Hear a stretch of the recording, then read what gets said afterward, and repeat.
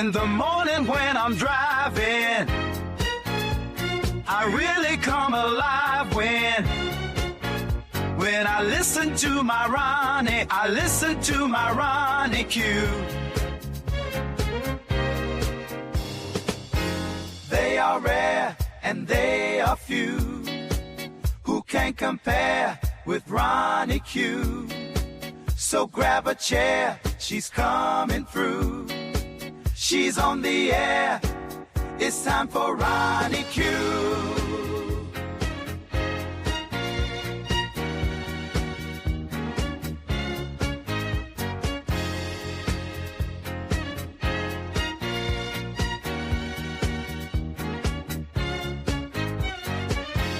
They are rare and they are few who can compare with RonyiQ. So grab a chair, she's coming through.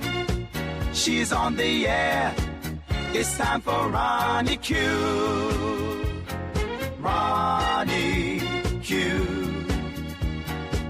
It's time for RonyiQ. RonyiQ. It's time for RonyiQ. In the morning while I'm driving, Ronnie, I really come alive when it's time for RonyiQ. I listen to my Ronnie, Ronnie. I listen to my Ronnie. It's time for RonyiQ.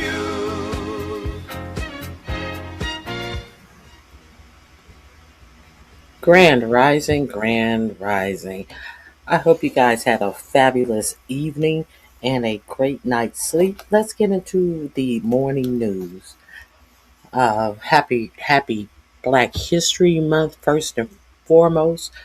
So, as always, I want to share a little tidbit of Black history that you may or may not be familiar with. So, let's check out a little piece of Black history. The thing that can never be erased as long as we pay attention to it. So here we go. The links are in my description box. This link will be under Black History, of course. Untold stories. Your support helps us create in-depth content, bring hidden narratives to life, and keep history alive for everyone. In the heart of New York City, where towering skyscrapers rise above bustling streets and bridges stretch like steel veins over restless rivers, the story of its creation is often told as a tale of immigrant masons, wealthy patrons, and European-trained architects. Yet buried beneath the grand narrative of Gotham's rise lies a hidden chapter that has been almost entirely erased. It is the story of Black architects and builders, men whose hands shaped the very landmarks we walk past today, but whose names were intentionally forgotten in the city's official memory. New York, like much of America, was constructed not only on the labor of enslaved and freed African people, but also upon their genius, skill, and vision. Still, when history was written, their contributions were stripped away, leaving only whispers in archives and fragments in oral traditions. Welcome to Wix Harmony. Take the speed of AI and pixel-level control. This erasure is not accidental. It is the result of centuries of systemic exclusion, racism, and deliberate rewriting of architectural history. During the 19th and early 20th centuries, when New York underwent its most dramatic transformation into a metropolis of global stature, architecture was considered a field reserved for white men with access to prestigious schools and elite social networks. Black craftsmen, designers, and architects were rarely credited for their work, even when their contributions were central to a building's construction. The structures remained, but the names attached to their creation disappeared into silence. One striking example lies in the overlooked story of the African-American artisans and architects who helped design and shape Central Park, one of the world's most famous public landscapes. While the park is attributed almost exclusively to Frederick Law Olmsted and Calvert Vaux, who indeed provided the master plan, the execution of its design required a vast workforce of Black masons, carpenters, and laborers who brought the plan to life. Yet the erasure went even deeper. Before the park's construction, there was a thriving African-American community called Seneca Village, established in the 1820s, whose homes, churches, and schools were demolished to clear land for Olmsted's project. Many of the displaced residents were skilled craftsmen who, ironically, were later hired to build the park that destroyed their homes. Their names were lost, but their hands remain imprinted on the stones, bridges, and pathways still used today. Consider also the case of Vertner Woodson Tandy, a name rarely mentioned in mainstream architectural history, but whose achievements mark him as one of the most important early Black architects in New York. Born in 1885 in Kentucky, Tandy was the first African-American registered architect in New York State and a man of remarkable skill. He studied architecture at Cornell University, a rare opportunity for a Black man at the time, and went on to design some of New York's most iconic early 20th century structures.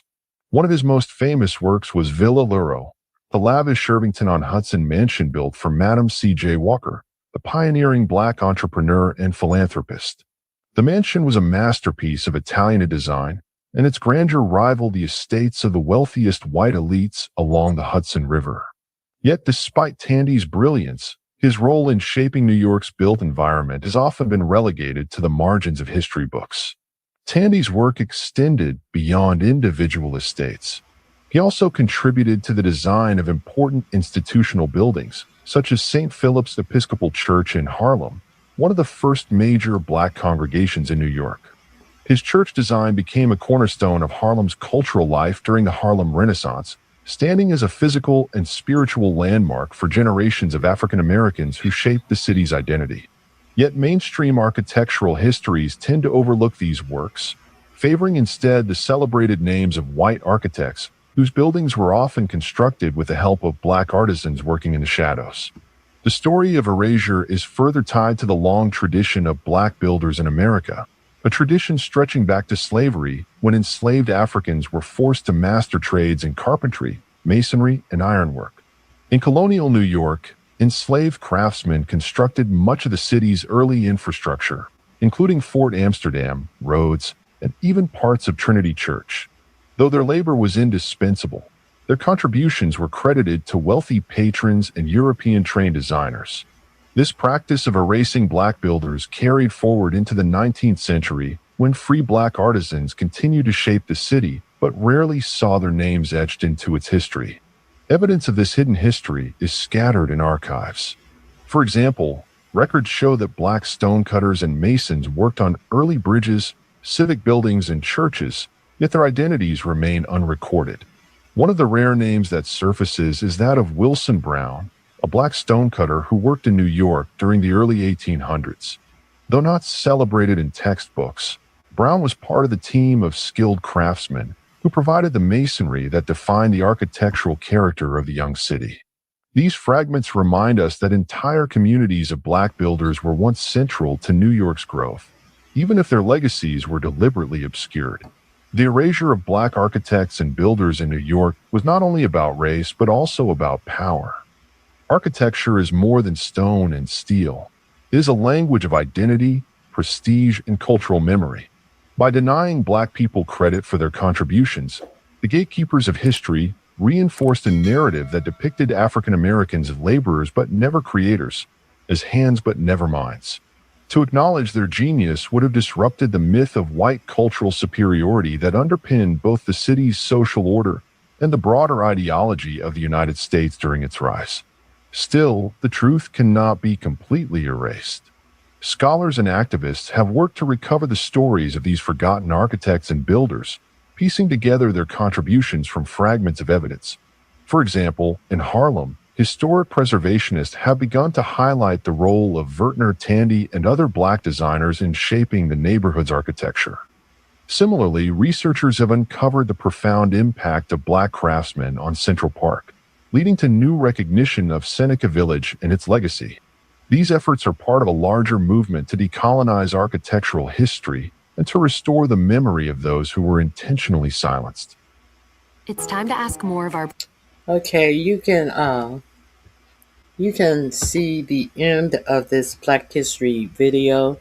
The link is in my description box. I just wanted to shine a light on something that a lot of people didn't even know, that Seneca Village once was the housing area of a whole black community, which they tore down to create Central Park. And many of the craftsmen who created Central Park lost their homes because of Central Park. So I just wanted to share that with you guys.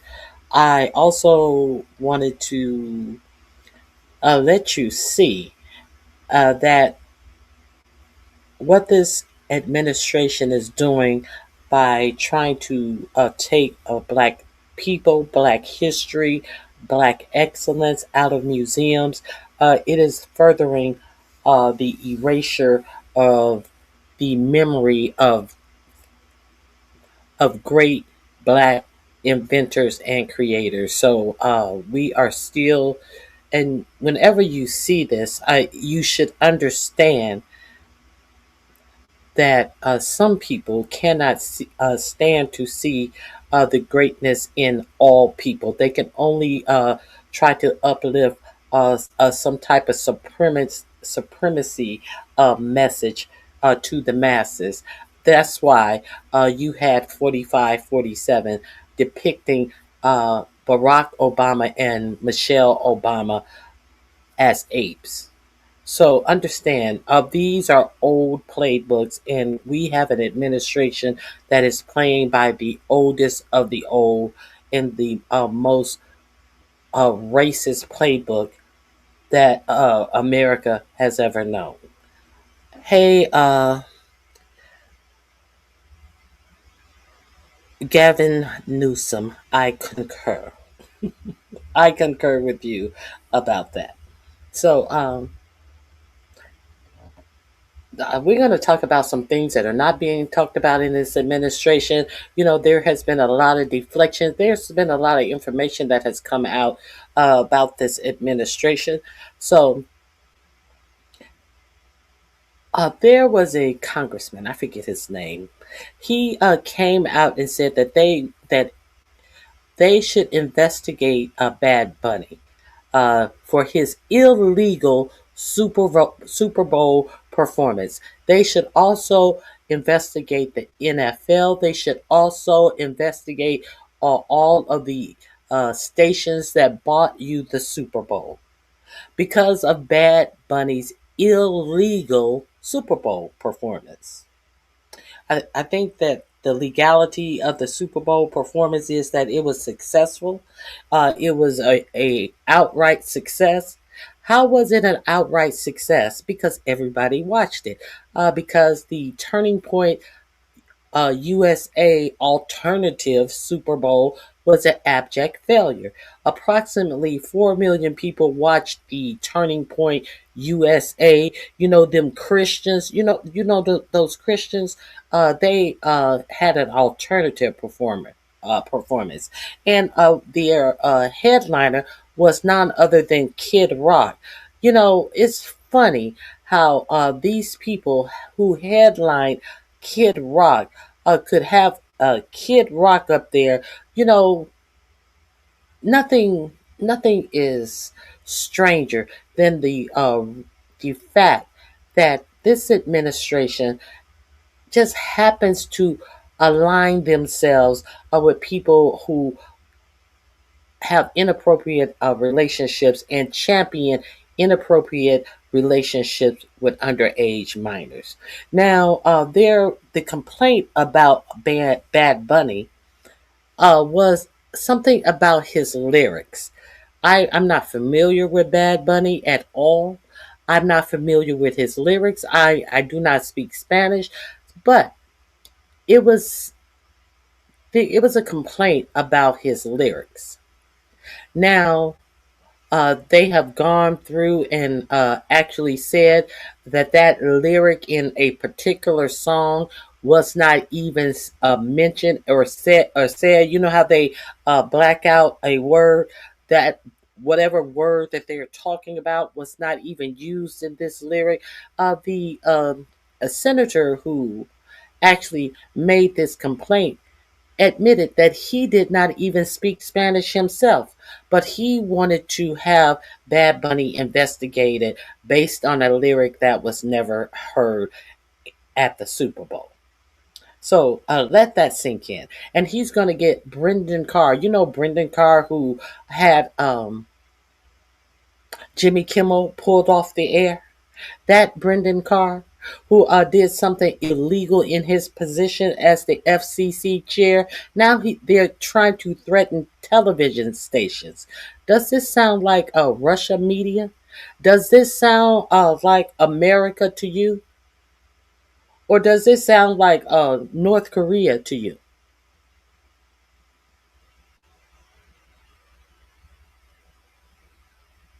Yeah, he's what does Kid Rock say in his lyrics? I like him underage. See, some say that that's statutory, but I say that it's mandatory. This is who. Thank you, pretty things. I forgot to continue with my thought on that piece of trash. This is who the Christian Turning Point USA had decided was a good representation to headline their alternative halftime show. Exactly. Christian nationalists. Christian nationalists. That is a thing. I'm so glad that other foreign countries are investigating the Epstein stuff. I am so glad as well. I played a little clip of uh, uh, the UK Prime Minister Steimer trying to blame the U.S. ambassador. He didn't tell me the truth, and it doesn't seem like Steimer is going to uh, fare well in this. He may be thrown out of office as well. They need to check those other Caribbean islands to see if they are doing illegal trafficking too. What do you mean too?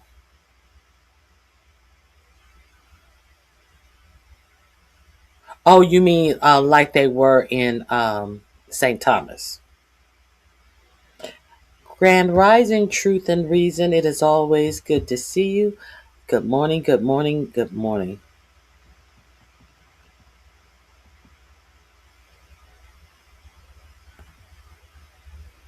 Bad Bunny halftime show was awesome and was so awesome and historical.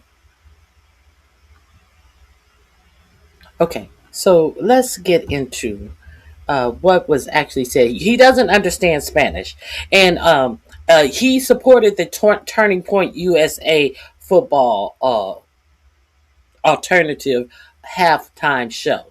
But he went back and forth between Bad Bunny and Turning Points USA, corny ass, lame ass, pre-recorded ass, had 200 people shipped in as the audience prior to the Super Bowl that they wanted to present to you as a Super Bowl alternative halftime show, which was filmed days before the actual Super Bowl. You know this bullshit that Kid Rock was lip syncing his own material to, and the lip syncing was so off that it was obvious. You know, it's funny how Turning Point USA can always get the uh, fireworks going at all of their events. They can always have all the razzmatazz, but the important shit, they're putting on a alleged live show, but they can't get the simple shit, the most important shit down pat. They have the track playing 5 beats ahead of what Kid Rock is singing. Chaba. And I don't know, I don't even know why Kid Rock was headlining anything. I don't understand that. I don't understand how I've never heard of any of those other people who they had. But let's see what the complaint was. from this man who was watching both shows and had so many complaints about what Bad Bunny said in his performance. But he doesn't speak Spanish.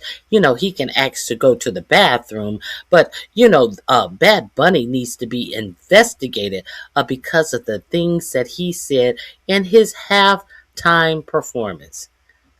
Who would come out and say such idiocy, but a Republican Congress person? Let's get into. Let me share this with you. Before I share this with you, I want to share with you one other thing that I presented yesterday in Black History. Um, I want to share this with you. This is an update on the story that I gave you yesterday, that the Baltimore mayor, uh, governor, was uninvited to next week's White House governor's, I think it's a dinner, a governor's dinner. So 4547 decided that the only black governor in the United States would not be able to attend this. And he is the vice chair of the governor's, I forget what it's called.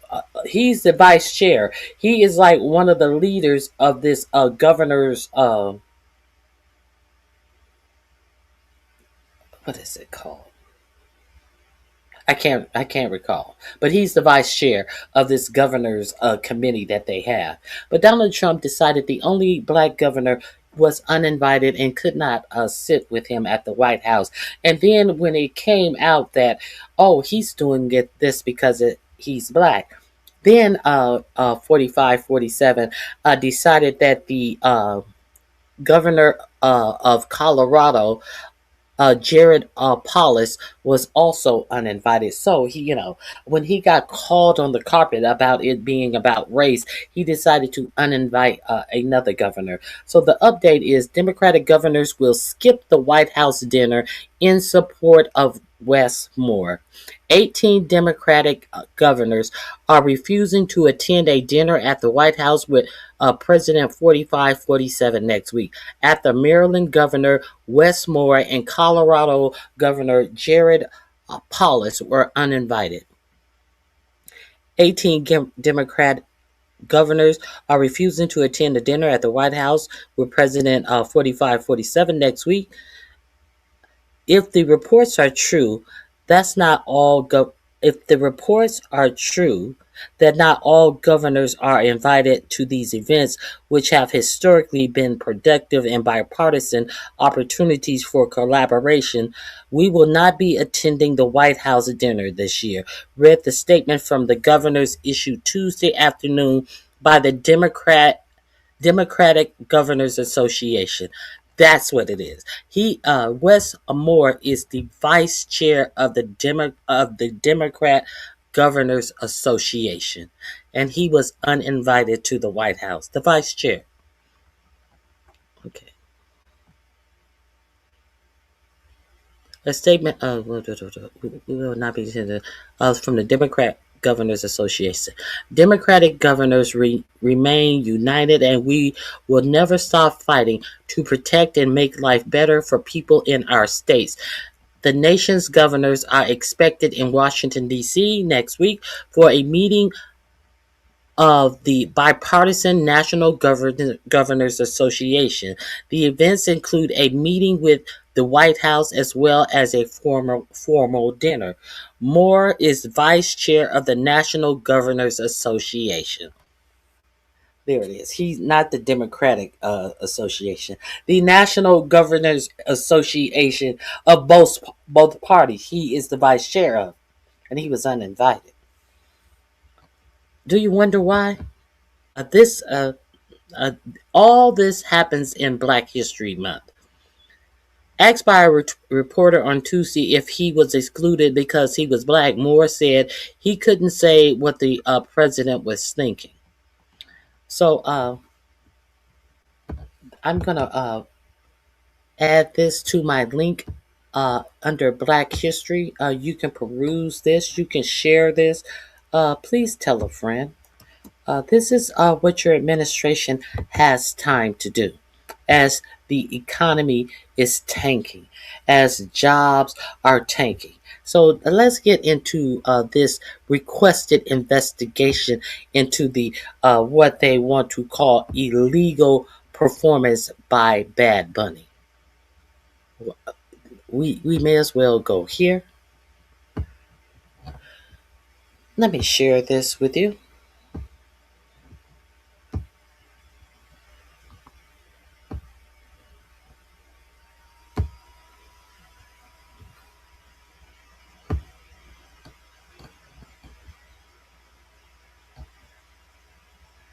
Time.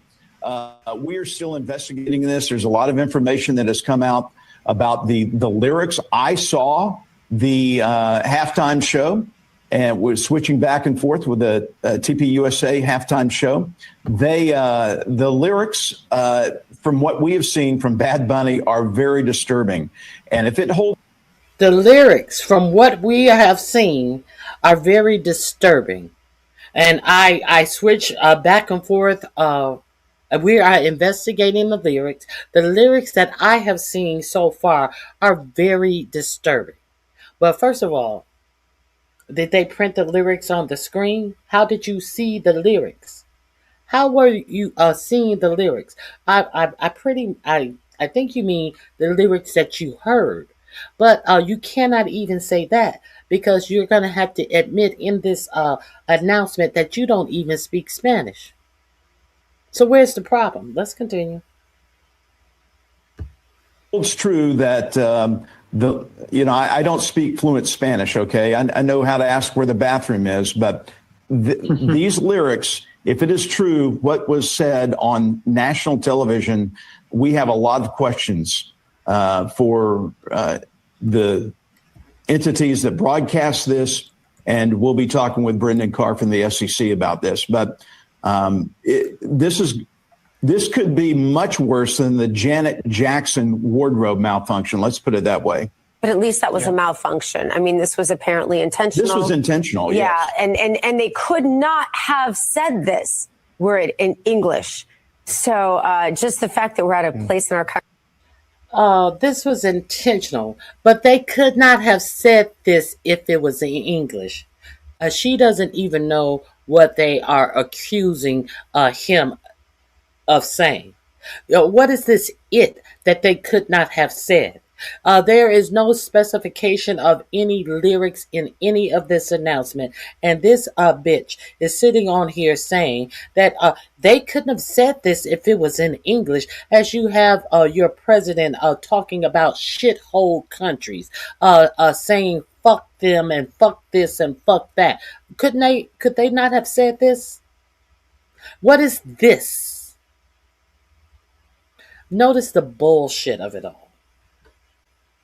If it had been in English, is that the real problem? The real problem is that it was not in English. That is the problem. Let's continue. Country where we had a fully not understandable halftime show to English-speaking people, which is the language of this country, by the way, and that it is that grotesque is just really disturbing. And here's the ironic. Let's be clear. I heard a lot of people saying, they had issues with it. They wish that it had been some of it was done in English because this is America and English is the language of America. Let's be clear. They are right. English is the official language of the United States. As of March of 2025, when 4547 assigned an executive order making English the official language of the United States. Up until then, There was no official language of the United States. But we are very clear that there are many people who, prior to this executive order, have always thought that English was the official language of the United States, which it was not. We have seen many people who have the audacity to walk up to people speaking other languages and tell them to speak English because English was the official language of the United States, when in fact it had not been. So, in this instance, she is right in her assertion that English was the official language of the United States. But we are clear that many people did not like people speaking their natural, their language of origin in the United States for a long, long time. Now, it is unfortunate that many countries have people who speak dual languages, 2 and 3 languages, but the American people who think that they are the greatest country in the world, we can't. We can barely speak our own language, many of us, but we cannot learn to speak other languages. They don't want to teach us how to write in cursive in our American schools. So God forgive us for barely learning our own language. And we some of the people who say this, they think that they are superior to other people who speak other languages, when in fact these people that they are telling that they need to speak English, in most cases those people can speak English and their language of their origin. So, who are these Americans who demand that you speak English really are? Who are these Americans? Okay, that's not my fight. My fight is them trying to take Black history out of the United States, the building of the United States. That's not my fight. So when you have motherfuckers like, I think his name was Shabubi or something, who accepted a Grammy award and said that immigrants built the United States. Immigrants did not build the United States. A Black slave and Black freed slaves were the people who built the United States. They built the economy that made the United States rich. They worked the fields and they picked the cotton that gave the United States their fucking income that they were able to ship across the world and become the richest country in the world. So let's not confuse these different fights, because no one, everybody always want to discount the way that Black people built this country. Let's be real clear on that. But just because I know my history, I'm not going to sit up and just okay these people trying to have moral superiority over other races. I'm not going to sit back and act like I don't see that as well. Because what they do to the least of you, they will do to you also. So, while this immigration thing, that is not my fight, I need to stay aware of what they are doing in these fights against these immigrants in this country. Because if you don't think that they have not already done worse to my people, have already done worse to my people. I'm not giving any accolades to any immigrants that didn't build the United States. I don't have it to give. But I am leery. I am watching. See, because my ancestors did not have a choice to build the United States. They were beaten to build the United States. And I'm not going to let anybody take what my ancestors built away. I refuse. So that's all I have on that.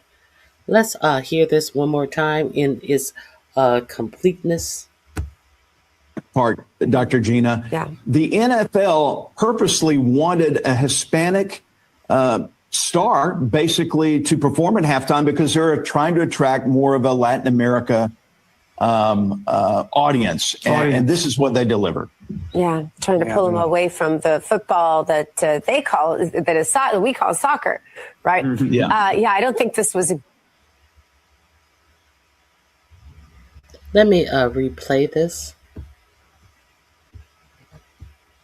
A Bad Bunny, bad performance of the Super Bowl halftime. We are still investigating this. There's a lot of information that has come out about the lyrics. I saw the halftime show and we're switching back and forth with the TPUSA halftime show. The lyrics, from what we have seen from Bad Bunny, are very disturbing. And if it holds true that I don't speak fluent Spanish, okay? I know how to ask where the bathroom is, but these lyrics, if it is true, what was said on national television, we have a lot of questions for the entities that broadcast this, and we'll be talking with Brendan Carr from the SEC about this. But this could be much worse than the Janet Jackson wardrobe malfunction. Let's put it that way. But at least that was a malfunction. I mean, this was apparently intentional. This was intentional, yes. Yeah, and they could not have said this were it in English. So just the fact that we're at a place in our country where we had a fully not understandable halftime show to English-speaking people, which is the language of this country, by the way, and that it is that grotesque is just really disturbing. And here's the ironic part, Dr. Gina. Yeah. The NFL purposely wanted a Hispanic star basically to perform at halftime because they're trying to attract more of a Latin America audience. And this is what they delivered. Yeah, trying to pull them away from the football that we call soccer, right? Yeah. I don't think this was Stop using ChatGPT. Okay, so I wanted to share that with you first and foremost. And I had to keep my eye on the clock as well. I also wanted to get into some other things with you. Let me go here. Let's talk about this Epstien stuff, shall we? Because we got to keep our foot on the gas with this Epstien stuff. Now, the reason I talked about Lex Wexner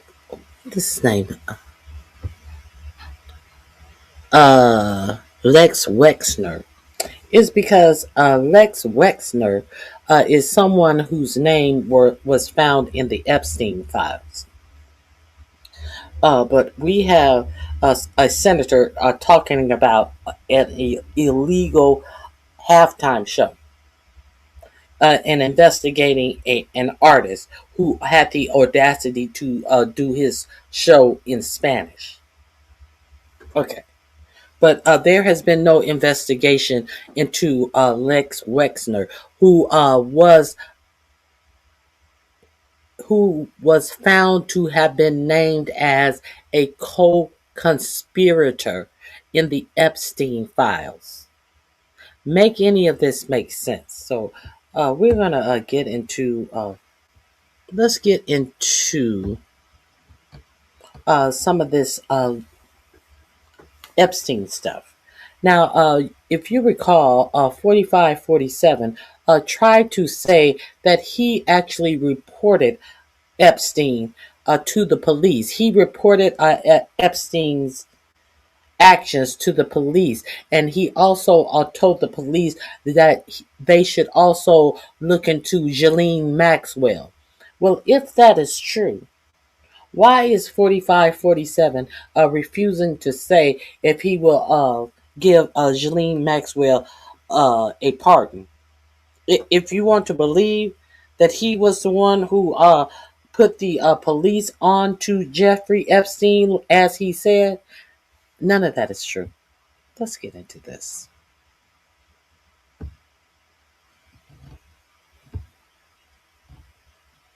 Horrible person.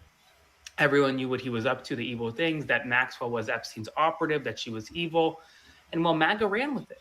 They said that this was Donald Trump essentially turning Epstein in, turning Maxwell in, notifying authorities. Here's the problem. Tonight we learned from Julie K. Brown that, well, the truth is, Donald Trump didn't speak with investigators until after the investigation was already public, after Epstein was already arrested. So he waited until after the arrest happened to call investigators, which means Trump knew, allegedly, of all the horrific things, or some of the horrific things that Epstein was up to, called Maxwell evil, said that she was Epstein's operative. Didn't say that until after the arrest. That completely blows up the entire narrative coming out of this White House. And it's important that Pam Bondi, the Attorney General, is asked about it. Spread the word. I'll have more in the morning. Follow along for more. We have some news right now. Donald Trump's narrative around Jeffrey Epstein has completely fallen apart this evening. The White House, the president, those around them have been championing this new document that was released over the past 24 hours, which suggests that Donald Trump called the Palm Beach County Sheriff's Office in the mid-2000s and said that Jeffrey Epstein essentially was a horrible person. Everyone knew what he was up to, the evil things, that Maxwell was Epstein's operative, that she was evil. And well, MAGA ran with it. They said that this was Donald Trump essentially turning Epstein in, turning Maxwell in, notifying authorities. Here's the problem. Tonight we learned from Julie K. Brown that, well, the truth is, Donald Trump didn't speak with investigators until after the investigation was already public, after Epstein was already arrested. So he waited until after the arrest happened to call investigators, which means Trump knew, allegedly, of all the horrific things, or some of the horrific things that Epstein was up to, called Maxwell evil, said that she was Epstein's operative. Didn't say that until after the arrest. That completely blows up the entire narrative coming out of this White House. And it's important that Pam Bondi, the Attorney General, is asked about it. Spread the word. I'll have more in the morning. Follow along for more. We have. Okay, I wanted to share that with you. Now let's get into what was revealed in the Epstein.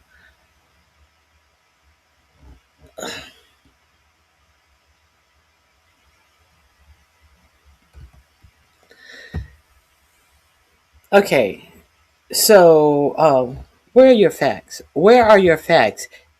It was after the investigation had already started. Get your facts straight.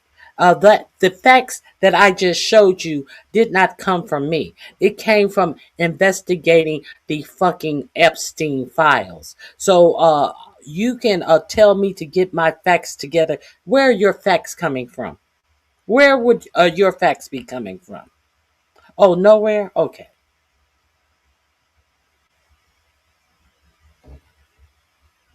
Let's continue. Good morning, Ghost Samari.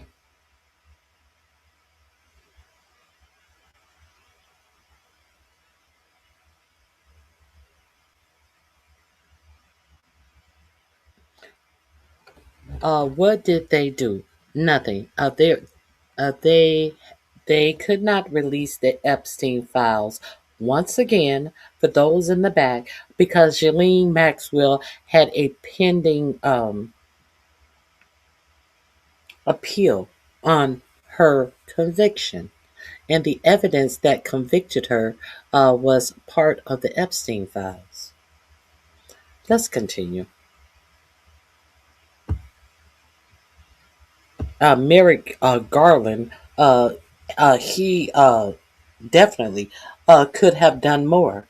Merrick Garland definitely should have done more. But unlike 45, 47, he did not, he was so afraid that people would look at the DOJ as a arm that was of the president that was going after their enemies. But he was afraid that 45, 47 was going to do exactly what he did when he was convicted of the crimes that they did try him on and convicted him on. He said that they were persecuting him, and he said that all of these crimes that he in his businesses that he was convicted of, essaying that woman that he was tried and convicted by a jury of his peers. He said that that was the Biden DOJ going after him. So Merrick Garland, and being so too careful, in my opinion, did not want it to appear that Biden's DOJ was going after him. And when the Southern District of New York were the one who tried and found him convicted of the cases that he was found guilty of, he still said that it was the Biden DOJ that went after him. So that's why. Let's continue. I'm not saying it's good. I am definitely not saying that is a good thing. I think that if you commit a crime, they should most definitely go after you. Now, let me share this with you. Speaking of co-conspirators, let's talk about the co-conspirators that were unmasked in the Epstein files. That uh, Pam Bimbo and Todd Blanche just don't see a reason to actually go after these people who were actually named in the files as what? Co-conspirators. So why isn't Pam Bimbo and Todd Blanche? You know Todd Blanche, who gave the woman Ghislaine Maxwell, who was actually found guilty, a nice little cushy prison to live out her 20-year prison sentence. How come they're not doing anything? Since you want to ask about the 4 years that Biden had, how come 45, 47's DOJ have redacted the names of stated co-conspirators? How come the DOJ under 45, 47 and the FBI came out and told you in a hearing before Congress under oath that there were no other people that Jeffrey Epstein had trafficked these young girls to? There were no other people. And if there was, you could bet your heart that Cockeye Patel said that he would be prosecuting them. How come Todd Blanche came out and got insulted and acted as if he didn't know the English language when a reporter asked him if it is found that any of these people who were redacted had anything to do with these young ladies? Are you going to prosecute them? And he acted as if he was insulted. Like, I don't understand how you're going to jump from A to Z. How come Todd Blanche came out and told you prior to these 3 million more files, 3 million out of 6 million Epstein files, and he said that he was only going to release 3 million, and he told you, I doubt if you will be able to find anybody who was guilty of anything in this. I guess he did, because he knew these names were redacted against the law that said that the Epstein files must be put out, and they must, the only people who could be redacted were the victims. And Todd Blanche came out and told you, I think you will not be able to find anyone on it who was complicit in anything that Epstein did. He told you that because he knew that they still illegally had these names redacted. The names of people that they could not redact because of their it may harm their reputation. Yeah, That's why Todd Blanche came out and told you that. But do you have any questions? You have any more questions about people who were named co-conspirators? Let's get into this. This is going to be in my description box under Epstien. Please go over there and check out Breaking Points. They do great news. Thomas Massie courageously been pushing. Thomas Massie, Ro Khanna, yesterday, they were able to view some of the unredacted files. And so what did they do? They immediately came out and started talking about some of those redactions, which, let's all remember this, the express purpose of the legislation which permits redactions says you may only redact for national security and victims' names. Well, what happened? The DOJ has now been caught multiple times redacting the names of the rich, the famous, and the powerful for no purpose and in direct violation of this federal law. So Thomas Massie, Ro Khanna, they go to the DOJ. They are able to review some of the unredacted files. They immediately start forcing so unredacting in public. Here's what they had to say on the steps, and we're going to get to some of the information they released. I mean, what we're after is the men who Jeffrey Epstein trafficked women to. We want those names published. Are these men U.S. citizens? What fields do they work in? Are these in finance? Is it political? At least one is a U.S. citizen. At least one is a foreigner. And the other 3 or 4 have names. I'm not sure if they're foreign or U.S. And which field do they work in? Is it finance, banking, political? One is pretty high up in the foreign government. And some are there. One of the others is a pretty prominent individual. But I think that the point is that these 6 are just what we found in 2 hours of a review of the files that aren't redacted. The broader issue is why so many of the files they're getting are redacted in the first place. And until that becomes unredacted, the main things that they're sending to the career attorneys to review, I don't think we're going to have full compliance with the law, get to the question that most Americans want to know. Who were the rich and powerful people who went to this island? Did they rape underage girls? Did they know that underage girls were being paraded around? You've been promised incredible things with AI, but has it actually lived up to all the hype? I can promise you that today... 6 men implicated, foreign government, someone high up at a foreign government. I would love to see some of that. Certainly would.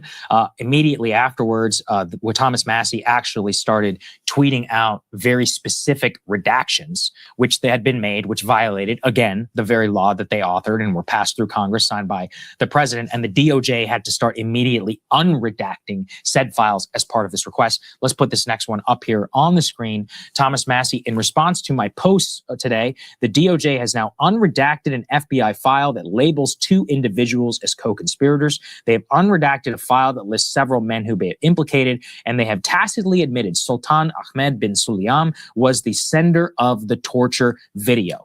Now, very specifically, what I think is very important, perhaps more than anyone, is the explicit naming, in this case, of Leslie Wexner. Now, this will come of no surprise to literally anybody who knows anything about the Epstein case. However, it does immediately downplay the initial claim by the FBI, by Kash Patel, by Dan Bongino, that this was a singular enterprise that only Epstein and Maxwell participated in.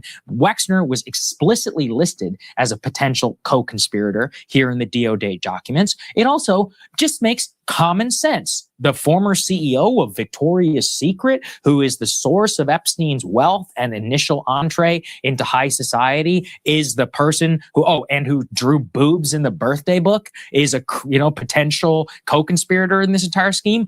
You're shocking me with this information. Very important. The second one is a sultan. The Dubai port Sultan Ahmed bin Sulayam, who we have actually talked previously about here on the show.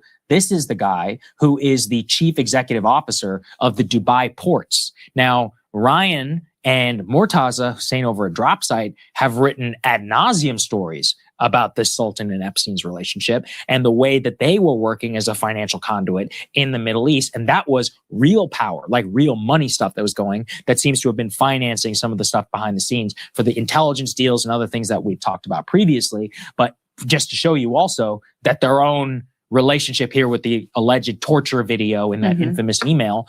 And there's a lot of creepy jokes or comments between the two also demonstrates that those two are linked, which is such an important part of the story. Like the sex stuff, it does not exist without the intelligence stuff and the financial, and then same vice versa. The financial and the intelligence doesn't exist without the sexual like degeneracy that's present within the email. So very important redactions, unredactions forced there by Thomas Massey and by Ro Khanna. Yeah, and what that email, just for as a reminder, it said Jeffrey Epstein to now we know the Sultan said, "I loved the torture video." Wow. That's what it was. Okay. Right. What torture video? What are we talking about exactly here? These are the sort of things that can be explored now that we know the name of this individual. And just to underscore, Thomas Massey was talking about, okay, now we know one potential co-conspirator who was identified by the federal government. Love to know, was there any sort of a, cooperation agreement? Was there any sort of a deal that was struck with Les Wexner? Was that one of the people that Ghislaine Maxwell is referring to in her filing? What was the investigation into him like? What sort of evidence did you have on Les Wexner and these other co-conspirators potential co-conspirators that you were looking into? Let's go ahead and take a listen to Thomas Massey talking about this. Hello, my name's Jacob Elijah Moses. An example of something, maybe it wasn't intentional on their part. I'd like to hear his take on the redaction of the CEO, who's listed as a co-conspirator in the 2019 child sex trafficking case. So can I ask you, because, and I want to ask if this is the same person, Todd Blanche also said about that tonight that the document you're citing there has victim names in it. Correct. Seeming to say that's why there are redactions. He said, we have just unredacted Les Wexner's name from this document, but his name already appears in the file thousands of other times. And he says the Justice Department is hiding nothing. Is that the retired CEO that you're referencing? It is. He unredacted it after I found it. That's a problem. And I'm glad they've admitted they made a mistake by redacting that. So you're saying it was redacted when you went in there today, and after you tweeted that, they unredacted it? Correct. Now he's got 4 other names he needs to unredact. Did he respond to that? There's a list of 20 people. And there's 4 men in there that need to be unredacted. Here's another troubling thing that I found. Can you say who those 4 men are tonight? I don't think they're well known. And so if I did, it wouldn't matter, but I could probably say them on the floor of the House. But I'll give the DOJ a chance to do what they did in these 2 examples, where I've discovered something and now they've responded. So a number of very significant things that he says there. He's like, he casually mentions, well, I could probably say I'm on the floor of the House because yes, you are allowed to reveal that sort of information and you get sort of an exclusion as a member of Congress. So, at any time, and he's held out the possibility of what he calls the nuclear option. Listen, if you all don't do what you're supposed to do, what you're legally obligated to do, I will come out and I will say the names. I will put on the record who these unindicted co-conspirators are, who was being looked into. And then the DOJ's defense here that, Les Wexner's name was in the file thousands of times.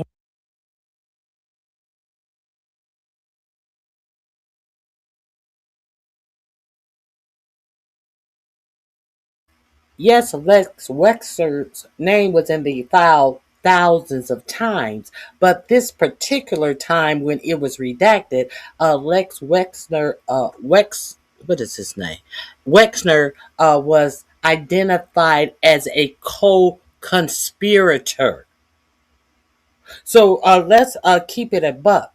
They're trying, it was redacted this one time, but he's all throughout the Epstein files. Not as many times as 45, 47 is named in the Epstein file, but his name is all throughout the files. So why is it such a big deal? It's such a big deal because this time when you redacted it from the Epstein files, he was named as a co-conspirator. Let's be clear. Okay, this link is in my description box. Avail yourself to it. Let's get into who Lex Wexner is in regards to Jeffrey Epstein. Lex Wexner owned I think it was the L brand. They own Victoria's Secrets, Bath and Body Works, Abercrombie and Fitch. They owned quite a few retail chains. So let's see let's see how Lex and I played this for you before, and let's see how Lex Wexner and Jeffrey Epstein are intertwined. I also told you that when Epstein went away to jail, he left from Lex Wexner's home in Ohio because Jeffrey Epstein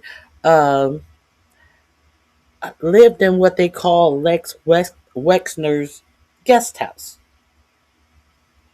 Um, Now, how it's always been questions about how Epstein got so rich.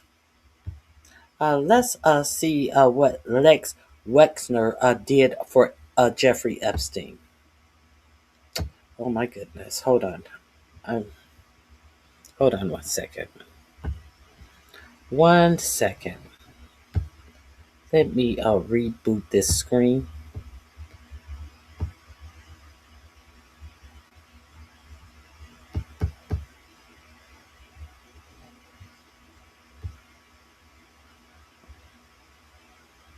Hold on. Let me reboot that screen.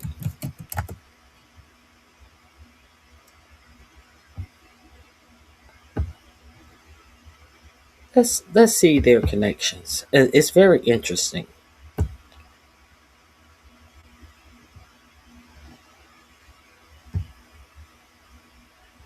I think. Let me see. Let me see one more thing before I leave that screen. I think that they have it on here where Kash Patel is saying that, oh, there's no other people that could be indicted. If there were, we'd be indicting them. Let me make sure that lie isn't in this video. Oh, here we go. Yeah, we need to go back to this. I apologize. We need to go back to the video I was just playing for you because there is something else, and then I'm going to show you how Lex and Epstein are related. Let's go back to this.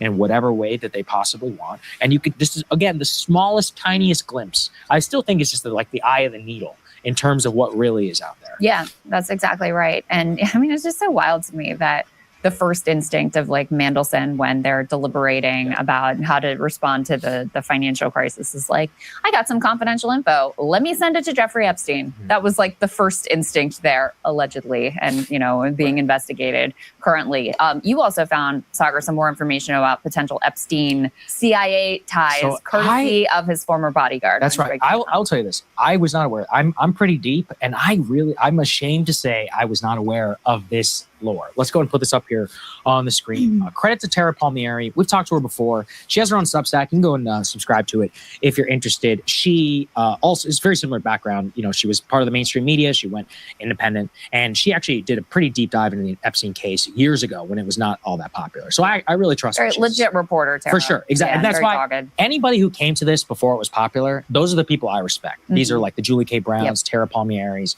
and others. So here's what she said. She said, quote, when a rare glimpse inside of Epstein's network of protection, from a chilling warning to a secret trip to Langley, and why the government kept victims in the dark.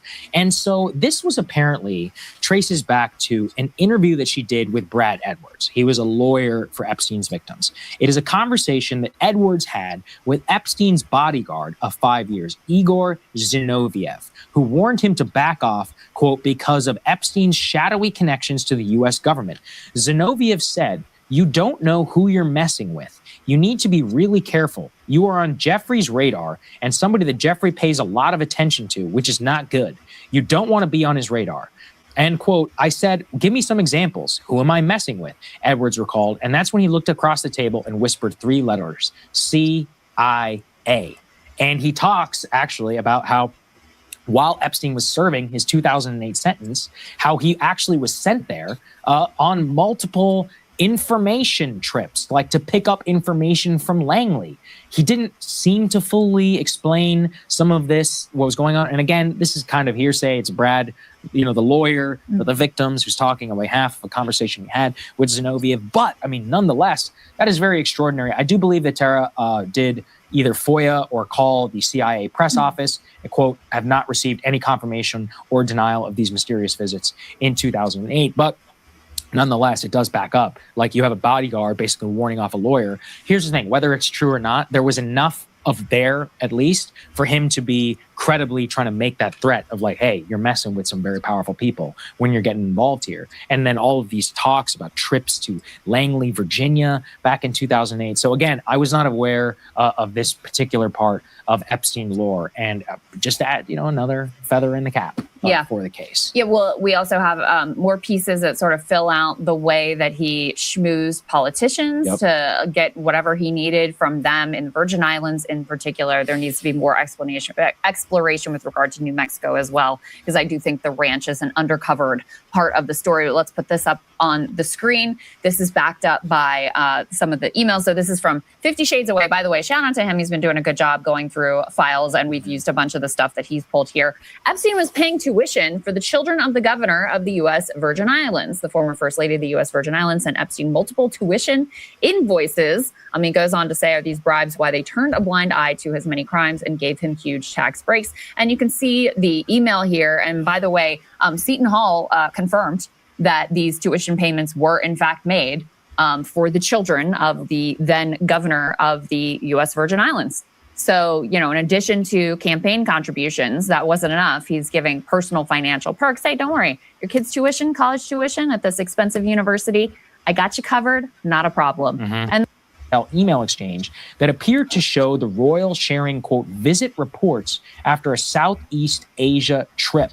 All right. So this focuses on some emails that were provided, in some of the release. The email chain, quote, appears to show the former prince forwarding Epstein visit reports from Vietnam, Singapore, Hong Kong, and Shenzhen. And one email, who was signed as a special advisor, appeared to contain an attached document file and was forwarded to Epstein within 5 minutes of receipt. Now, all of these documents appear to basically be like summaries, either of the prince's visit. But the reason why it's important is that he was acting as the trade advisor of the UK at the time. So in multiple of these emails, they tell Epstein that he was planning trips to various different countries, what he was doing, and potentially what he saw. This is information, right, for the prince. He gets to probably meet with some of the, very high-level officials, other heads of state, and gets to meet with local executives, and then forward some of that.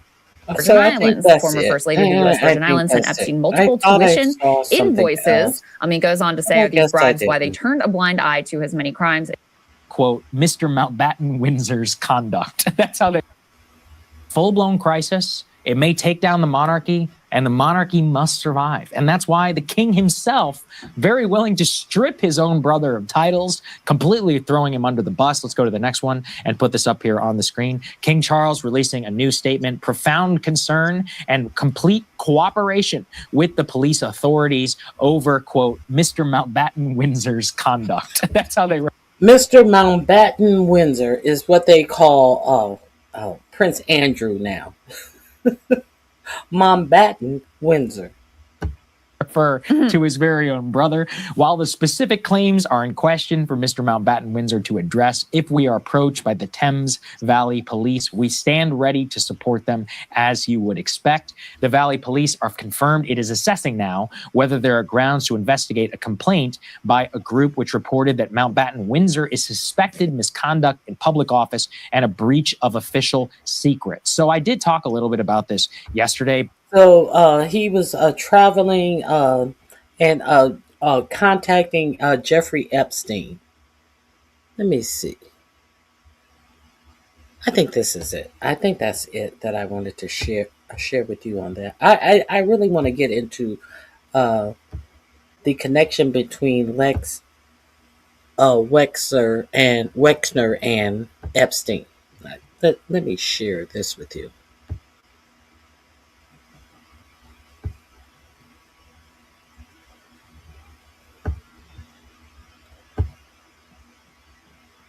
Okay.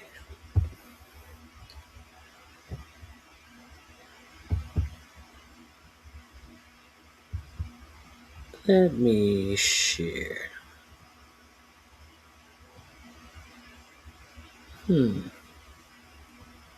Here we go. Let's get into this.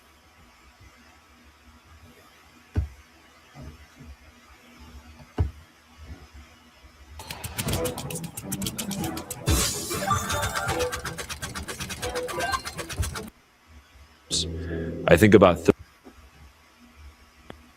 Welcome to Wix Harmony. Take the speed of I AI apologize and for the pixel level commercial. control. years, his plan to erase the entire rural community was.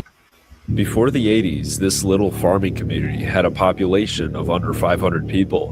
And yeah, people began trickling in from the city to build their dream homes there. But it was still a small community.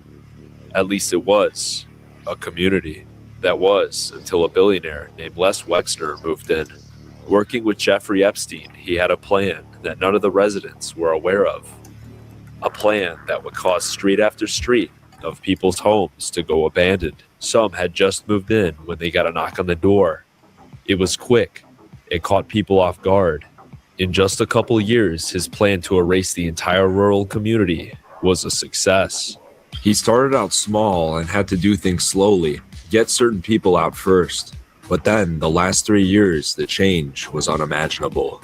Even 3 years ago, New Albany is completely unrecognizable from what it once was. Most of this change happened all at once in 2022. And looking closer, the pure shock of this destruction becomes apparent. They indiscriminately took every plot of land. Whatever was next, they took too. Up until 2022, you can see new homes were still being built. It was no matter. All families had to vacate. Before we get to today, how was one man able to do all of this? Understand that these are not small homes. In Ohio, these are definitely not small homes. These are not all Midwestern Ohio 100-year-old homes. These are quite nice, large homes with pools and basketball courts. Understand what we're talking about. This is Les Wexner, Ohio billionaire and owner of companies such as Victoria's Secret, Abercrombie & Fitch, and Bath & Body Works. At the beginning of the 90s, he moved into his newly built mega mansion in rural New Albany, along with many other families, creating a new life for themselves in a rural landscape. Only he didn't want them there. In fact, he bought up all the smaller homes bordering his house and demolished them. Well, actually, it more bordered Epstein's house. Yes, Jeffrey Epstein. This is the house where you've heard about certain things happening on the news. It was known as the guest house of the Wexner property. Wexner and Epstein both had a secret plan and a window view of what was to come. Wexner created the New Albany Company. From my understanding, the company, along with other ambiguous LLCs, would buy up an entire block of family farms and then sell it to a corporation for an even bigger profit. Epstein was soon granted. And you will be shocked to see what New Albany has turned into right now. Are you guys, oh, rich purrs, are you guys familiar about this?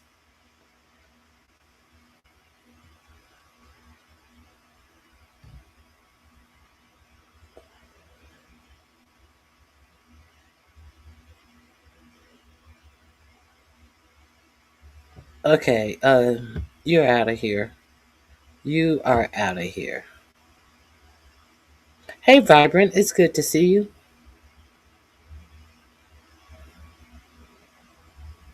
Okay, so I guess none of you guys are familiar with this, or maybe a lot of you are familiar with this. Let me continue. New Albany has turned into a whole huge data center. Google, Meta, Amazon, and a whole big warehouse and data collection center. This is what Lex Wexner, he saw the writing on the wall. So he is in for a penny and a pound in all of the new industry to make billionaires richer off of harvesting your information. This is why I wanted you to understand that they felt that it was worth it to buy these huge houses in rural Ohio. I'm not talking about old houses. I'm talking about forever homes that people had invested and saved and bought. But what is his name? Lex Wexner found that it was more profitable to buy up the homes of people who worked all their lives, who wanted to have a good community away from city life and build their forever homes. No, he's still trying to profit off of the greed of the billionaire class, or class list, should I say. Power of attorney, as well as president of New Albany Company. From my understanding, the company, along with other ambiguous LLCs, would buy up an entire block of family farms and then sell it to a corporation for an even bigger profit. Epstien was soon granted power of attorney, as well as president of New Albany Co., and he began to break ground. In the 2000s, the New Albany Business Park was created. The anchor was Abercrombie & Fitch. In the mid-2000s, plans were moving forward again. A highway was proposed. Dozens of homes were bulldozed when suddenly Epstien left New Albany Company in 2007. He was caught a couple months later in 2008 for prostitution. Wexner took on the project on his own and completed a... He was caught for prostitution, all right, but the what he was really caught was for having improper physical relationship with underage girls. But Acosta dwindled it down to prostitution and no mention of underage girls. This is his first arrest. second industrial park at the newly built highway. This one was more successful than the last, and it would bring in the perfect storm for him to unveil his ultimate plan. It was now the late 2010s, and whether Mr. Wexner knew it or not, he was sitting on one of the biggest investment opportunities in Ohio's history. He had more than a foot in the door. He had 2 business parks already built, and the city was allowing him to do whatever he wanted. So he kept buying up homes and let them sit. Online shopping was booming, and the warehouses did not stop. At the same time, data centers, usually even larger than warehouses, rose to popularity. And by then, there was no stopping the complete erasure of rural New Albany. Facebook built a data center. Google built data centers. Even Microsoft was about to hop on. But the biggest of them all was coming. And after 2022, the expansion I saw would be bigger than anything I'd ever seen in my entire life.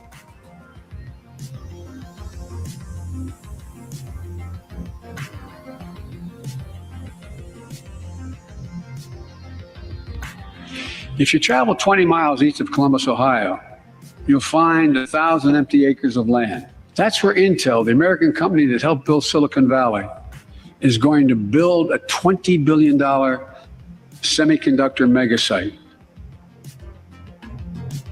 It was only 2022 when the news finally picked up on what was happening to people here over the past couple years.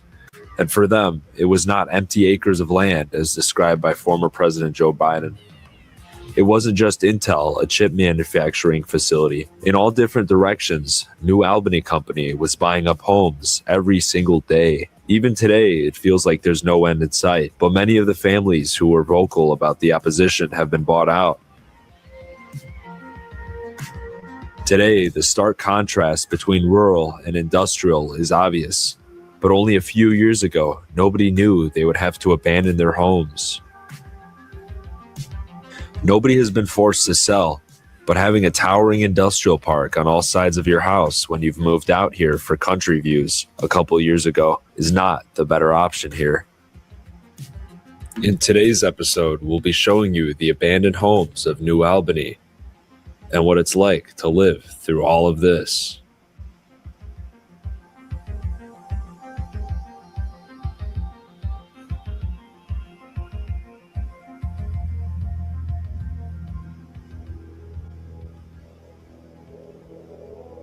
My first stop was going to the street bordering a data center.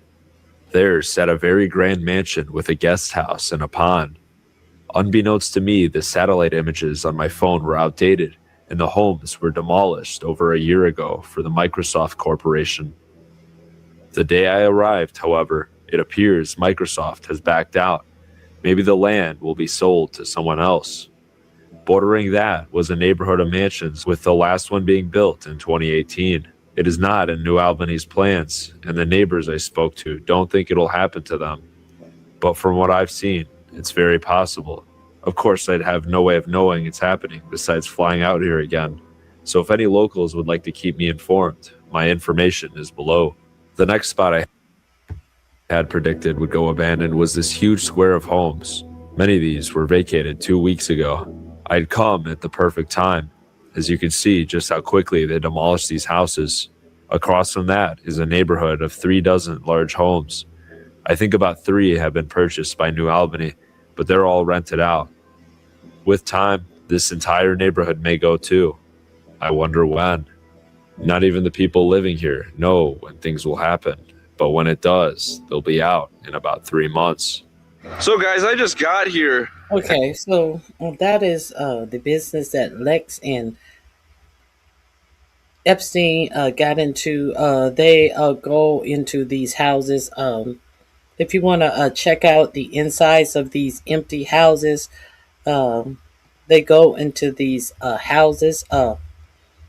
They pare down. Whoa. What's that?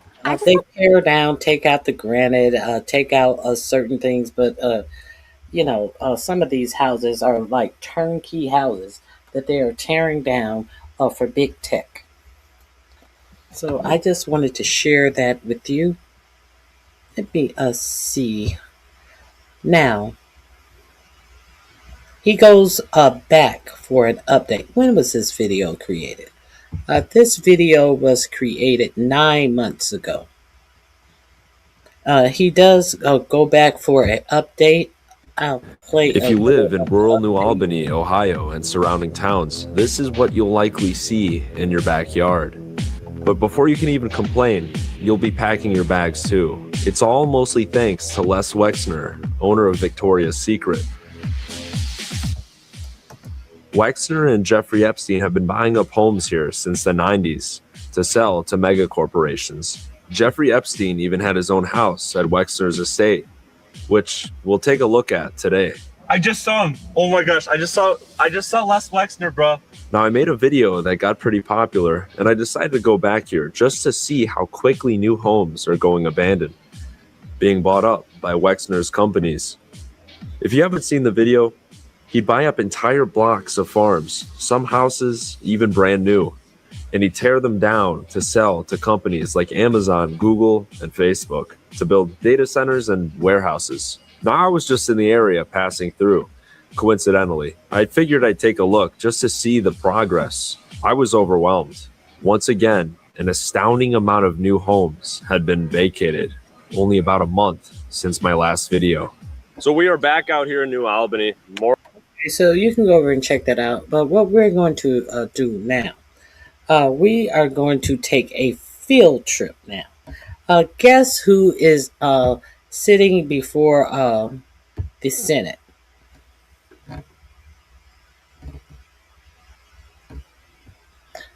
Basically, insider trading with land and chips. These goblins aren't the good guys.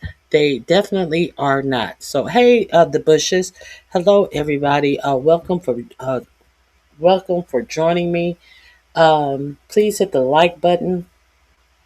We can agree to disagree, but do not be disrespectful and do not curse in my chat. Is the only thing that I request. We're going to take a field trip because guess who is sitting before Congress? None other than Pam Bimbo. So let's go over there and see how indignant she is going to be and what type of dirt she's going to try to spew out towards the people who are asking her legitimate questions in her attempt to avoid the questions that are being asked of her. Shall we go? You guys want to join me? What is this? The name of this video is Attorney General Pam Bimbo testifies before House Judiciary Committee. We have to see this. I let it play out a little bit before I came over here. This link will be in my description box under Bimbo. Under Bimbo. So you can avail yourself to it if you want to play it in its entirety. We are going to skim through a little bit of this. And if you guys want to continue watching, let me know that you want to continue watching. Jim Jordan. Speaking of Ohio, Republican of Ohio, Jim Jordan, where Lex Wexner gets everything that he wants in Ohio. Jim Jordan, the person who didn't find it necessary to investigate a coach who was accused of SAing male wrestlers. Jim Jordan, the person who wants to haul people into Congress with subpoenas who didn't answer his own subpoena from the day it was issued to today. Jim Jordan is going to kick off this hearing of Bimbo. Our sanctuary jurisdictions, accounting for 31% of the population in this, spending over $35 million. Hold on, let's start from the beginning. The divide in America today. This is what happens when you have a sanctuary jurisdiction. Right now in Minnesota, there are 1,360 detainer notices for violent offenders. Governor Walz and others have released 470 criminal illegal aliens back to the streets. In New York State, it's 7,000. Nationwide, it's over 17,000 that we know of. Where a detainer was filed, since President Trump's been in office, over 17,000 times a detainer was filed, and those individuals were released to the streets instead of turned over to federal law enforcement. 17,864 times. Illegals who've been charged with the crime have been released to the streets, and thereby jeopardizing the safety of the public, the safety of law enforcement, and of course the migrant themselves. And frankly, helping create the environment that results in the tragic deaths like we saw with Miss Good and Mr. Preddy. A few years ago, Governor Sarah Huckabee Sanders said this in response to the State of the Union address. She said, "The divide in America today is normal versus crazy." And it's true, because it's crazy not to have a border, which is what we had under the previous administration. It's crazy to abolish ICE, and it's crazy to release bad guys who are here illegally to the streets when with one phone call, federal law enforcement will come to the jail and pick them up. The mindset that says it's okay to release these guys is the same left-wing mindset that thinks it's okay to weaponize government against your political opponents. And that is exactly what we had in the previous Justice Department. The Biden-Harris Department of Justice called parents domestic terrorists. The Biden-Harris Justice Department used FBI SWAT teams to arrest. So while all of this Epstien stuff is going on, and the DOJ is putting out files that have been illegally redacted, he has sanctuary cities on his mind, and he has the Biden-Harris administration on his mind. He has no pressing issue about these rich people being protected by the Department of Justice, about a whole sheet responding to a video where someone was beaten badly in a SA style. What do you call that? And was beaten within an inch of her life for his sexual proclivities. And he emailed Epstien about how much he enjoyed the video. So he has nothing. Did he finally ask her a question? Violent crime is down by 28%. The federal surge in D.C. resulted in 8,000 arrests, the seizure of 800 illegal guns, and the recovery of 16 missing kids. Trump Justice Department apprehended a suspect in the pipe bomb investigation, and they've arrested 6 of the FBI's top 10 most wanted fugitives in just 1 year. Of course, they arrested narco-terrorist Nicolas Maduro, and they seized a record number of drugs flowing into this country. Trump Justice Department put an end to targeting Americans for their beliefs. Attorney General Bondi rescinded Attorney General Garland's anti-parent memorandum. Department of Justice ended the practices of using the FACE Act to target pro-life Americans. They've refused to tolerate attacks on places of worship and investigations of traditional Catholics that we saw in the previous administration. On her first day, Attorney General Bondi disbanded the Foreign Influence Task Force that was pressuring social media companies to censor Americans. And the Trump Justice Department has ended lawfare. Under Attorney General Bondi, along with Director Patel, they've worked to expose the political nature. Oh my God. We're going to talk about the FACE Act, and we're going to talk about interrupting church services. The FACE Act is so that people would not block the way of abortion clinics. Now, under Pam Bimbo, it has turned into something about religious freedoms and not interrupting church services. So I'm going to have a question, and I wonder if this is going to be charged under the FACE Act. Has changed DOJ policy to require prosecutors to tell judges if NDOs relate to members of the separate and equal branch of government, the Congress. And to top it all off, the Trump Justice Department opened an investigation into the conspiracy behind the Russia collusion hoax. Justice Department has put common sense ahead of politics. The suit to keep boys out of girls' sport. Who will head that division last week. I think he's going to do a great job. There's a lot of work to be done in that area, but I want to thank the... Thank you kindly, Mr. Chairman, and welcome Attorney General Bondi. You've got the best lawyer's job in America because your mission is justice and your clients are the American people. But to promote justice for the people, you've got to listen to the victims, like the women seated behind you today. Those are just some of the hundreds of survivors of Jeffrey Epstein's global sex trafficking ring who are demanding that the truth be told and are demanding accountability for the abusers who trafficked and raped them. You still haven't met with these survivors. So with their permission, let me introduce to you the survivors and late survivors' family members who are present today. There's Teresa Helm, there's Jess Michaels, Laura Bloom McGee, Danny Bensky, Liz Stein, Marina Lacerda, Sky and Amanda Roberts, who are the family of the late Virginia Giuffre, Charlene Richard, and Lisa Phillips. Now, you're not showing a lot of interest in the victims, Madam Attorney General, whether it's Epstein's human trafficking ring or the homicidal governmental violence against citizens in Minneapolis. As Attorney General, you're siding with the perpetrators and you're ignoring the victims. That will be your legacy unless you act quickly to change course. You're running a massive Epstein cover-up right out of the Department of Justice.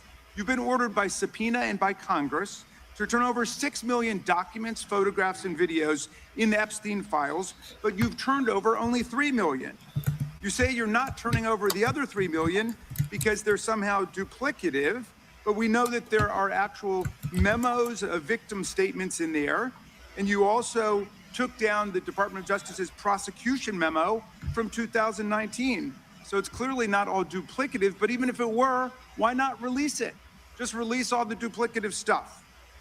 In the half you did produce, you redacted the names of abusers, enablers, accomplices, and co-conspirators, apparently to spare them embarrassment and disgrace, which is the exact opposite of what the law ordered you to do. Even worse, you shockingly failed to redact many of the victims' names, which is what you were ordered to do by Congress. Some of the victims had come forward publicly, but many had not. Many had kept their torment private, even from family and friends, but you published their names, their identities, their images on thousands of pages for the world to see. So you ignored the law, and even with over 100,000 employees at your disposal, you acted with some mixture of staggering incompetence, cold indifference, and jaded cruelty towards more than 1,000 victims raped, abused, and trafficked. This performance screams cover up. Convicted sex trafficker and groomer Ghislaine Maxwell opened the gates of hell to Virginia Giuffre and hundreds of other victims, as Virginia recorded in her remarkable book, Nobody's Girl. But when Maxwell was subpoenaed to come testify before Congress, you and Todd Blanche quickly moved her from a higher security prison to a minimum security camp in Texas, where she's enjoyed 5-star treatment, including catered meals, private gym time, and access to a therapy puppy. All because Todd Blanche, who's utterly failed to investigate the monstrous crimes of Epstein and Maxwell's co-conspirators, spent 9 hours with Maxwell and satisfied himself that she would have nothing untoward to say about Donald Trump, which is your only real interest in the matter, based on institutional performance. But abandoning victims and coddling perpetrators is what you do best. When the FBI opened a criminal investigation into the brutal killing in Minneapolis of Renee Good, a poet and 37-year-old mother of 3, by Trump's masked paramilitary ICE agents, you shut it down. You claim you're investigating the cold-blooded murder of Alex Preddy, an ICU nurse at the VA. But how can we trust the administration when the president and Kristi Noem called Preddy a domestic terrorist and Stephen Miller called him a would-be assassin? Not only do you refuse to share evidence with the state and local investigators and prosecutors in Minnesota, you have blocked their access to the crime scene and the evidence. How are you seeking justice for Marimar Martinez, the Montessori school teacher in Chicago who was shot 5 times by a Border Patrol agent who bragged about it on text? Or the family of Keith Porter, a father of 2 shot and killed by an off-duty ICE agent in LA? Or the family of Silverio Villegas Gonzalez, shot and killed in Illinois minutes after he dropped his kids off at school? There's no sign of any movement at the Department of Justice. You even launched a criminal investigation into Renee Good's grieving widow. How sick is that? But it's even worse. You've turned the People's Department of Justice into Trump's instrument of revenge. Trump orders up prosecutions like pizza, and you deliver every time. He tells you to go after James Comey, Letitia James, Lisa Cook, and Jerome Powell, the head of the Federal Reserve Board, and members of Congress like Adam Schiff.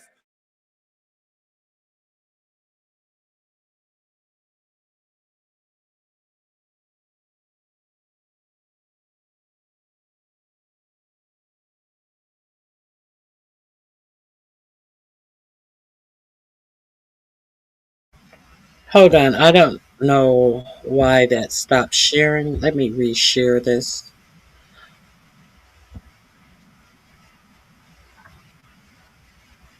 Here we go. Refused your lawless orders. Let me go back. She's looking bored because she knows she has no answer. She's reviewing her note cards of a takedown of the people who are questioning her because she has no good answers, because she has no intention of giving any answers. So who exactly looks dumb? See, only an idiot that does not know how to properly do their job think that their job is to deflect and to make some brownie points because they are unable and incapable of doing their job properly and have no answers. So while you idiots think that she's so bored, no, she's not bored. She's incompetent. Family of Keith Porter, a father of 2 shot and killed by an off-duty ICE agent in LA. Or the family of Silverio Villegas Gonzalez, shot and killed in Illinois minutes after he dropped his kids off at school. There's no sign of any movement at the Department of Justice. You even launched a criminal investigation into Renee Good's grieving widow. How sick is that? But it's even worse. You've turned the People's Department of Justice into Trump's instrument of revenge. Trump orders up prosecutions like pizza, and you deliver every time. He tells you to go after James Comey, Letitia James, Lisa Cook, and Jerome Powell, the head of the Federal Reserve Board, and members of Congress like Adam Schiff, Mark Kelly, Alyssa Slotkin, Chrissy Houlihan, Jason Crow, Chris DeLuzio, and Maggie Goodlander, to name a few, and you snap to it. You replace real prosecutors with counterfeit stooges who robotically do the president's bidding. Nothing in American history comes close to this complete corruption of the justice function and contamination of federal law enforcement. And the good news is many serious lawyers at DOJ, including some of your own original appointees, have refused your lawless orders. Danielle Sassoon, your original pick for acting U.S. Attorney in Manhattan, resigned rather than follow your corrupt order to quash an indictment against Mayor Eric Adams as a political favor from Donald Trump.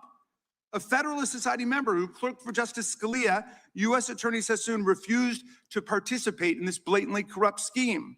Her top assistant, Hagan Scotton, an Iraqi war vet and two-time Bronze Star recipient who clerked for Chief Justice Roberts, and then Judge Kavanaugh, promptly resigned too, writing to your office, quote, "I expect you will eventually find someone who is enough of a fool or enough of a coward to file your motion, but it was never going to be me." You and the president nominated Eric Siebert, a 15-year career prosecutor, to be your U.S. attorney for the Eastern District of Virginia. But after 5 months of investigating Letitia James and James Comey, he found no evidence to justify criminal charges. So you forced him out. You replaced him with Lindsay Halligan, Trump's personal lawyer from the Mar-a-Lago documents case, who had zero prosecutorial experience and no qualifications. And then you were humiliated when a federal judge found that this corrupt appointment was blatantly unlawful and threw out Halligan's indictments entirely. And grand juries of American citizens have repeatedly rejected your vendettas and baseless indictments brought by the hacks left at I'd look bored too. I would look bored too if my actual record was that abysmal and it was being read out in front of me. How much of an absolute failure that I have been in trying to rig cases against James Comey, Letitia James, and going back to the judge 2 and 3 times and still not getting an indictment on them because as the qualified attorneys had already told my stupid ass that there are no cases against Letitia James and James Comey.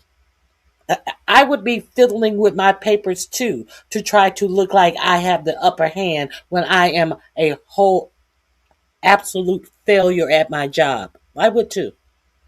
DOJ now, with 2 different grand juries in Virginia voting down indictments against Letitia James in a single week. And just yesterday, another grand jury shut down your vendetta factory by rejecting indictments against the 6 members of Congress who had spoken out to remind all service members that they have a duty to refuse illegal orders. You tried to get a grand jury to indict 6 members of Congress who are veterans of our armed forces on charges of seditious conspiracy simply for exercising their First Amendment rights. I hope you will heed the wisdom and the constitutional patriotism of those grand jurors and not try it again by doubling down on that. Many of you don't know that because the for-profit media is not telling you that she has tried to get these people indicted for making that public service announcement, telling active service member to that they do not have to obey illegal orders. That just came out as well. But she was unable to get an indictment on that. You know, that same thing that Pete Kegbreath was going to try to demote Kelly for and take some of his pension money back and demote him. It was going to try to bring him back into service, only to demote him for saying something that the military handbook also says. You know, this is what your 45-47 administration has the time to do. But do you have health care? Humiliation.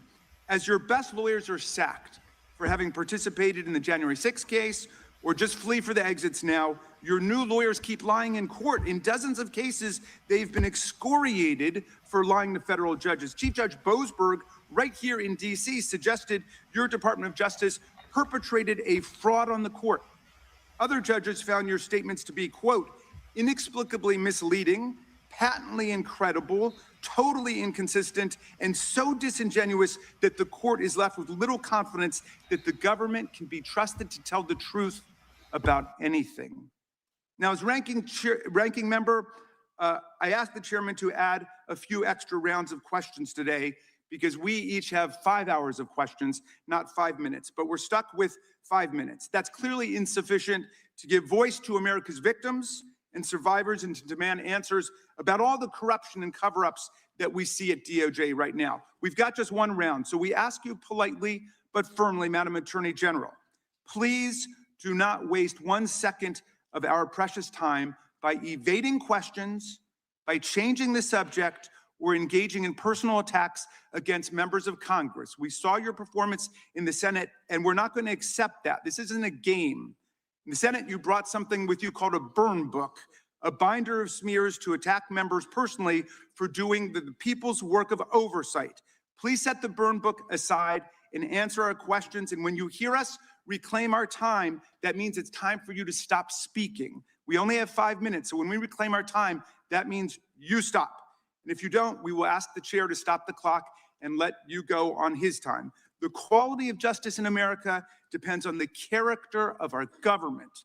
Please do your job and bring the Department of Justice back from the brink. The survivors seated behind you and the American people watching everywhere deserve a Department of Justice worthy of its name. I yield back, Mr. Chairman. Without objection, all of the opening statements will be included in the record. We will now introduce today's witness. The Honorable Pamela J. Bondi has served as the Attorney General of the United States since February 5th, 2025. She previously served in the Office of the White House Counsel, 2 terms as the Florida Attorney General, and spent more than 18 years as a prosecutor. We welcome our witness and thank her for appearing today. We will begin by swearing you in. Would you please rise and raise your right? Where has this bitch been honorable at? Honorable where? So I'm so glad that he touched on the burn book and the personal attack in lieu of answering questions.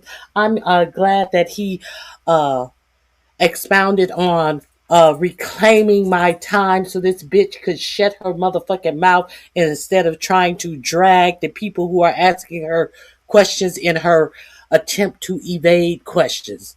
So let's go.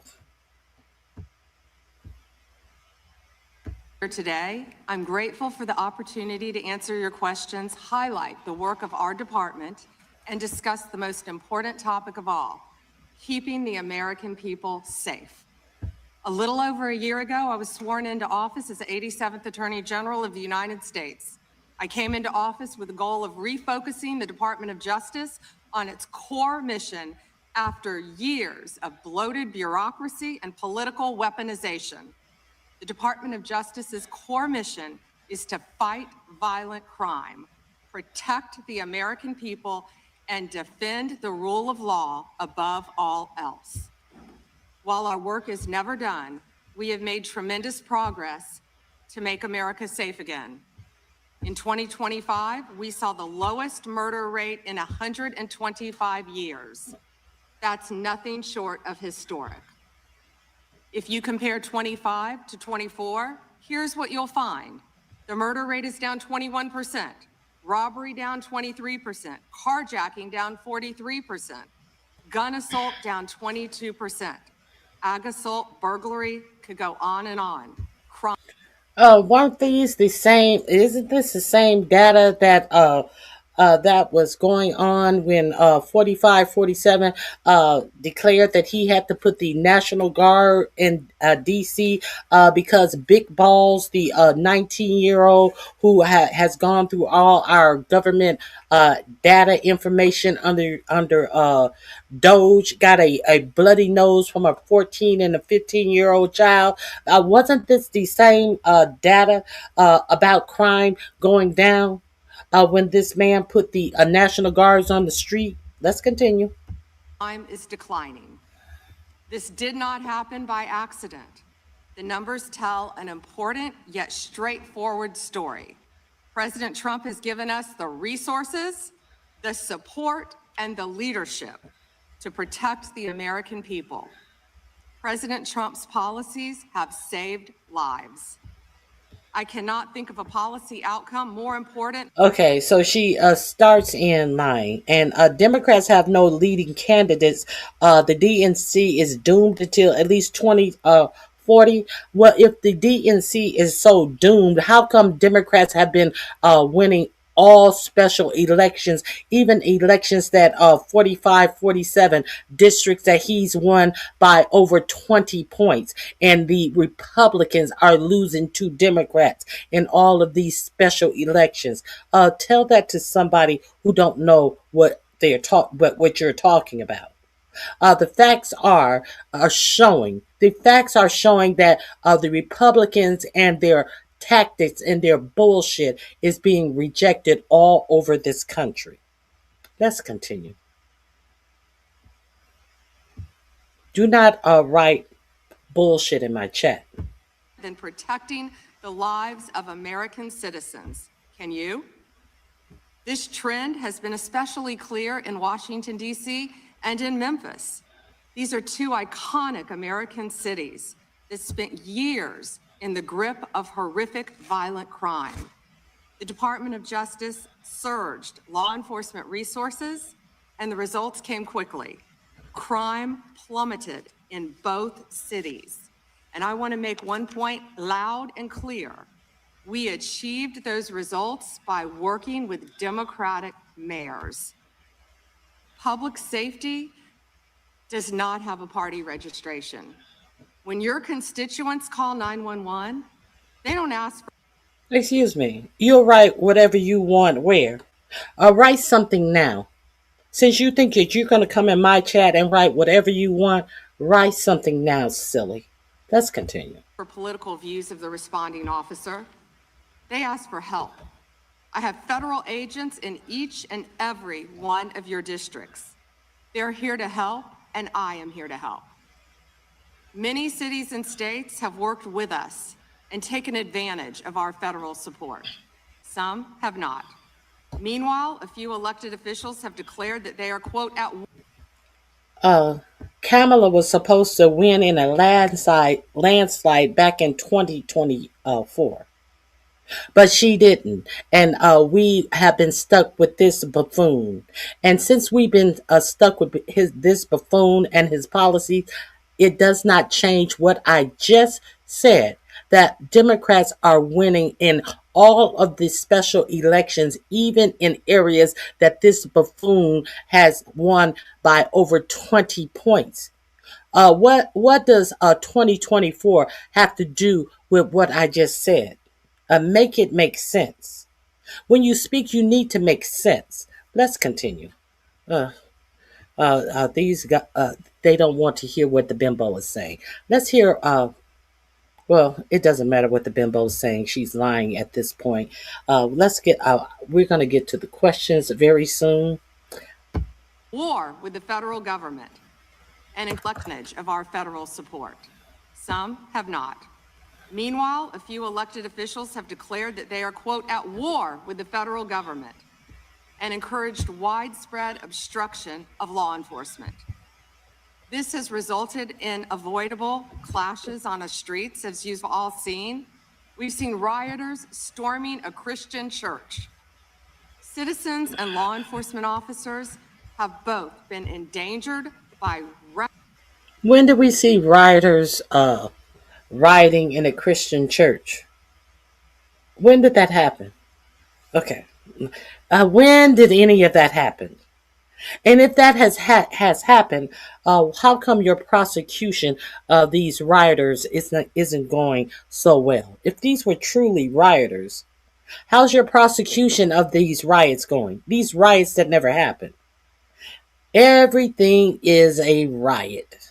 This fucking lying bitch. Rhetoric.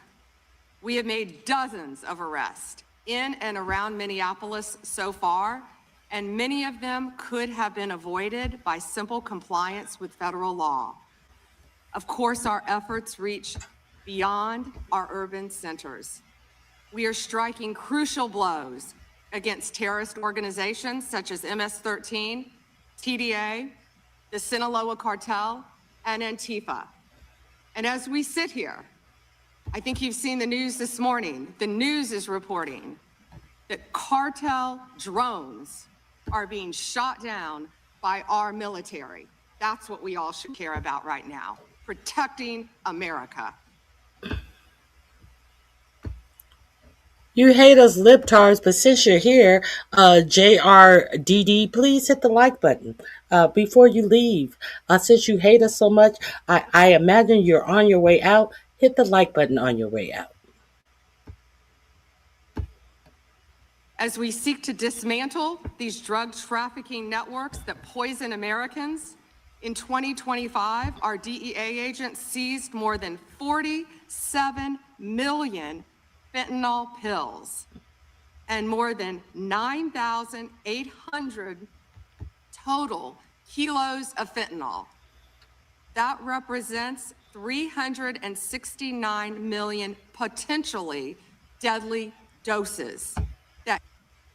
But I thought that you were getting far more than that. That was allegedly coming in from Venezuela. You just blew up the that fentanyl that was coming in from Venezuela. So you are you or are you not counting that alleged fentanyl that was coming in from these narco terrorist drugs that were coming in, these weapons of mass destruction that was coming in from Venezuela? Did you count it or did you not count it, bitch? So you have confiscated all of this fentanyl. Did it come from Venezuela, bitch? Is that where it came from? Is that why we spent our tax dollars attacking a country, putting all our military over to attack Venezuela?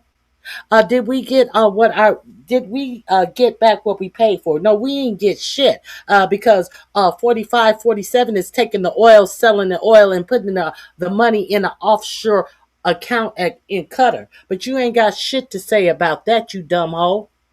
Let's continue. Can kill Americans.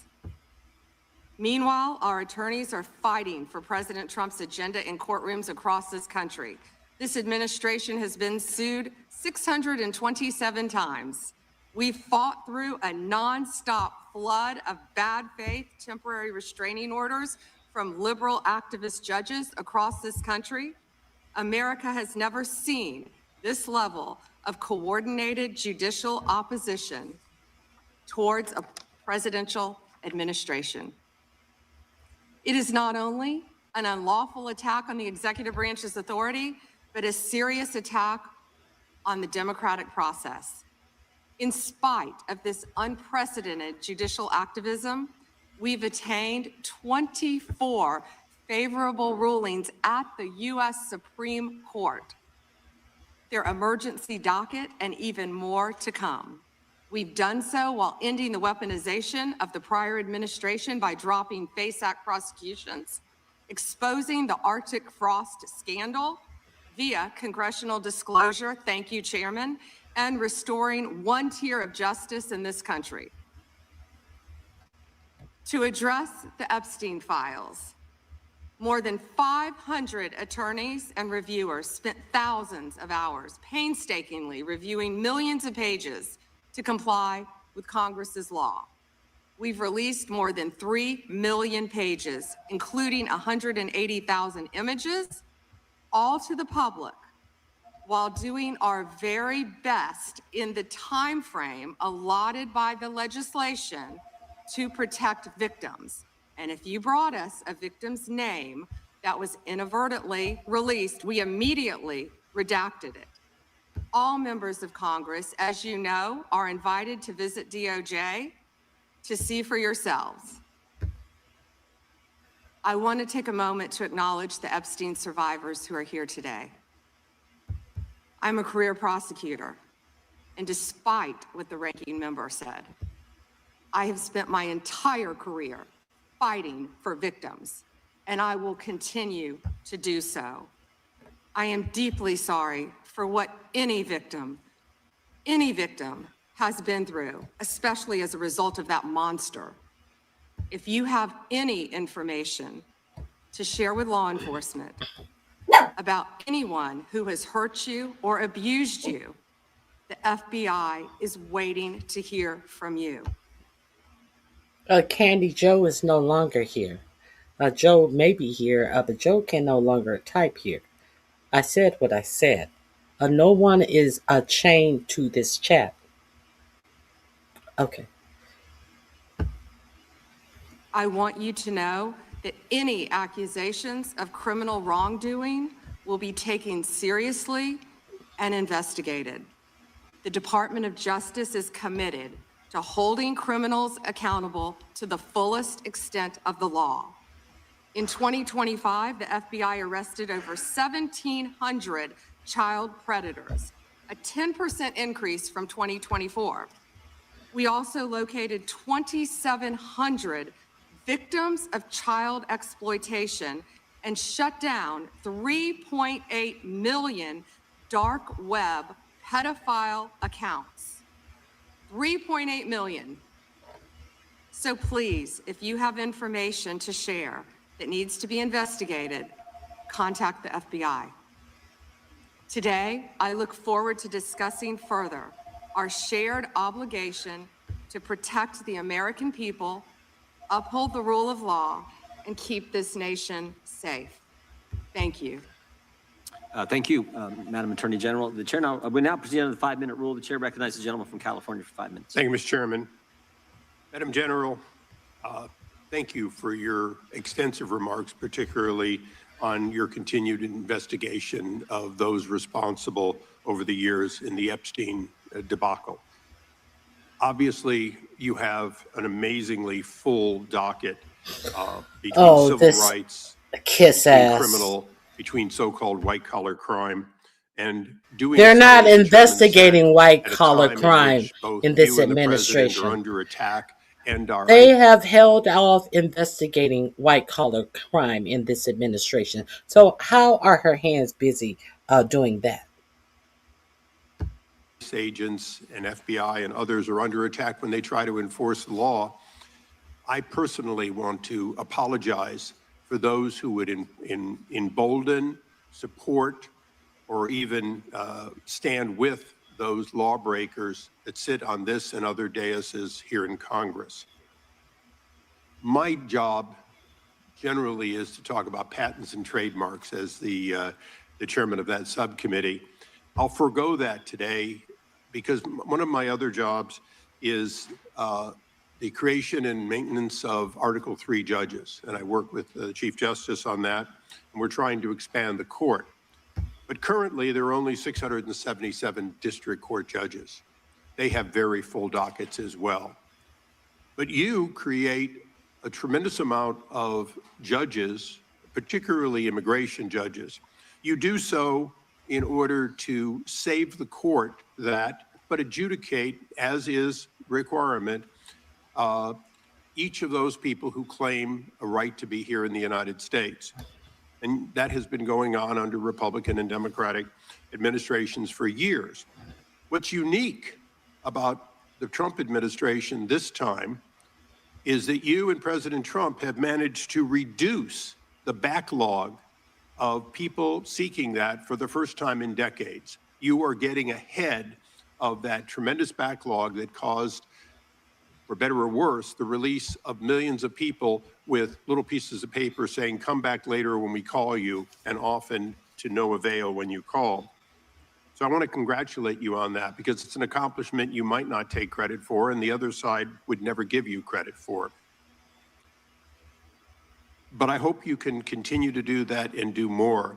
And I say so for a reason, because much of this hearing will be about Minneapolis and other places in which the backlog of criminal aliens, including in my home state of California, people who have hurt other people, people who have victimized their communities, is extensive. And although the overall number through adjudication may be going on, because of places like my home state, California, you're unable to apprehend people that my sheriffs want apprehended. They desperately want to cooperate, and they're prohibited by law. It is this committee's opinion on this side of the aisle that, in fact, you should be given the ability to demand that that participation, and that the release of a known criminal not be considered to be acceptable just because a state or city has declared itself a sanctuary. I want you to opine on just one thing that I think has been misunderstood. As I said earlier, you create and maintain those judges that adjudicate these cases. You also support so many that, in fact, have to make decisions as judges. Knowing that this limitation of so few Article 3 judges are there, please educate those who seem to miss the point that Let me hold the phone while Daryl Issa and his didn't Daryl Issa get caught in? I forgot the bullshit that his ass got caught up in. There seems to be an argument, unnecessary argument in my chat about what Kash Patel said about the client list. We don't have to argue. We will hear exactly what Kash Patel said about there being no clients that Epstien trafficked these young minors to.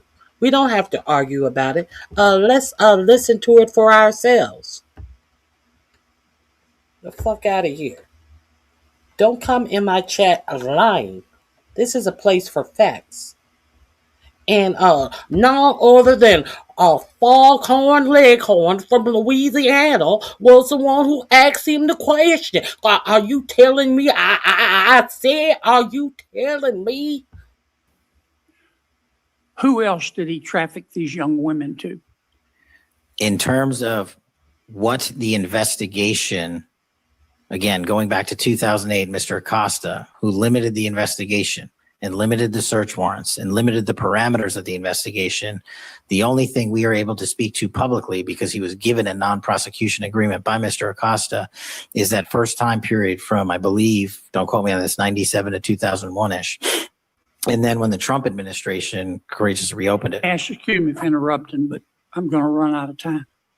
You've seen most of the files.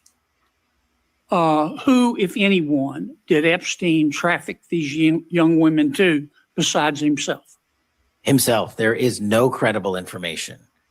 None. If there were, I would bring the case yesterday that he trafficked to other individuals. And the information we have, again, is limited. So the answer is no one? For the information that we have. In the files? In the case file. Okay. Now, President Trump has deferred to. Are we clear on what was said? Are we? I hope we're clear on what was said. Now, let's go back to. The Bimbo hearing, shall we? I will take us back to the Bimbo hearing.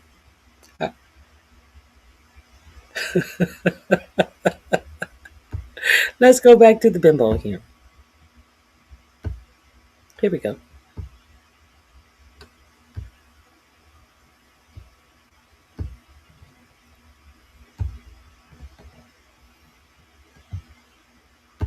Article 1 judges, including bankruptcy judges, including immigration judges, including lots of people with the title appropriately judge, do in fact issue documents that look like, act like, and are normally accepted as warrants, as subpoenas, as demands for state officials to stand aside and allow the production of either an individual or documents. Because I think people are missing the point that these ICE retainers and detainers and so on, they act like they're nothing, when in fact, in the ordinary course, Madam General, you do in fact have Article 1 judges constantly putting those out, and they are respected normally.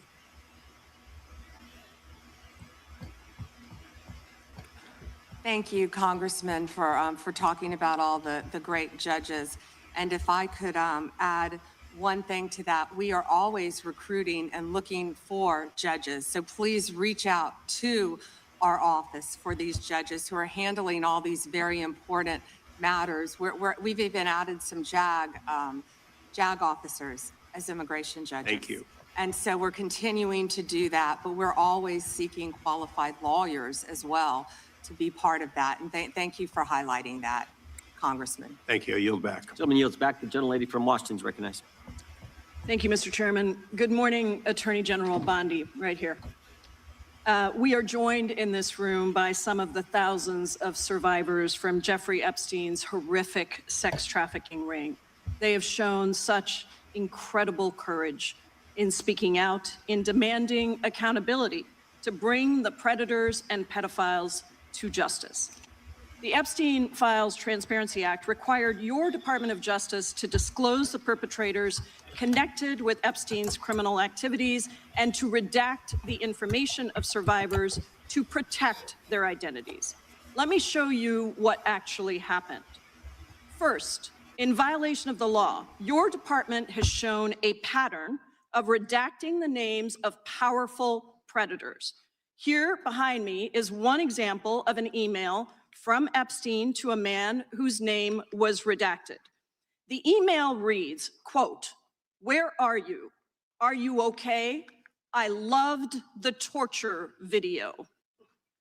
Only after members of Congress demanded that we see the unredacted files did the world learn the name of this individual, Sultan Ahmed bin Sulayman, the chairman and CEO of a company that had financial ties to President Trump's business and personal ties to Trump's advisor, Steve Bannon.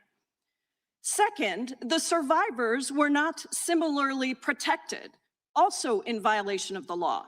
Here is another email titled Epstein Victim List. We have blurred the names of the survivors for their protection, but your Department of Justice initially released this list of 32 survivors' names with only one name redacted, along with numerous files that disclose not only the names, the emails, and the addresses of survivors, but also nude photographs and even the identities of Jane Does who had been protected for decades until your department released their names. Survivors are now telling us that their families are finding out for the first time that they were trafficked by Epstein. In their words, quote, "This release does not provide closure. It feels like a deliberate attempt to intimidate survivors, punish those who came forward, and reinforce the same culture of secrecy that allowed Epstein's crimes to continue for decades." To the survivors in the room, if you are willing, please stand. And if you are willing, please raise your hands if you have still not been able to meet with this Department of Justice. Please know for the record that every single survivor has raised their hand. Attorney General Bondi, you apologized to the survivors in your opening statement for what they went through at the hands of Jeffrey Epstein. Will you turn to them now and apologize for what your Department of Justice has put them through with the absolutely unacceptable release of the Epstein files and their information?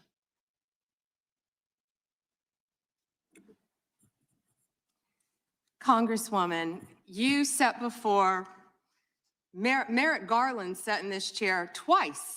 Attorney General Bondi, No, can I finish my answer? No, I'm going to reclaim my time because I asked you a specific question that I would like you to answer, which is, will you turn to the survivors? This is not about anybody that came before you. It is about you taking responsibility for your Department of Justice and the harm that it has done to the survivors who are standing right behind you and are waiting for you to turn to them and apologize for what your Department of Justice has done. Members get to ask the questions, the witness gets to answer in the way they want to answer. The Attorney General can That's respond. not accurate, Mr. Chairman. Because she doesn't like the answer. Time. So, Mr. Chairman, why I have asked didn't she ask Merrick Garland this? I am Twice, reclaiming when my he sat in my time, and chair. when I will reclaim my continue to time, answer. it is Mr. Chairman, the my gentlelady's I'm reclaimed her not going to time. get in the gutter for her theatrics. The time belongs to the time belongs to the gentlelady. The gentlelady has 17 seconds. Thank you. You're not going to answer this question, so let me just Chairman, say I'll this. direct it to What a you. massive No, I'm cover-up. answering a Mr. question. Chairman, will you Chairman. restore her time? The witness I'm is not gonna interrupted. get in the gutter with this woman. Stop the She's time doing and theatrics. let me have my time. The gentlelady from Washington controls the time. The gentlelady has 17 seconds. You can proceed with your final Thank you. 17 seconds. What a massive cover-up this has been and continues to be. Donald Trump made the release of the Epstein files the center of his political campaign because he thought it would benefit him. Then you got into office, Attorney General, claimed to have a client list, only Regular to order. then say that there was no list. Your deputy, Todd Blanche, met alone with Ghislaine Maxwell and transferred her to a minimum security prison. And now you continue the cover-up. And I wish that you would turn around to the survivors who are standing right behind you and on a human level, Chairman, Chair now recognizes the chair. and what you have done. Time of the gentlelady yield expired. back. The gentlelady, you have no time to yield back. We Theatrics. appreciate that. We appreciate the thought. And I would argue the central issue in the last election, the presidential election, was securing the border. The gentleman from Arizona who knows something about securing the border is up for 5 minutes. Thank you, Mr. Chairman, and thank you, Attorney General Bondi, for being here today. In 2022, Lafarge, which is a French cement company, pled guilty in U.S. federal court to participating in a criminal conspiracy with ISIS. That conspiracy contributed to the deaths of U.S. service members fighting in Syria during Operation Inherent Resolve. As part of the plea agreement, Lafarge was required to pay more than $775 million to DOJ's Asset Forfeiture Fund. In February 2025, my colleagues and I sent you a letter urging the department to review the petitions for remission submitted by the families of those fallen service members, including several of my constituents. The previous administration ignored these victims and our requests and left their petitions unresolved. My question for you on this particular issue is if you're willing to work to ensure those families that their petitions will be reviewed and brought to a resolution. Congressman, we are aware of that, and we're committed to doing everything we can to support the victims and work with you. Thank you for that question. Yeah, appreciate your answer. And now let's go to something that is also pressing that I've been working on for years, and this is the FISA Section 702 and Arctic frost. In January 2025, you testified before the U.S. Senate and agreed with Senator Lee that, quote, anytime an American citizen's private communications are intercepted or stored, whether through incidental collection or otherwise, those communications should not be searched without some showing of probable cause, close quote. You still hold that view today, I assume. Yes. And during the most recent FISA reauthorization, I offered an amendment to establish a clear warrant requirement for searches of Americans' data while preserving every publicly cited operational exception, including emergencies, defensive queries, cybersecurity threats. And my intent was to ensure the Department of Justice could continue to keep Americans safe while also ending warrantless searches of U.S. persons' data. Are there any additional circumstances or exceptions that you believe must be included to ensure DOJ can continue to operate effectively while still protecting American citizens' data and privacy? Yeah, Congressman, we are committed to working with Congress to uncover weaponization and other misconduct by Jack Smith, by others, Arctic frost, everything that happened under the past administration. And we are committed to working with you on that. And we are working with Chairman Jordan, with the House Intel, with all of our my fellow cabinet members on resolving that issue. Well, thank you. And I'm glad you brought up Arctic frost because Section 702 was used in the Arctic frost investigation. It was. And information derived was used by Special Counsel Jack Smith. And my question has always been, and no one's been able to answer this, is what was the legal predicate for using a foreign intelligence authority in the Arctic frost investigation? Have you been able to ascertain any legal predicate? Congressman, what I can tell you today is that has been referred to my office. I can't discuss anything regarding that because it is very active and ongoing. And you probably can't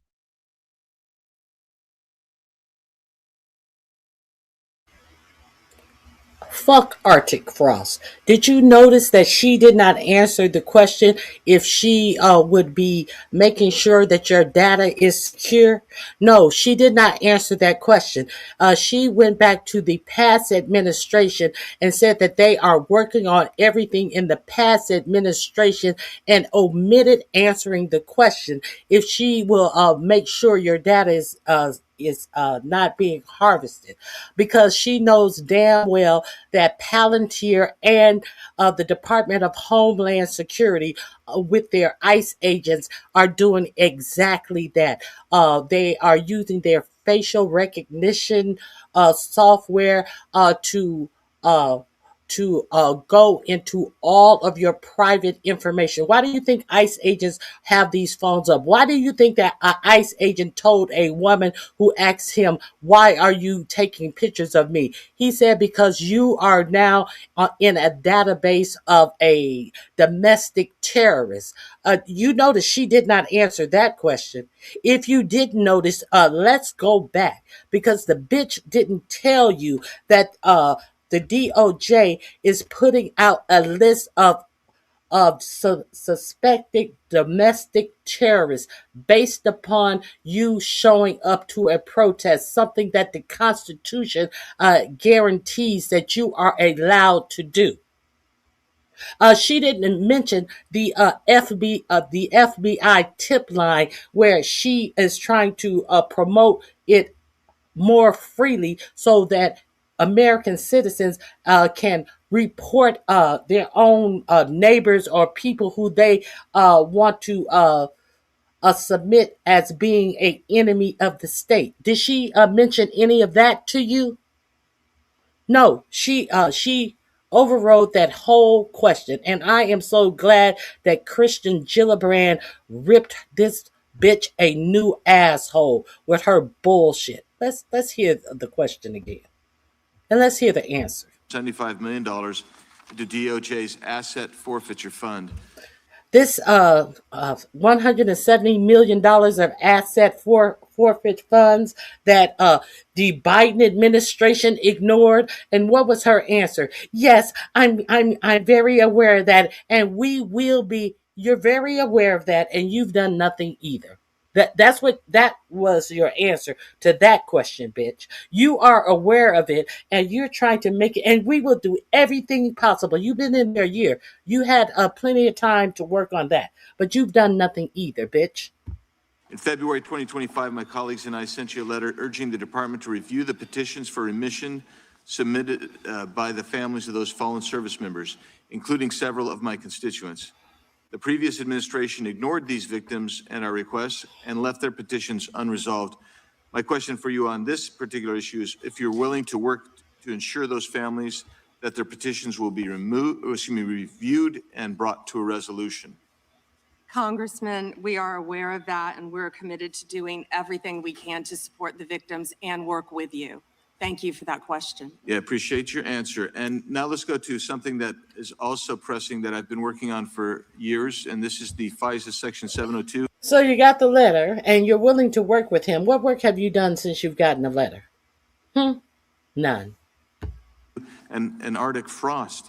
In January 2025, you testified before the U.S. Senate and agreed with Senator Lee that, quote, anytime an American citizen's private communications are intercepted or stored, whether through incidental collection or otherwise, those communications should not be searched without some showing of probable cause. Close. Whenever a person's information is harvested and privately stored, they should not be investigated. Are you doing that? Let me see. What did he say? American citizens' private communications are intercepted or stored, whether through incidental collection or otherwise, those communications should not be searched without some showing of probable cause. Close. Your information should not be searched without probable cause. Are you doing that, huh? Are you doing that, Pam Bondi? Pam Bimbo is that's what your DOJ is ensuring? She has no answer to this question. She has no answer to this question. Let me show you why she has no answer to this question. I will show you why. She is unable to answer this little simple question. Uh, bear with me. Bear with me. Let's see why she could not answer this question. I've talked about this before.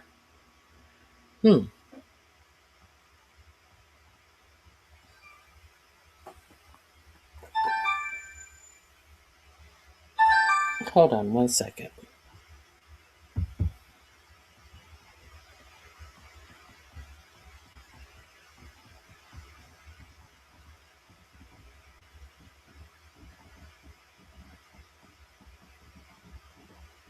Let me find this. Hold on one second. I will tell you why I've already reported on this.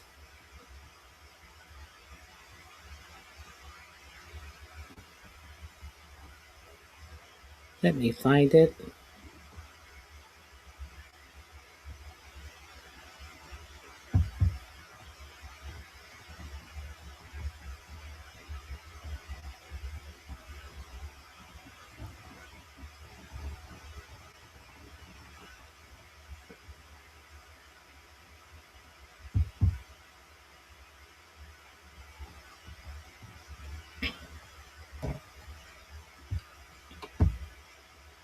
Here we go. Let me share this with you. Let me share this with you right quick. Ken Klippenstein reported on this months ago. Let me share this with you. FBI making a list of American extremists. Leaked memo revealed. Who is the over the FBI? The Department of Justice, December 6th of 2025. Who is this? Huh? Who is this? Okay. Attorney General Pam Bondi is ordering the FBI to compile a list of groups or entities engaging in acts that may constitute domestic terrorism, according to a Justice Department memo published here exclusively. The target is those expressing opposition to law and immigration enforcement, extreme views in favor of mass migration and open borders, adherence to radical gender ideology, as well as anti-Americanism, anti-capitalism, and anti-Christianity. Did you know about that? Did you notice why she hasn't answered this question? This link will be in my description box under, what is it, Bimbo, I think it is. This link will be in my description box under Bondi. No, under Bimbo. It's Bimbo. Okay, I'm gonna link this to you. The memo is also posted in this report way back in December, and you notice that she is not answering that question.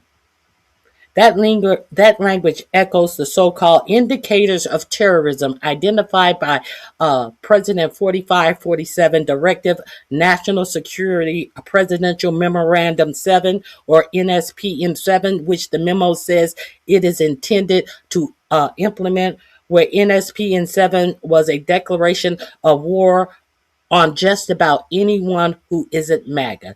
This is the war plan of how the government will wage it on a tactical level. In addition to compiling a list of undesirable, Bondi directs the FBI to enhance capabilities and publicity of its tip line in order to more aggressively solicit tips from the American public on, well, other Americans. To that end, Bondi also directed the FBI to establish a cash reward system for information leading to identification and arrest of leadership figures within these purported domestic terrorist organizations. The memo later instructed the FBI to establish cooperators to provide information and eventually testify against other members of the group. So who's gonna flesh out if these reporters who are reporting you as to the FBI, who's going to flush out if they are even telling you the truth? They don't care. They're just going to pay them money and to testify. I guess the part where you just called on someone is just going to be and willing to testify to put someone in jail. Justice be damned. The payouts don't end there. Justice Department grants out are now to prioritize funding to programs for state and local law enforcement to go after domestic terrorism. And in a section titled Defining the Domestic Terrorism Threat, the memo cites extreme viewpoints on immigration, radical gender ideology, and anti-American sentiment. What does any of this mean? What exactly is anti-American sentiment? Indicators that federal law enforcement are instructed to refer to the FBI Joint Terrorism Task Force. The Joint Terrorism Task Force are then instructed to use all available investigative tools. All available investigative tools. You know, all of that spyware that they are getting from Palatine, all of this spyware that they are using in the Department of Homeland Security and ICE, where they can listen in on your phone calls just by being in the vicinity of you. Don't have to have a warrant, don't have to have anything. They are to use all available investigative tools in order to map the full network of culpable actors involved in both inside and outside of the United States. The memo also directed the FBI Joint Terrorist Task Force to retroactively investigate incidents going back 5 years, authorizing the Joint Terrorist Task Force in particular to use everything at their disposal to do so. Not certain things, everything at their disposal to do so. So, do you wonder why she did not answer the fucking question that was asked to her and decided to go back and answer something about what Jack Smith was doing?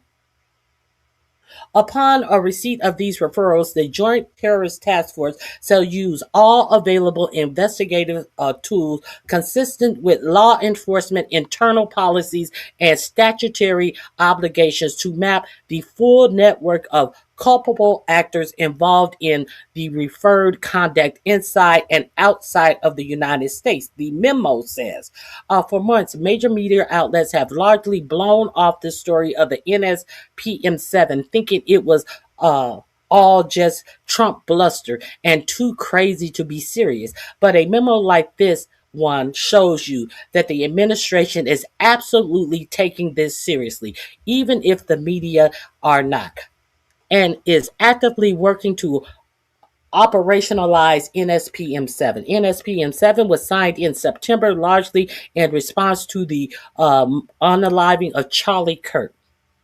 This is what we get for the unaliving of Charlie Kirk. You know, that they said was some left-wing conspiracy. Okay. Which was a 9/11 type event for the Trump administration, as I've reported. Kirk assassination is referenced explicitly in the Justice Department memo. As anyone who lived through 9/11 can remember, the government doesn't always think rationally in moments like those, to say the least. So we got the wiretapping of our phones after 9/11 that we found out about years later, and so here we are with a new war on terrorism. Only this time, millions of Americans like you and I could be the target.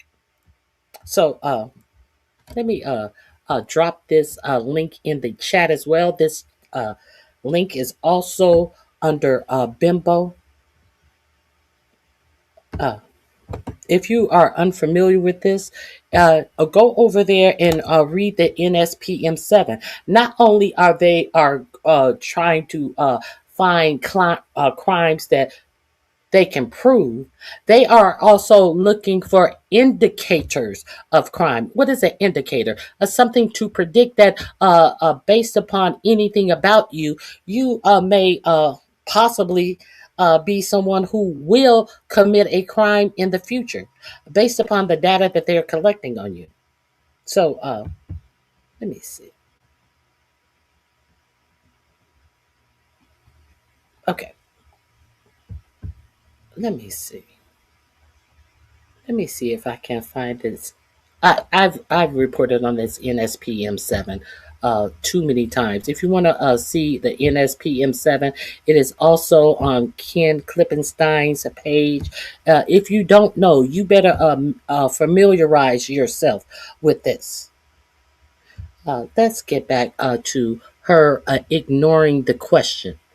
See, she can ignore the question for you people who don't understand what is really going on in this government, but she cannot ignore that question with me.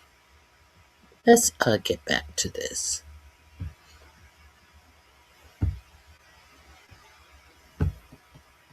Quote, you still hold that view today, I assume. Yes. And resolved. My question for you on this particular issue is if you're willing to work to ensure those families that their petitions will be removed. We are aware of that, and we're committed to doing everything we can to support the victims and work with you. Thank you for that question. Yeah, appreciate your answer. And now let's go to something that is also pressing that I've been working on for years, and this is the FISA Section 702 and Arctic frost.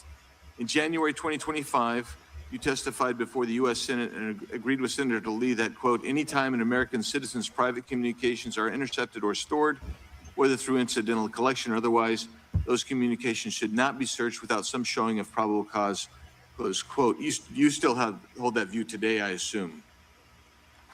Yes. And during the most recent FISA reauthorization, I offered an amendment to establish a clear warrant requirement for searches of Americans' data while preserving every publicly cited operational exception, including emergencies, defensive queries, cybersecurity threats. And my intent was to ensure the Department of Justice could continue to keep Americans safe while also ending warrantless searches of U.S. persons' data. Are there any additional circumstances or exceptions that you believe must be included to ensure DOJ can continue to operate effectively while still protecting American citizens' data and privacy? Yeah, Congressman, we are committed to working with Congress to uncover weaponization and other misconduct by Jack Smith, by others, Arctic frost, everything that happened under the past administration. And we are committed to working with you on that. And we are working with. What about the shit that's happening under this current administration? She says she's willing to look at everything that happened under the last administration, but nothing that is happening under this administration. Anything goes under this administration. Chair did happen under the past. Citizens' data and privacy. Yeah, Congressman, we are committed to working with Congress to uncover weaponization and other misconduct by Jack Smith, by others, Arctic frost, everything that happened under the past administration. And we are committed to working with you on that. And we are working with Chairman Jordan, with the House Intel, with all of our my fellow cabinet members on resolving that issue. Well, thank you. And I'm glad you brought. Okay, are we clear? Are we clear? I hope somebody pins her down on this answer. Let's see. Let's see if any of these Congress people pin her down on this bullshit she's trying to sell you. Brought up Arctic frost because Section 702 was used in the Arctic frost investigation. It was. And information derived was used by Special Counsel Jack Smith. And my question has always been, and no one's been able to answer this, is what was the legal predicate for using a foreign intelligence authority in the Arctic frost investigation? Have you been able to ascertain any legal predicate? Congressman, what I can tell you today is that has been referred to my office. I can't discuss anything regarding that because it is very active and ongoing.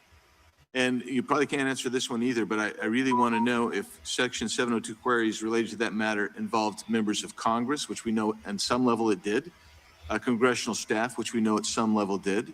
We've heard that journalists or other U.S. persons not suspected of acting as foreign agents were also caught up in that. Can you answer that question and say whether queries did cover all those groups I just identified? It is a very active pending investigation within my office. However, I believe many members of Congress have stated that their phones were part of Arctic frost. We are well aware of that, and we are taking this very seriously, and this is a very active investigation. And I would keep going and say, if any member of the Democrat Party, if any of them, that had happened to them, we would take that just as serious as we do. And they should be jumping up and down, screaming, supporting you and what you want to do, because this should be a bipartisan issue. Well, I hope it is a bipartisan issue. I'll just leave with these last couple of questions, which I'm sure fall into the same. Arctic frost. Democrats should be jumping up and down in agreeing with this. Or what exactly is this about the Republicans' phone calls being monitored? What they're speaking of is that Jack Smith wanted to know who was in cahoots with 4547 after he refused to bow out of the that he had lost the 2020 election. You know, when he sent his goons over Congress, and they tore up the whole motherfucking they tore up the whole building, pooped on the floors, wiped shit on the walls, had a noose out there singing "Hang Mike Pence," beat police officers. They wanted to know who was coordinating the effort, and did they listen to the calls? No, they were seeing what congressmen, or was it the Senate? What senators were contacting whom during this whole January 6th rioting? So she's being indignant, and Lindsey Graham wants to be able to sue the United States for $500,000 because they were investigating who was in on the January 6th rioting. This is what they're talking about. If you're unclear on what they're talking about, no phone conversations were listened to.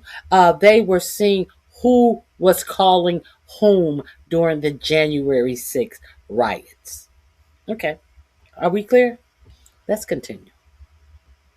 I wanted to get her a little ahead of us because I do expect to fast forward through a lot of this Republican rewriting of history and ass kissing. Investigation privilege, but that's this. How many such queries were actually conducted overall? This is outside Arctic frost in the prior year by the FBI or other intelligence community. And particularly, we really need to know what were this legal standards applied? Did they use probable cause? Did they use reasonable articulable suspicion? Or did they have no individualized suspicion and just were gathering up information? And that's beyond the investigation with regarding Arctic frost. I don't expect you to have that information today, but if you can help get that information so we can understand the extensive nature of this continued misuse of 702, it would be very particularly helpful. And it was extensive. Yes, Congressman. Thank you. Time of the gentleman has expired. I have a UC, Mr. Chairman. And that is the gentlelady from Texas. I ask unanimous consent to enter into the record El Paso airspace reopened after FAA quickly rescinds 10-day flights restriction. This was published by the Texas Tribune on February 11th, 2026. And it says it was because of an impasse with the DOD over the use of unmanned military aircraft and not triggered by Mexican cartel drones. Without objection. Point of order, Mr. Chairman. I didn't hear back about the second round of questions. I assume that's not happening. I just want to be able to assure the members, certainly on my side, if not both sides. That's not a point of order. No, that every member will get 5 minutes with the witness. Will there be 5 minutes for each? Yeah, you get 5 minutes. Yeah. With the witness. Okay, Yeah. very good. Yeah. Okay. And are you up next? Gentleman from New York is recognized. Mr. Chairman, I want to begin by acknowledging the survivors of Jeffrey Epstein's horrific abuse who are in the room with us today. I want to thank all of you for your bravery in speaking out. I want to say that you and the other survivors of these heinous crimes deserve better from this Department of Justice. In particular, it is shocking that the department did not redact the names of Epstein's victims, but it did redact the names of their abusers. I don't know whether this was done out of incompetence or whether it was deliberate and malicious, but either way, it is completely unacceptable. Even more troubling, the DOJ has failed to bring any of these perpetrators to justice. Instead, it has engaged in a relentless pursuit of Donald Trump's perceived enemies. I want to focus on just one example. The Attorney General of my home state of New York, Tish James. This DOJ has been hell-bent on securing an indictment against Ms. James for something, anything, simply because she held Donald Trump's companies accountable for years of financial fraud. And indeed, the department manufactured an investigation against her for alleged, quote, mortgage fraud. But the U.S. attorney leading the investigation, Eric Siebert, a Trump appointee, refused to bring charges against Ms. James because there was simply no evidence. Unfortunately, a prosecutor who refuses to do Trump's bidding has no place in this DOJ, so Mr. Siebert was forced out. Trump could not contain his fury that he expressed to you in a social media post addressed to you by name. I'm sure you've seen it. Quote, I fired him and there is a great case, he wrote to you about Mr. Siebert. Then we moved down. We can't delay any longer. It's killing our reputation and credibility. They impeached me twice and indicted me 5 times over nothing. Justice must be served now. And obviously, you followed that order. Lindsay Halligan, Trump's former defense lawyer who had never prosecuted a case in her life, was installed to replace Mr. Siebert, and it was clear that part of her mandate was to go after Ms. James. Halligan immediately sought an indictment, which the court dismissed because Halligan was illegally put into the role. But your department was undeterred. And not once, but twice, it tried to indict Attorney General James in separate courts. Both grand juries rejected you and refused to indict her. It is practically unheard of for a grand jury to refuse an indictment. In 2016, it happened in just 6 cases out of over 150,000 offenses. And you had it happen twice in the same week, in 2 different courts. That must have been humiliating. And now there are reports that you are continuing to investigate her. The amount of resources that have gone into targeting Attorney General James, months of investigations, multiple failed indictments, is astounding. Since your own prosecutors told you that there is not enough. What you may not know about the investigation into Letitia James, it was also an investigation in the Northern District of New York where they had another pansy that was illegally appointed to the position who was trying to bring charges against her and saying that he needed to go through her office and all of her paperwork because she allegedly had unfairly indicted 4547 in her successful prosecution of him and also her prosecution of the NRA, which she got a conviction of. And he was thrown out of court and out of the position that he was illegally put in by 4547. So, and they are still investigating Letitia James. Okay. Make that make sense. Do you have health insurance? Have the prices of grocery gone down? I see yesterday 4547 says he wants housing prices to rise. Who's working on any of that? Is America great again yet? Evidence to support a conviction. It's clear that you were going after her simply because she held President Trump accountable and he wants to punish her. And she is just one name on a long list of Trump political enemies that DOJ is reportedly targeting. From Jerome Powell and Lisa Cook at the Federal Reserve to James Comey, numerous Democratic members of Congress, John Brennan, Jack Smith, Democratic officials in Minnesota, Chris Krebs, Miles Taylors, and more. And those are just the ones we know about. In contrast to these politically motivated investigations, grasping at something they can charge their enemies with, we now have concrete evidence of disgusting criminality revealed in the Epstein files. So I really have just one question for you. How many of Epstein's co-conspirators have you indicted? How many perpetrators are you even investigating?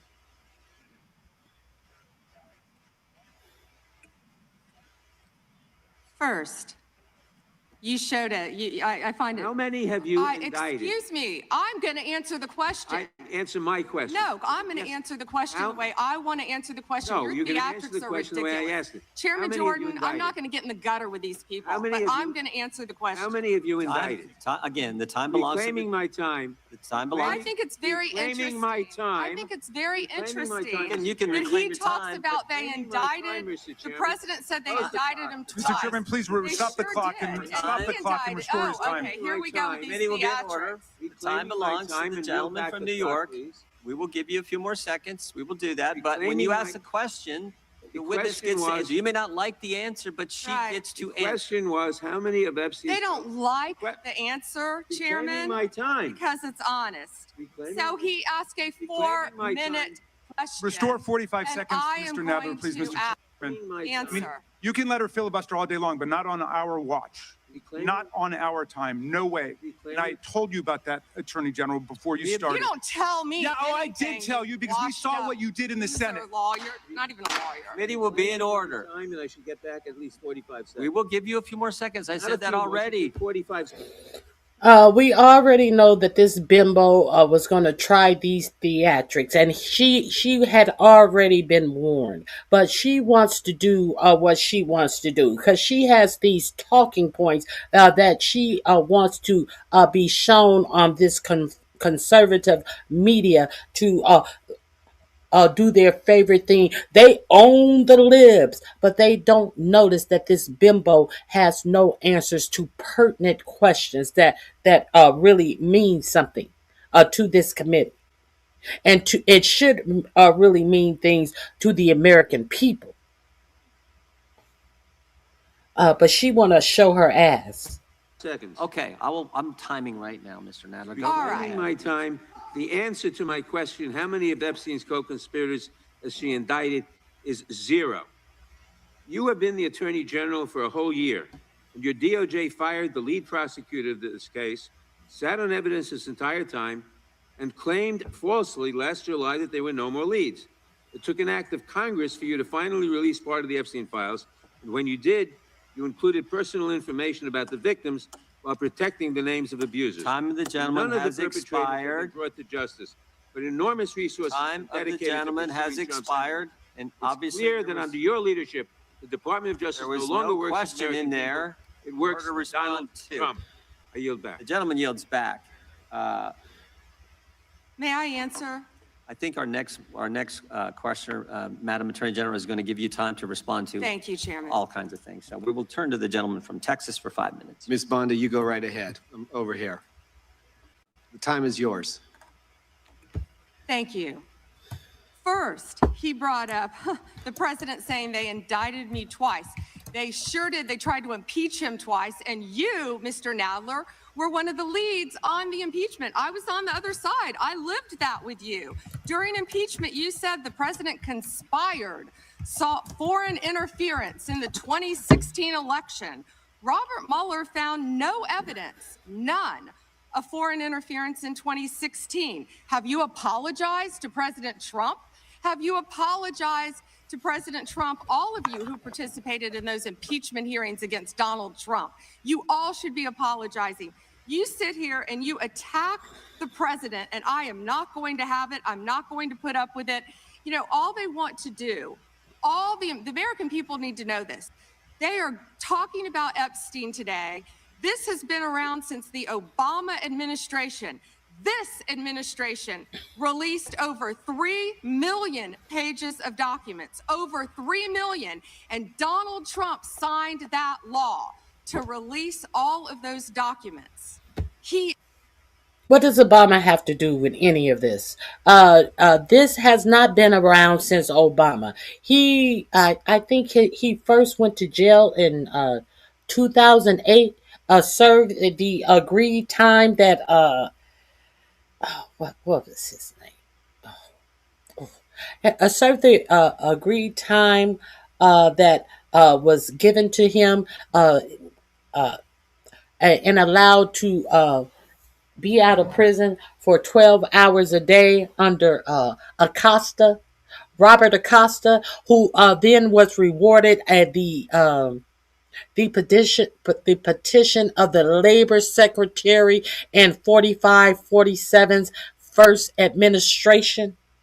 Are we forgetting that Robert Acosta, who gave Epstein the sweetheart deal that no children would be identified in the case that he pled guilty to? So what the fuck did Obama have to do with any of this? Nothing. Absolutely nothing. Because he had served his time. His agreement was sealed, and Obama had nothing to do with this. It was after Obama that this predator was arrested again for doing the same thing. It was in Trump's first administration that Epstein was arrested the second time. So what does President Obama have to do with releasing any Epstein files? Nothing. Absolutely nothing. Is the most transparent president in the nation's history. And none of them.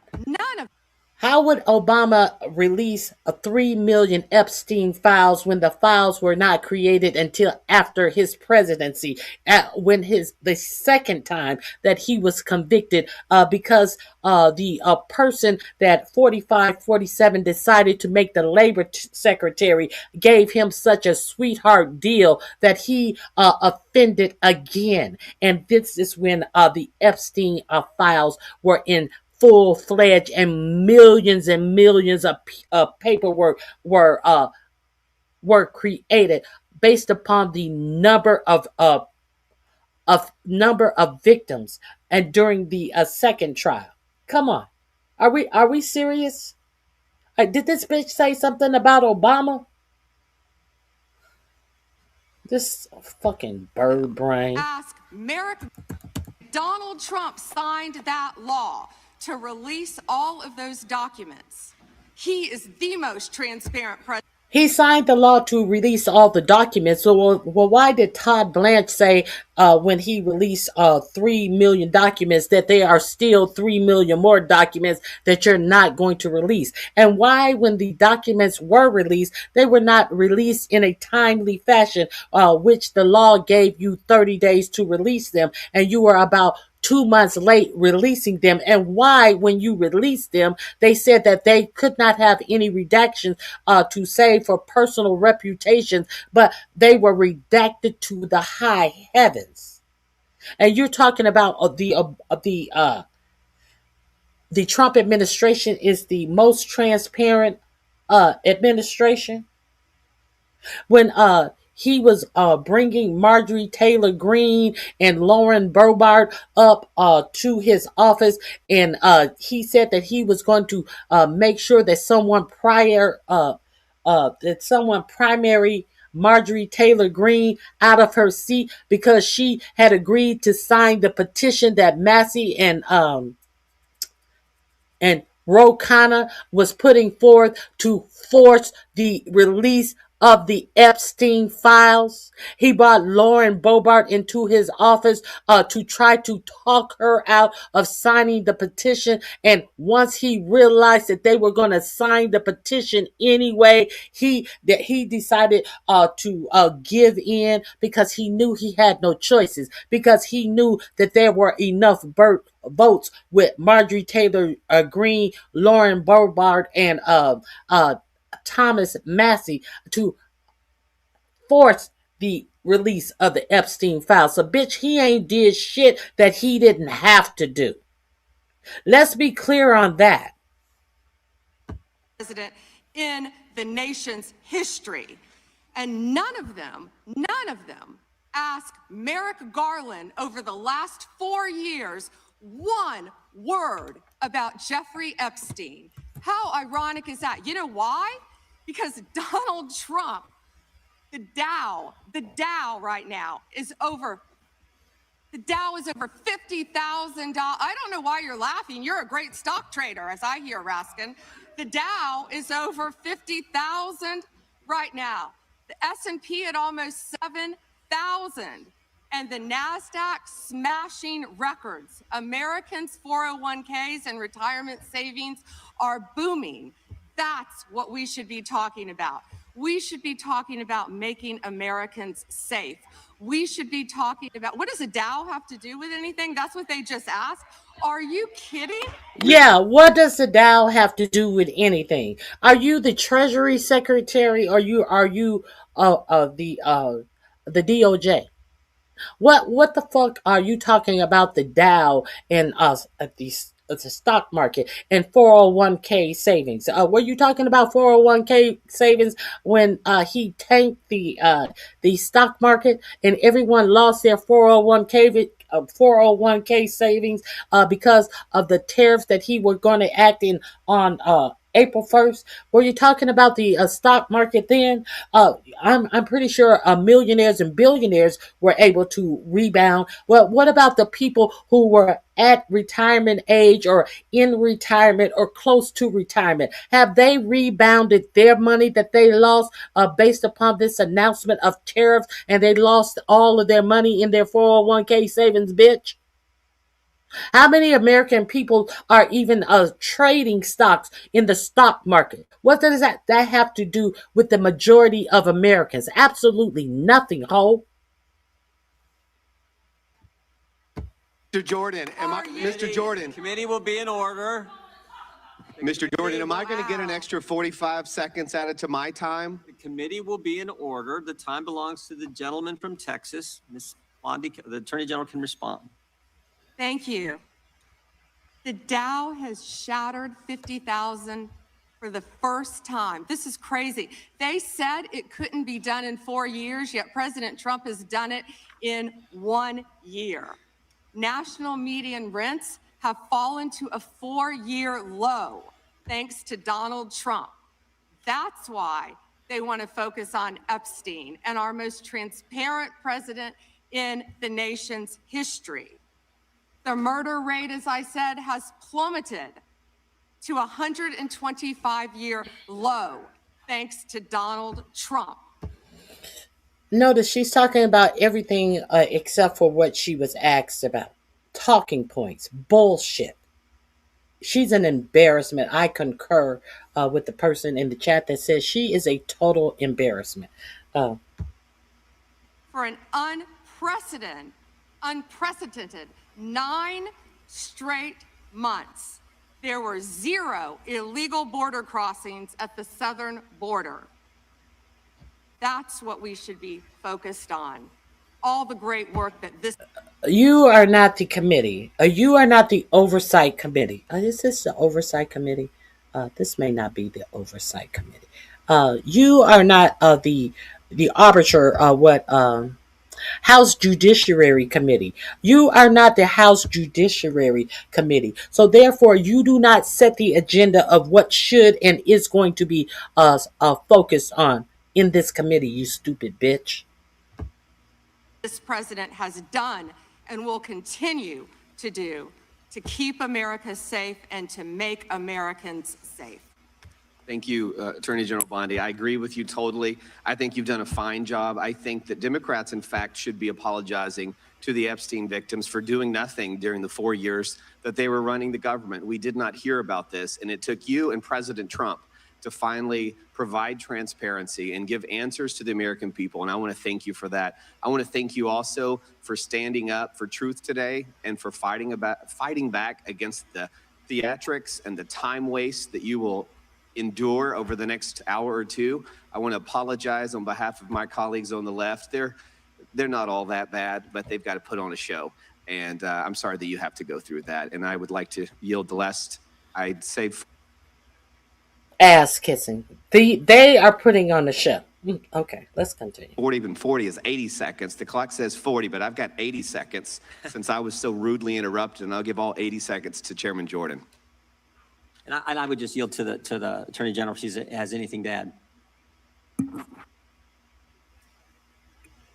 I'm fine to continue. Thank you, Chairman. All right, the chair now recognizes, the gentleman yields back. The chair recognizes the gentlelady from California.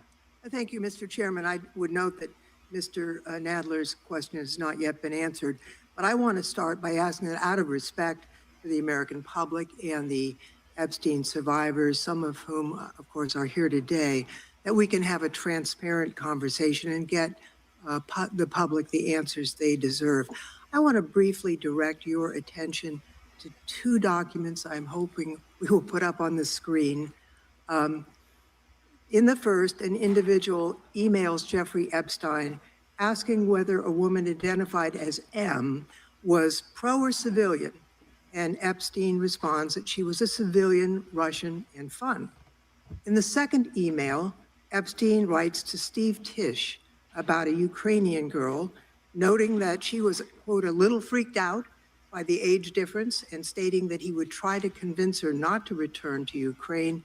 He then instructs Mr. Tisch to call him, adding, I don't like records of these conversations. So I'd like to ask a straightforward question that really is either a yes or no answer. Do these emails constitute credible evidence, not proof, but credible evidence warning further investigation into whether Steve Tisch was involved in Epstein's criminal conduct? Do you think yes or no? I'm not going to play a yes-no game with you, but I will answer the question to the best of my ability. I think that's all she asked of you. I don't recall her asking to play a yes-no game. I think the answer is yes or no. You're supposed to be an attorney, an investigator who have investigators at your disposal, and you couldn't figure out him talking about being freaked out about the age difference and don't email me, just call me on the phone. I don't want a paper trail. You can't figure this out, ho? As I said, we will look and investigate any case involving any victim. I'm not familiar. There were 3. You will? You will? I thought that that's what you were doing. I thought that that's why the Epstein files were delayed, because you were raking over the files. But now when you are pinpointed about something that you neither investigated and are trying to say that there were no other people who were trafficked by Epstein to other people. Now all of a sudden you act like, oh, I didn't know that was there. Oh, I didn't. Thank you for telling me about that. I'm going to have a look at that. I'm going to have a look at that. I'm going to look at that. I will get back to you later, and never hear from you or get back with you. So are you proficient in your job or no? It seems like no. The question to the best of my ability. As I said, we will look and investigate any case involving any victim. I'm not familiar. There were 3 million pages, of course, with that email. But of course, we will look into anything. The documents have been released, 3 million. The redacted versions, we left them open for all of you to come view. Have you? I believe you view them. If not, will you have some copies? I'd like to. But could I finish, please? I'm not being rude. Please. I only have 5 minutes. No, yeah, and I only have 30 seconds based on your filibuster. Based on her filibuster. Look at her talking about the 3 million, and you know and she's want to filibuster all of this woman's time out because she's been busted. Can I only had 30 seconds based on your filibuster, bitch. You're the one who's filibustering a simple yes or no question, ho. Reclaim your time. Period. Reclaim your time. Because she has filibustered and bullshitted on this answer on something that is obvious, that should have been investigated. Let's think about all of the overtime hours that they bought in people from the FBI to wash over these Epstein files, and this bitch didn't know this was there. The fuck out of here. You didn't. Not, will you have some copies? I'd like to. Could I finish, please? I'm not being rude, please. I only have 5 minutes. No, yeah, and I only have 30 seconds based on your filibustering. Well, you didn't give a yes or no answer. So let me just go further. Director Patel testified in this committee room that there was no credible information indicating that Epstein trafficked victims to anyone else. And glancing at the documents, that proves that's not the case. In July, your department issued a memo stating that it had conducted an exhaustive review of the Epstein files and concluded that no additional individuals would be charged. So I did go over to the Department of Justice yesterday. I would note that 400 and all our 35 members are in the House, and there's 4 computers. So it would take many months to actually have the time. I only had a few hours. I think the transparency argument is really kind of a sham because it's not really. Whoa. Did you have to wait to get a computer? It is not possible to, hang on. to really go in.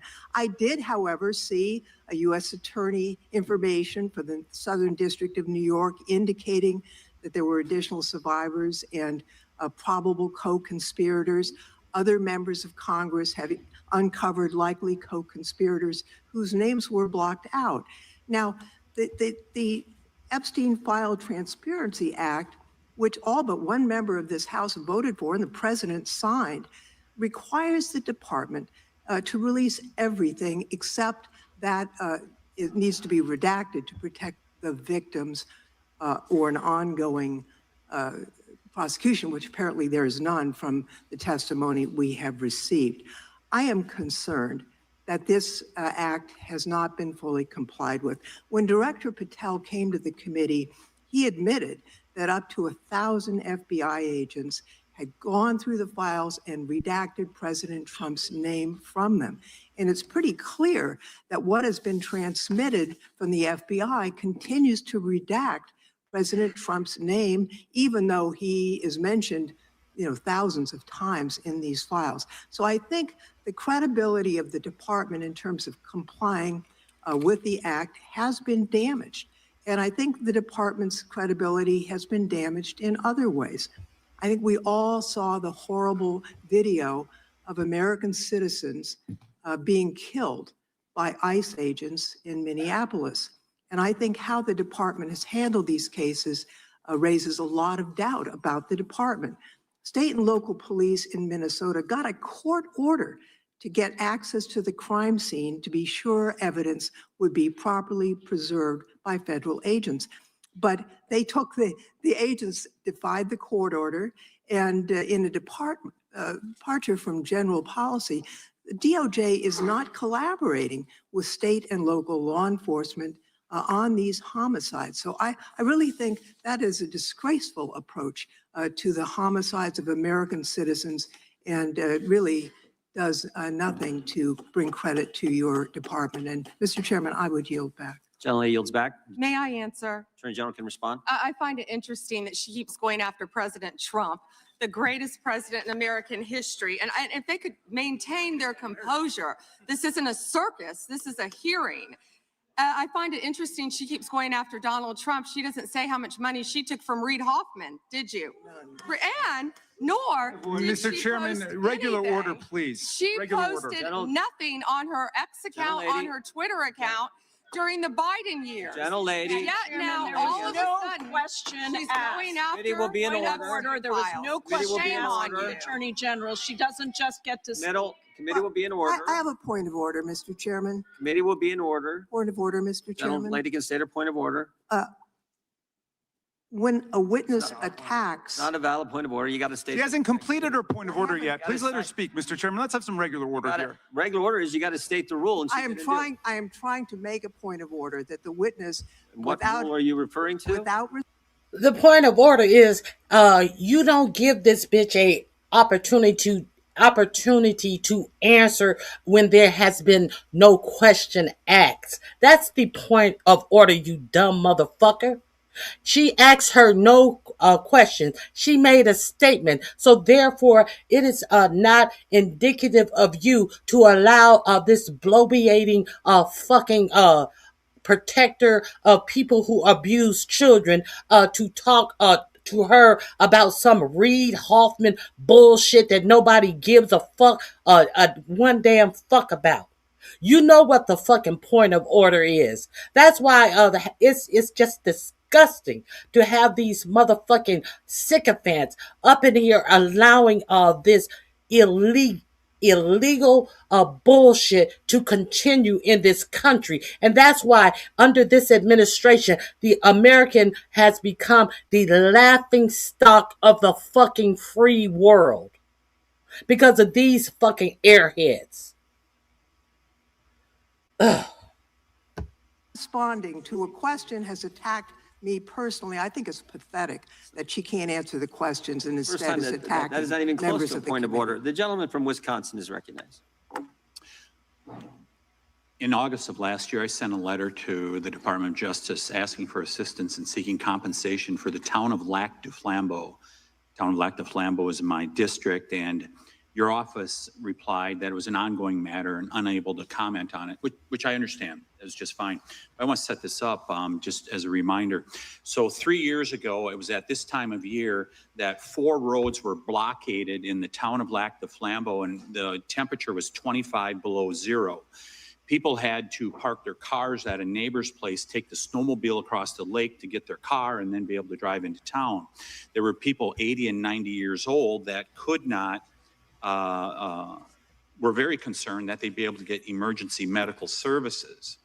And the perpetrators of this, the tribe out there, they demanded compensation from the town. I would call it extortion. They ultimately got $600,000 from the town of Lac du Flambeau. The unfortunate part, Mr. Chairman, is that the Biden administration took the side of the perpetrators who closed those roads off, and the Biden administration made it clear to the town of Lac du Flambeau that we are not on your side in regards to this. Well, fortunately, there was a federal judge that said, no, this is wrong, what happened, and these roads should be left open, they should continue to be left open. My question to you is, are you willing to work with my office and with the town of Lac du Flambeau to further investigate this matter and seek compensation from the tribal government after their extortion of $600,000 from this little town in northern Wisconsin? Congressman, you do a great job representing your district. And yes, we would more than welcome working with you, and we are familiar with that investigation. Mr. Chairman, I would just add, we're highlighting these miscarriages of justice in the previous administration. This is just another one of those small examples, no different than the Catholic Diocese in Richmond and many others that you have retold so many times. But here's another instance of what they did to a small town and nearly bankrupted them as a result of it. Fortunately, there was a federal judge that saw through it and has fixed it. I want to move on to fraud enforcement. You've established a National Fraud Enforcement Division. Is that correct, Madam Attorney General? Yes, Congressman. Has this new division begun any investigations and getting after those individuals that have committed the rampant fraud we've seen, like in Minnesota? Well, it's not only rampant in Minnesota, it's rampant throughout this country. Much of it is in California, as you know, and other places. Yes, we are working I wouldn't say that. I think that the most rampant fraud is going on in Washington, D.C. Much of it is in Washington, D.C. The self-dealing of this administration and enriching their family members and their friends by the billions of dollars, not millions, billions of dollars. I think that that is where the most rampant uh, fraud is going on at. On it actively. Our criminal fraud division has been working on it. We are expanding that. It was the vice president's idea to come up with this amazing separate fraud division, which we are establishing and going nonstop, not only to expose the fraud in Minnesota, but around the country. It's taxpayer dollars that have been stolen from the American people, and we are committed. Those same taxpayer dollars that 4547 wants to award himself $10 billion because his tax returns were released by a whistleblower from the IRS under the last administration that showed many years he paid zero in taxes. But one year he paid the huge sum of $750 in taxes. You know, the same in his first administration where he said he couldn't reveal his tax return because he was under an audit. And as soon as the audit was over, he was going to reveal the tax returns and never did it. So then they were revealed by a former IRS agent who got 5 years for revealing them. And now in this administration, he says that he wants to sue the IRS in the Treasury Department for $10 billion of taxpayer money. Is that what you talking about? Are you talking about that, bitch? How can somebody who wasn't worth $10 billion have $10 billion worth of damage? How can somebody who has been convicted of illegal dealings in his businesses in New York be worth $10 billion? But crying about the fines that were levied against him in that conviction of running his business all willy-nilly and illegally. Is that the taxpayer dollar you talking about, bitch? To recovering Minnesota, but around the country, it's taxpayer dollars that have been stolen from the American people, and we are committed to recovering that money and holding those people accountable. Mr. Chairman, I would remind everyone here, why did this happen in Minneapolis? Why did federal law enforcement have to go to Minneapolis? Because of industrial scale fraud. It was an assistant United States attorney that said, this is industrial scale fraud that's going on in Minnesota at this point. I sent a letter to our governor in Wisconsin. We're right across the border there. My district is only 20 miles from the city of Minneapolis. I don't give a fuck. I don't give a fuck. Allen is confirmed. He's amazing. I think you've met with him, you said, I have. Chairman. When that is established, we're going to work on both sides of the aisle. That's what we want to do, to stop fraud in every city, in every state in this country. We will continue to fight for the American people. So you would encourage every governor across the United States, after what we have seen in Minnesota, what we almost certainly know is happening in other states, you mentioned California, you would agree that every governor should avail themselves of federal resources to make sure that this industrial scale fraud is rooted out to protect the taxpayers of the United States. Is that correct? Absolutely. Mr. Chairman? So are we saying that Pam Bimbo's under Pam Bimbo, the fraud finally started being rooted out in Minnesota when the white woman who was the ringleader of the fraud was sentenced last week because she was indicted under a president who, no, Biden. You don't hear the Biden when they talk about the fraud in Minnesota, that the ringleader of the fraud was arrested under the Biden administration. Now you don't hear shit about Biden. You notice that? You see how that works? Yield back. Gentleman yields back. The gentleman from Tennessee is recognized. Thank you, Mr. Chair. First, I'd like to thank you for holding this hearing and holding it in a proper fashion as you have. Secondly, I'd like to thank all of the victims of the Epstein case who've come here to attend this hearing, for doing it and for being brave and trying to move this justice forward. I apologize, I can't do it, but the Attorney General not recognizing you, that's embarrassing. I am from Memphis, General Bondi, and Memphis does have the task force there. The Memphis Safe Task Force has been operating in Memphis for several months. And we do have a Democratic mayor, Paul Young, and he's not against the task force, but he is against ICE being in Memphis. He's not in favor of the National Guard being in Memphis. And I concur with him on those positions. I think the DEA being there, the alcohol, tobacco, firearms, the FBI, who have been in Memphis in other ways, having more people there is good for Memphis. Crime has gone down in Memphis, but it went down 25% before the task force got there under the direction of Mayor Young and Director Davis, Chief Davis. It's gone down about 15%. No, it only counts. We can't count the numbers before we sent in ICE and the National Guard. We're only we may be counting the 25% that went down, but we're just going to pretend like that 25% was due to ICE and the National Guard coming to Memphis. We understand it went down 25%. We're gonna count that to us sending ICE and the National Guard there. You get it? You get it? More since then, and that's good. But I would like to comment that Mexico City's homicide rate has gone down 40% during the same time, when Memphis has only gone down 25%. And that's not necessarily because of the task force, although the mayor says he thinks it's helped. So I thank you for that. You would agree, I presume, that violent crime in communities across our country is critically important, and that's why the task force is there. Is that not true? Yes, and if I can just add to that, I think the surge, the FBI, our FBI under the leadership of Director Patel, came in and did a surge in Memphis. Earlier. Prior to the task force.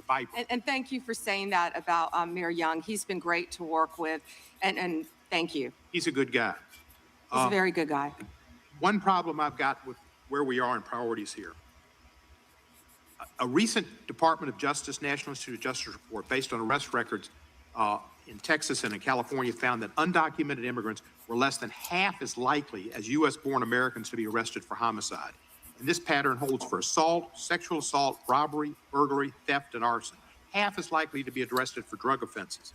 So I ask you, and I've written to you about this, there are TV ads that run that say to local law enforcement, specifically, says, are you tired of having your hands handcuffed because you can't do the things you wanted to do when you joined? And if you want to do something different, join ICE, and you'll get a $50,000 bonus, and we'll pay off your debts, student debts, and we'll help you with pensions, et cetera, et cetera, et cetera.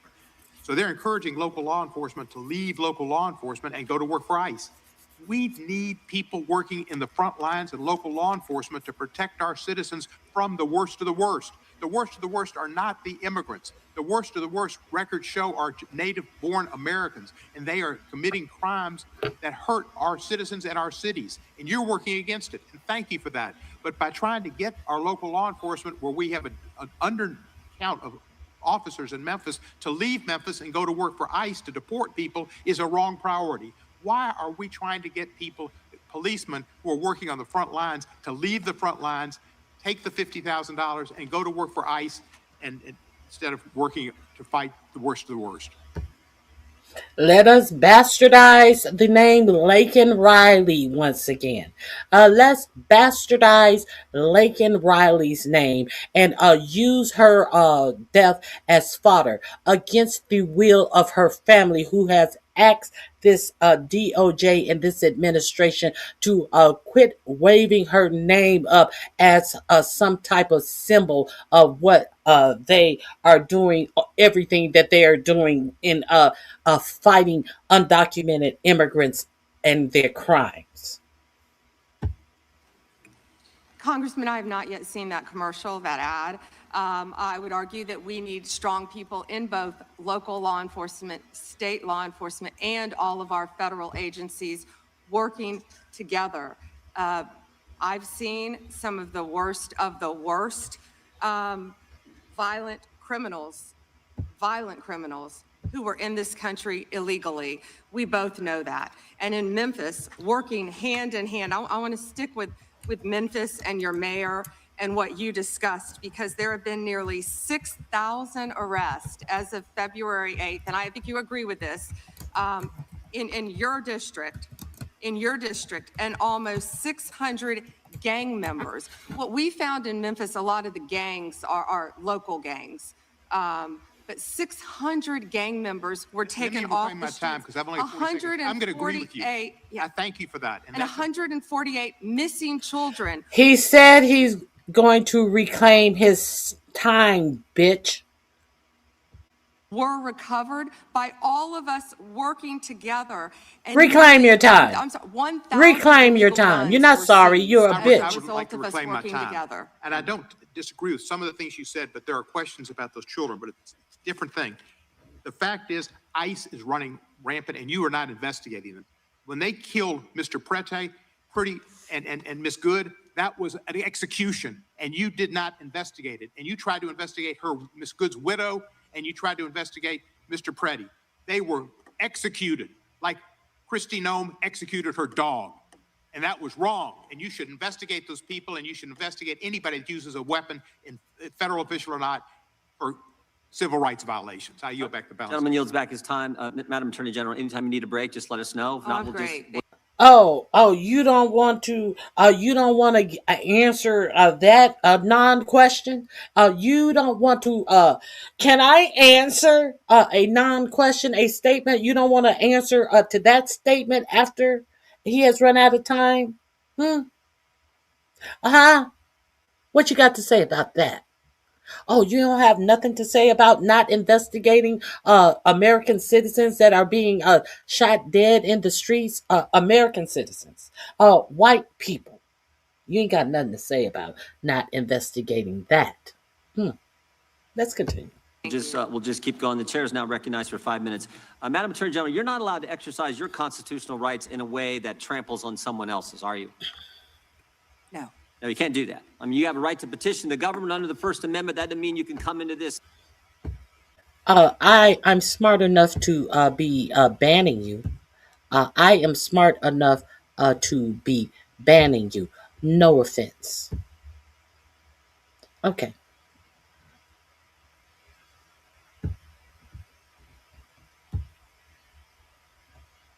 Let's continue.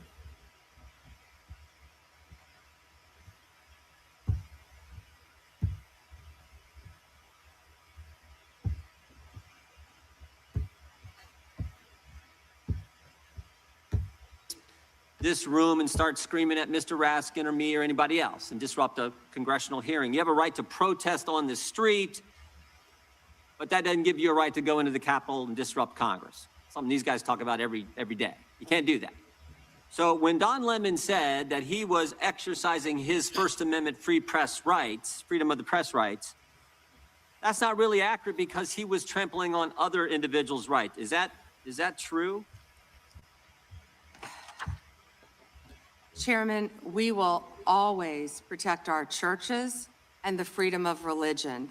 And yes, that's accurate. First right mentioned under the First Amendment, freedom of religion, freedom to practice your faith the way you think the good Lord wants you to, right? That's right, under the federal. Since she brought that up, protecting your rights to go to church. Since she decided to bring that up, let's see what she's going to do to protect these rights. I would be remiss. I always have something ready. I didn't realize that this would come up. But let's see. Let's see what Pam Bimbo is going to do to protect these rights in this church. Shall we? Shall we? Since she's talking about it, shall we see? Let me see. Where is it? It maybe is here. Hold on. Because we got to protect the churches. We have to protect the churches.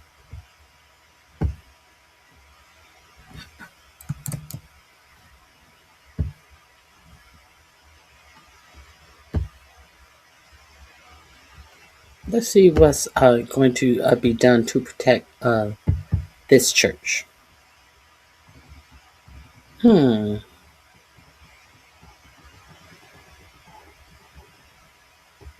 Let me find it while I'll let her finish lying.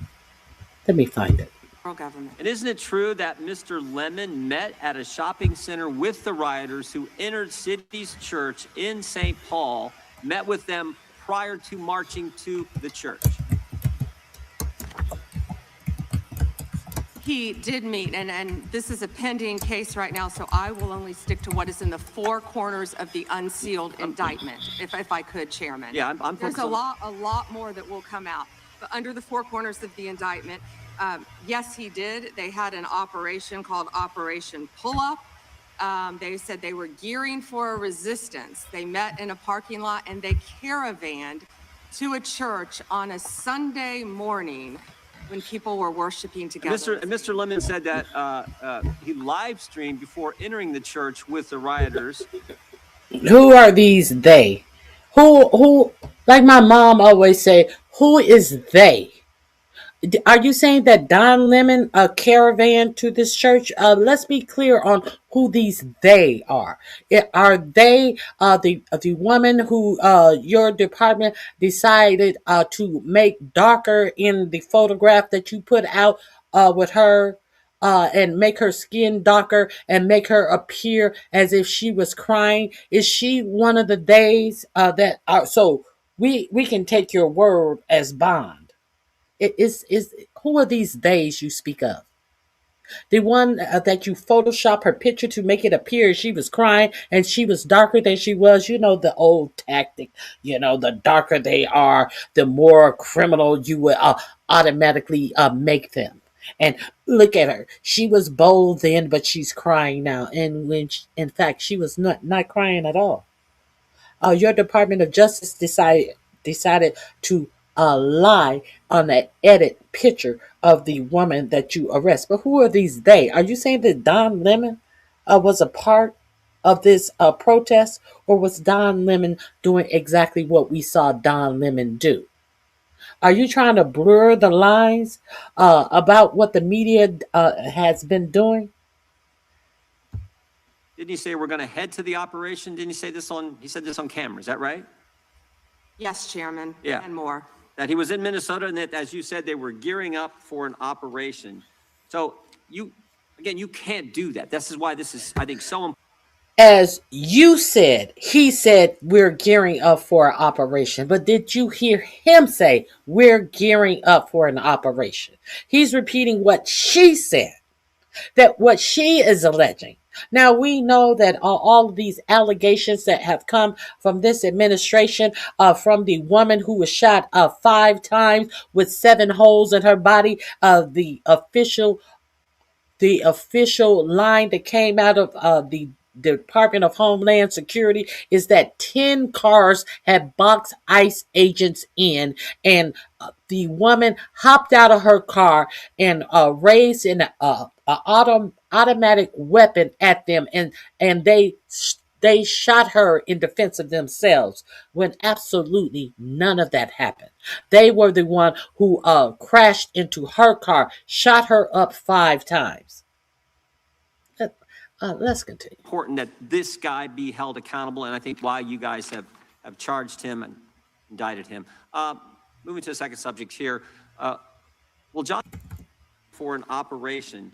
So you can't do that. This is why this is, I think, so important that this guy be held accountable, and I think why you guys have charged him and indicted him.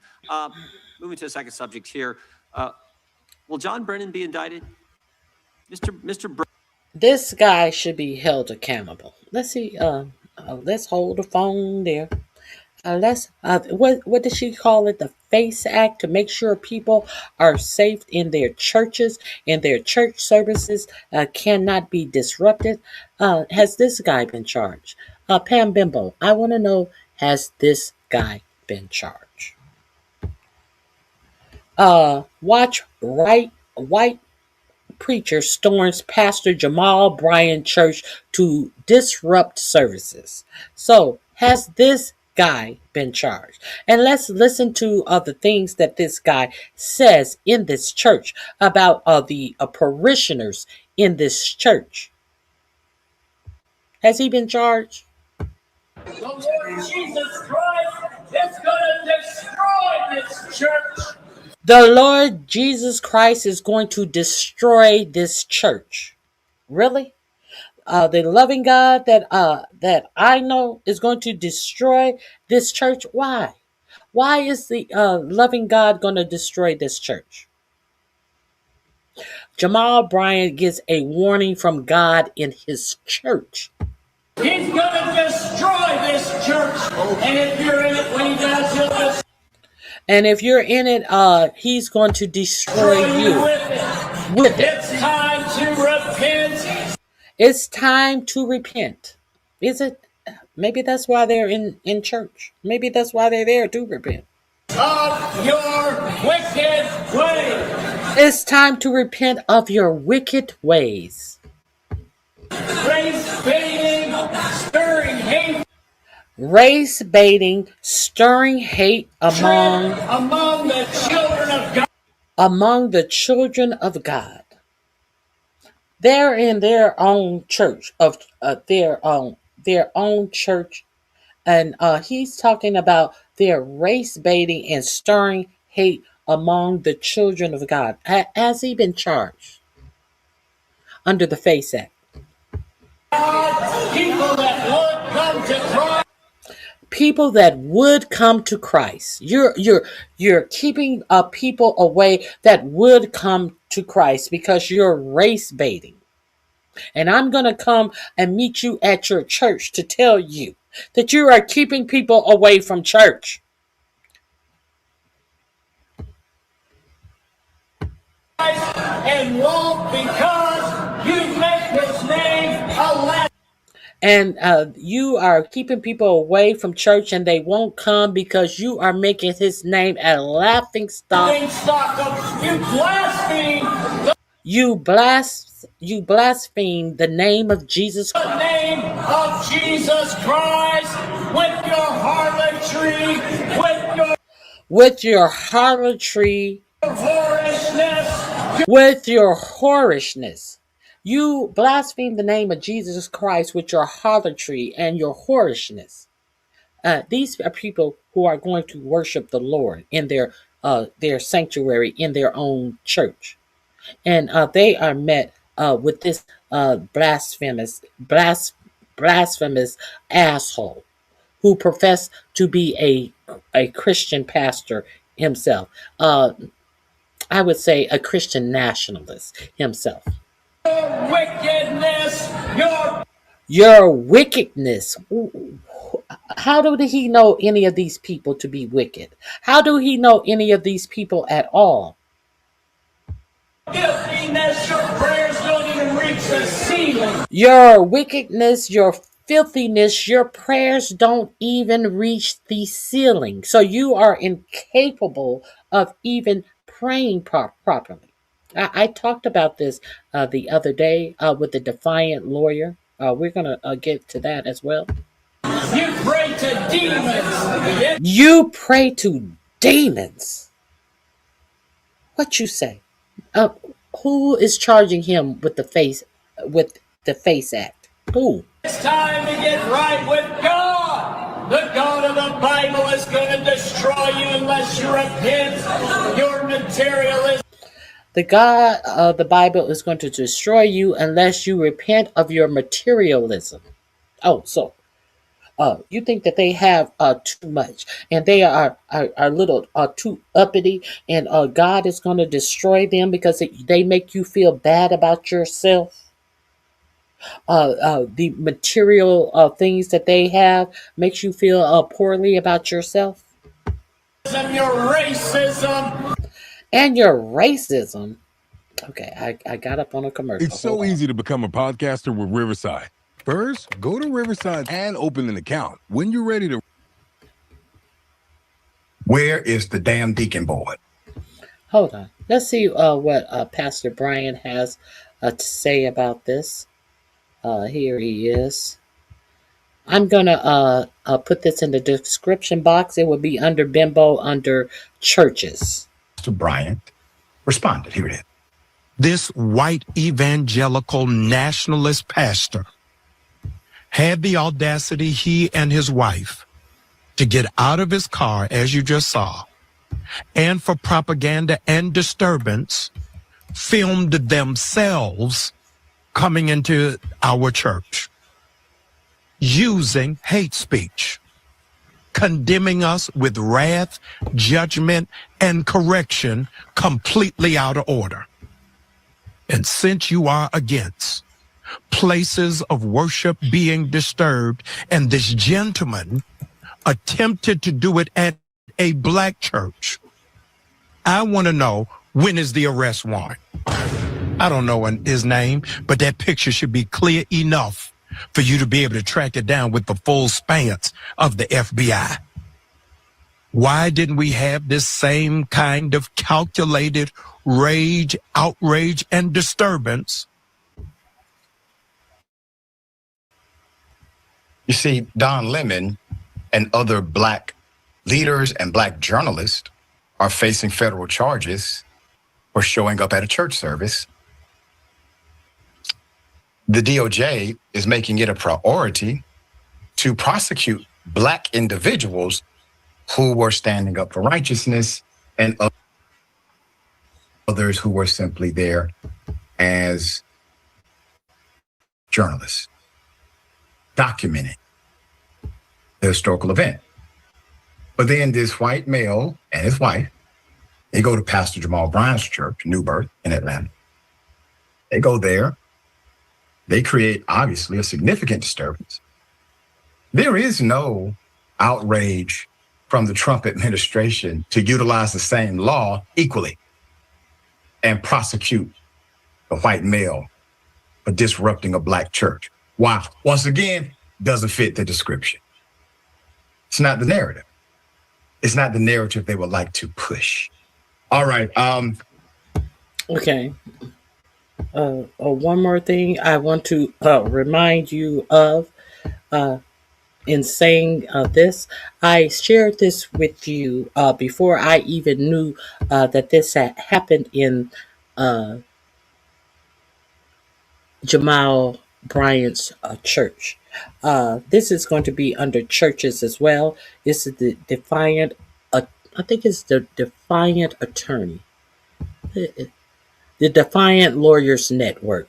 He had already spoken about how these white nationalist alleged pastors are saying that black ministers don't have enough they don't know enough about the ministry to even be pastors, to even teach about Christianity. It is not within their wheelhouse. They are not smart enough to know theology, to teach, and to even be pastors. You know, the kind of stuff that they used to try to tell you and keep you in line with religion, only if your white master taught you the religion. This is going to be under church as well. Extremely racist comments, very racist comments. That is safe and that. Well, first of all, let me say that I pray that you are safe and that you're warm and things are going well with you in the storm that is impacting, what, 3/4 of the entire country? So again, my prayers are with you and I hope everything is going well. All right, so let's get into this video. This Pastor Joel Webbin, once again, he has made some extremely racist comments, very racist comments. And I feel the need to address his comments. And you'll see why in just a moment. So let's get right into this video. So here's this guy, Joel Webbin. Joel Webbin. And we're going to hear some remarks that he made recently. First, he's going to play a video from an African-American led church. and then he's going to comment. He's going to make some comments, and I'm going to respond to the comments that he made about this African American church. The pastor of this church is Michael Todd, and I believe the church is located in Tulsa, Oklahoma. All right. So let's get into this video. You're going to hear, let me warn you, what you're going to hear is just foul. It's awful, but I'm going to respond to it. All right. And the response, I believe, is so important. I'm going to read it to you. When I want to make sure I've said everything I need to say, when I believe something is that important, I write it down so that I can make sure I covered everything I need to cover in this video. All right. So I'm going to read you my response. So let's go and hear what he said. Oh, let me talk to him for a second. Listen, I declare this will be the year of overflow in your life. That everything God has promised will come to pass. Let it start in your mind, go to your heart, and end up in your family. And whenever you hear it said, I'm just trying to live in the overflow. That ain't me talking, that's the Holy Ghost. Go and get the bag, give me bag for the feet. About 90 to 95% of the Black church in America is objectively, by the standards of Scripture, heretical. It doesn't even constitute a true church. They're teaching things that are absolutely in direct opposition to the Christian faith. If you listen to the message and you believe what they're saying, you will go to hell. I love Black people. I want them to know Christ. And currently, there are not enough Black men in America, Christian men, who know enough theology to be able to be qualified to pastor Black churches. The Black church in America needs to be split up. It needs to go and find a good, God-fearing white church with biblically qualified men so that they can hear the real gospel of Jesus Christ and come to saving faith in him. I'm about to show you something that makes me furious Hold every time on. I see it. This is a real tax I return from someone making apologize for that. $284,970. All right. So you heard all of that garbage for yourself. All right. So this man's name is Joel Webbin. Webbin leads Right Response Ministries and pastors Covenant Bible Church near Austin, Texas. He uses his platforms to push, as you just heard, white Christian nationalism and openly racist messaging. Webbin told white audiences Black strangers pose exceptional danger and urged white parents to warn their children accordingly. He routinely peddles racist fear-mongering without creditable evidence. He platforms other white supremacists such as Nick Fuentes, the leader of the Groper movement. Webbin is part of a growing white Christian nationalist movement that's using or attempting to use the Bible to normalize white supremacy. But this is the nation that we're living under. So let's get back to the bimbo. This link is in my description box. It is I suggest that you go take a gander at it. I played it, I believe, the day before yesterday, and then I found out what happened at Jamal Bryant's church on, I believe it was this last Sunday. So I'll go over there and take a gander at this. Let's get back to the bimbo talking about the churches. Where are we?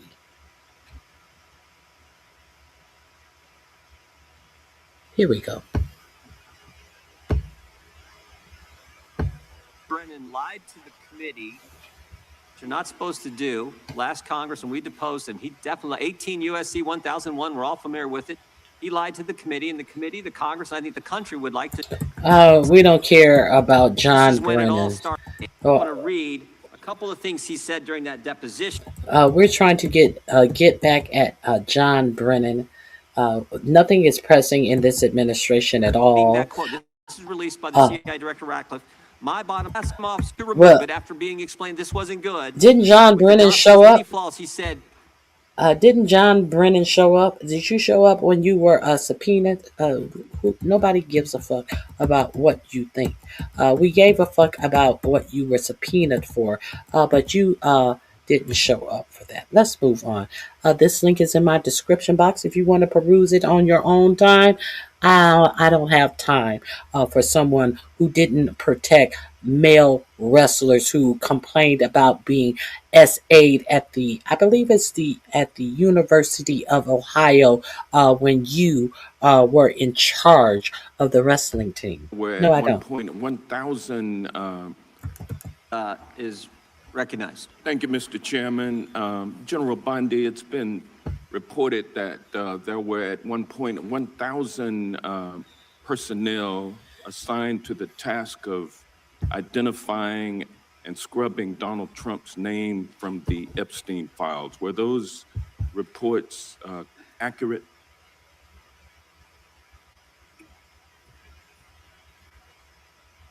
I believe his name has appeared countless times in the documents how that many have people were been released. assigned? If I could finish, I'm going to read you the stats. I just simply asked whether or not it was true that it was 1,000 folks who were assigned that task. Were those reports accurate? There are more than 500 attorneys and reviewers. I cannot give you an exact number. And I wanted to ask you about that also. Well, answer the question. If you know the answer to the question, answer the question, bitch. You want to pontificate, and he's not going to allow you to. Because this is a different question that you're getting to now. There were 500 DOJ lawyers and others assigned the task of redacting the appropriate information, including identities of the Epstein victim survivors from the Epstein files prior to their release. 500, is that correct? If I could have finished my answer, there were more than 500. You can finish it now. Who assisted with the. That answers my question, ma'am, and I'm going to move on. I'm going to move on. From General multiple Bondi, would districts. you You'll be in agree? order. The time belongs to the gentleman from Georgia. General Bondi, would you agree that your 8 years of service as the state of Florida's Attorney General, the third largest state in the nation, served as an excellent preparation for your current role as Attorney General for the United States of America? Not only that, I was a career prosecutor for 18 years. And for 18 years. And for 18 years. He years. asks a question and doesn't want an answer. This is theatrics. Well, no. For 18 No, years, it's not. Prosecuted. No, it's not theatrics. He acknowledged a prosecutor for 18 years. What else do you want him to do? He's moving on, bitch. You're not gonna pontificate and take up all of his time. Duly noted, bitch. Shut the fuck up. Serious felony cases, including Question and doesn't want an answer. This is theatrics. Well, no. For 18 years, you prosecuted serious felony cases, including drug cases, correct? Oh, I prosecuted homicides. I prosecuted capital cases. I prosecuted domestic violence cases. I prosecuted multiple cases, and that's why I feel for all of these victims. And did you ask Merrick Garland this when you were sitting before him, sir? You also prosecuted sexual assault cases and child sex trafficking cases, correct? I answered that question earlier. I prosecuted multiple cases when I was a prosecutor. Bottom line, you're an experienced and seasoned. For 18 years. Mr. Chairman, will you? No, he's not gonna. When he asked you the question, you said, I've already answered the question. And so when he decided to go on, oh, you're not going to let me answer the question. This is such bullshit. This is such bullshit. Reminder, trafficking cases, correct?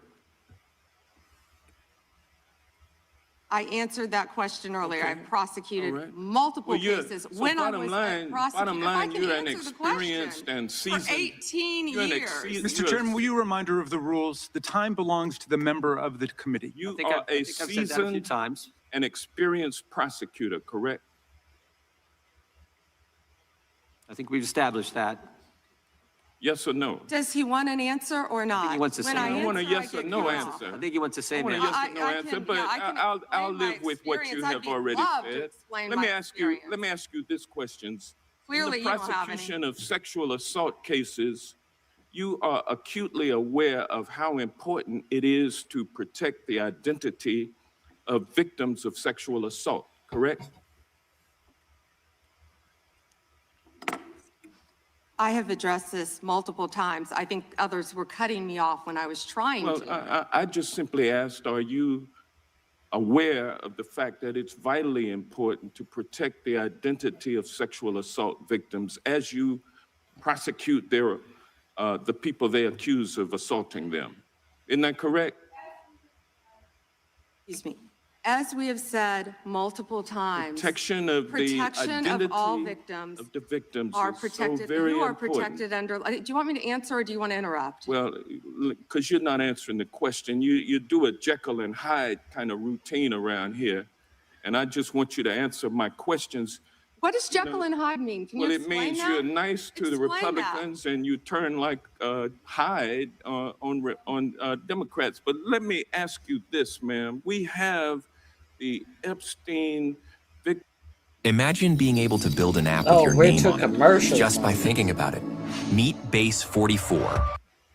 Paul asked a simple question. If you would be so kind and honorable as to turn around and face them and apologize to them for outing them. I mean, Oh, she thought she thought that was funny. She's like, did you see her laugh at the thought of me apologizing to releasing their names, nude pictures of them as underage children, and redacting Lex Wexner's name out of these Epstein files? I have hidden names of rich and important people, and bitch, you think that I'm going to apologize for showing these victims of these alleged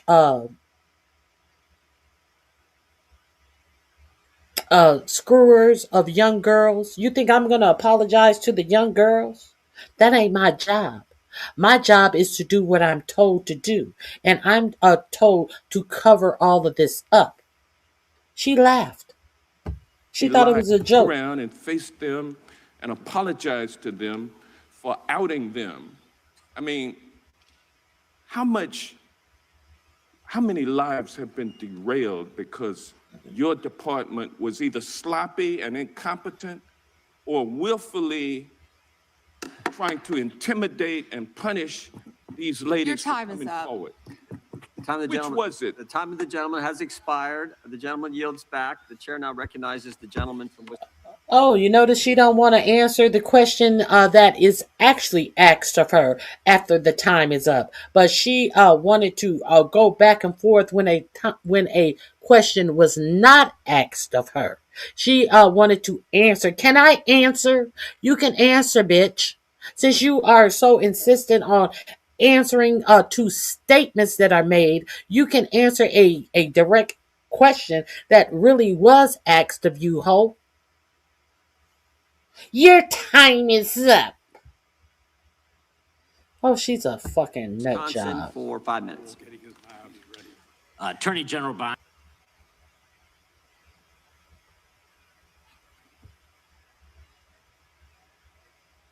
I don't know what happened to the video.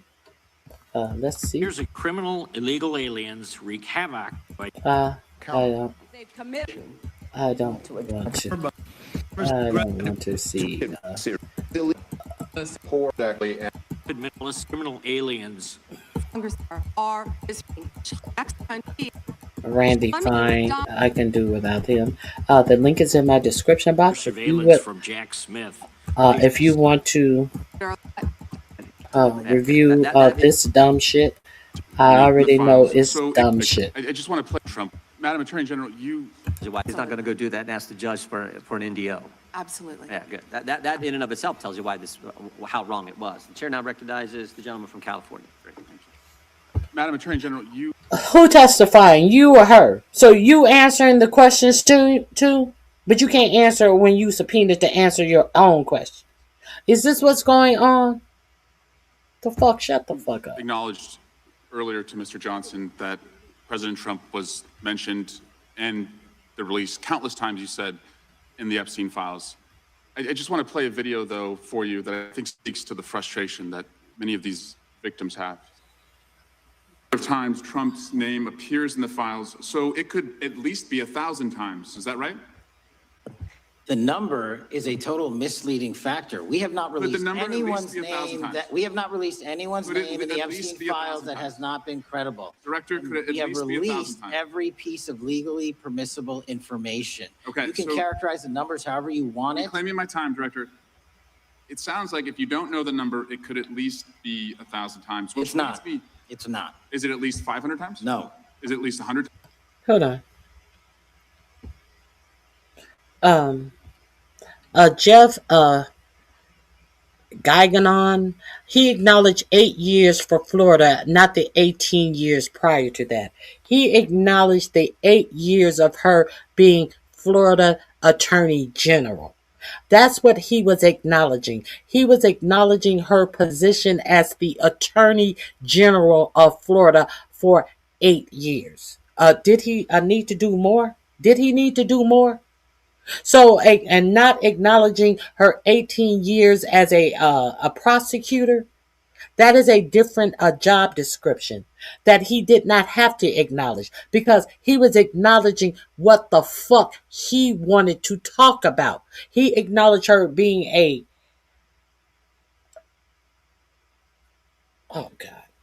he acknowledged her being over Florida's DOJ. What is it? Oh my God. I said prosecutor. He acknowledged her being the Attorney General of Florida, and now she is the DOJ of the United States. Shouldn't that have prepared her for doing her job as the DOJ of the United States, her job as the Attorney General of Florida? Can't you catch on? Or are you trying to catch him in something that did not happen? Let's continue. I hope that this didn't switch. Why are we talking to Cockeye Patel? No. Then what's the number? I don't know the number. I understand why the That has Hey guys, is your tire pressure light stuck on even when your tires are fine? I had the same headache until I found every piece of legally. President Trump closed our borders on day one. He is protecting Americans. He is protecting our kids from the influx of drugs that were flowing into this country from Mexico, the fentanyl precursors that were coming from China. These precursors were taken from China into Mexico, and in Mexico, they were mixed and freely taken right into our country, along with gang members, MS-13, TDA, freely coming into our cities around our country. Thanks. Can someone ask Pam Bimbo what about the 17 members of the cartel leader El Chapo that her Department of Justice escorted through the Mexican border into the United States, and the only statement that her Department of Justice said that you cannot ask me any questions about this because we're not giving you any information about this. Can you ask Pam Bimbo if she is so concerned about cartels and gang members, why did she allow 17 members of El Chapo family members into the United States and said you can't ask a goddamn thing about it since she's so concerned about that? To Joe Biden's open border policies. That has stopped under Donald Trump. It will no longer happen under this administration, and he is doing everything to keep Americans safe. And let me continue. When he was elected overwhelmingly by the American people, the majority of the American people wanted Donald Trump. One of the main reasons was border security and keeping Americans safe. And that's exactly what he did. And that's why today the other side sits here, they yell, they cut me off. They want to yell, they want to ask a question and don't want answers because they want to distract from all the great things that. Sweetheart, you have been the only one yelling in this whole thing. No one yelled at you. They cut you short of your filibusters. They didn't want to hear you filibuster and take up all of their time talking dumb shit. This president and this administration working hand in hand, and that includes. I don't want to hear you talking dumb shit either. Members, this brings a Congress. This gentleman's expired, but the gentlelady can respond.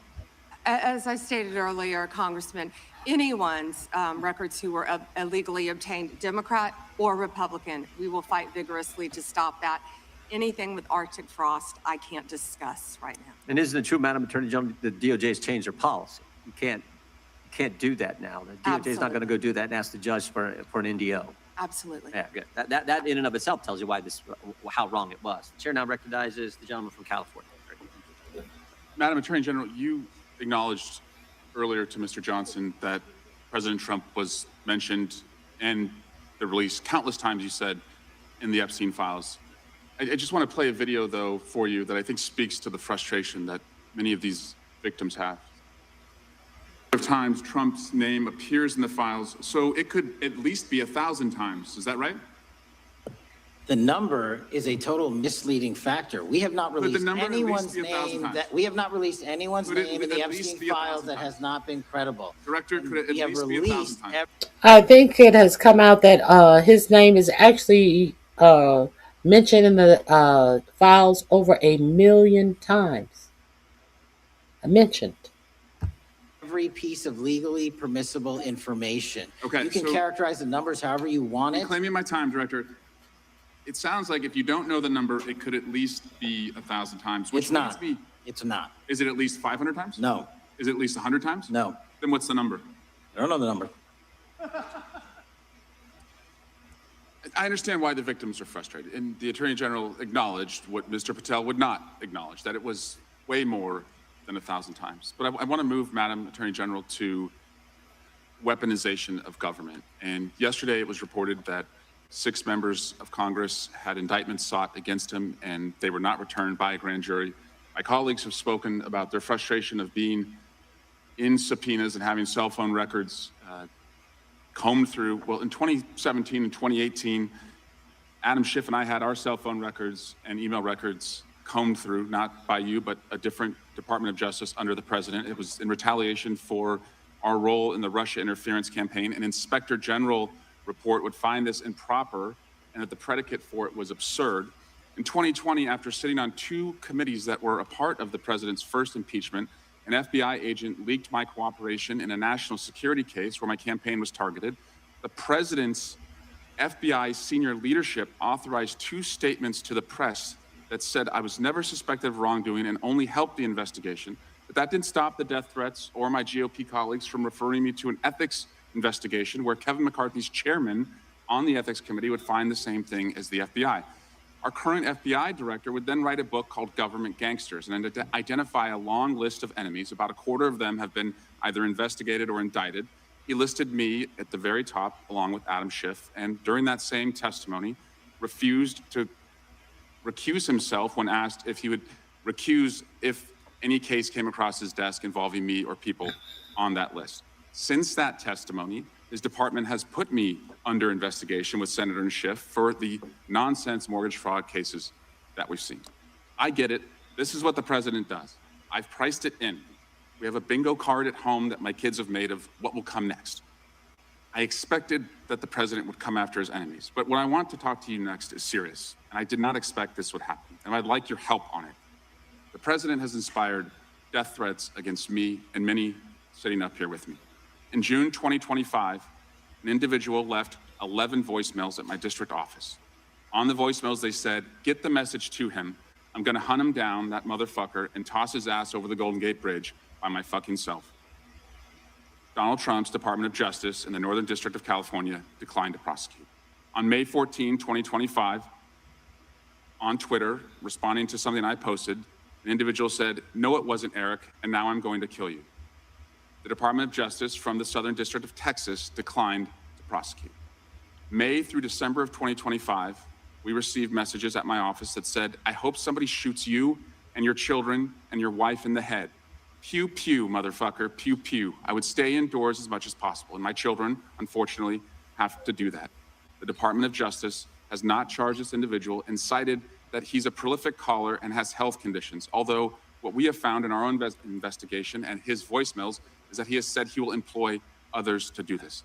The president... Surely he is on the domestic terrorist watch list that the administration is cooking up for left-wing extremists. Oh no, that's only for people that they feel are left-wing extremists. These make-believe charges that they want to put people on the left as domestic terrorists. I didn't know this. Thank you, Eric Swalwell, for giving me this information. Who knew?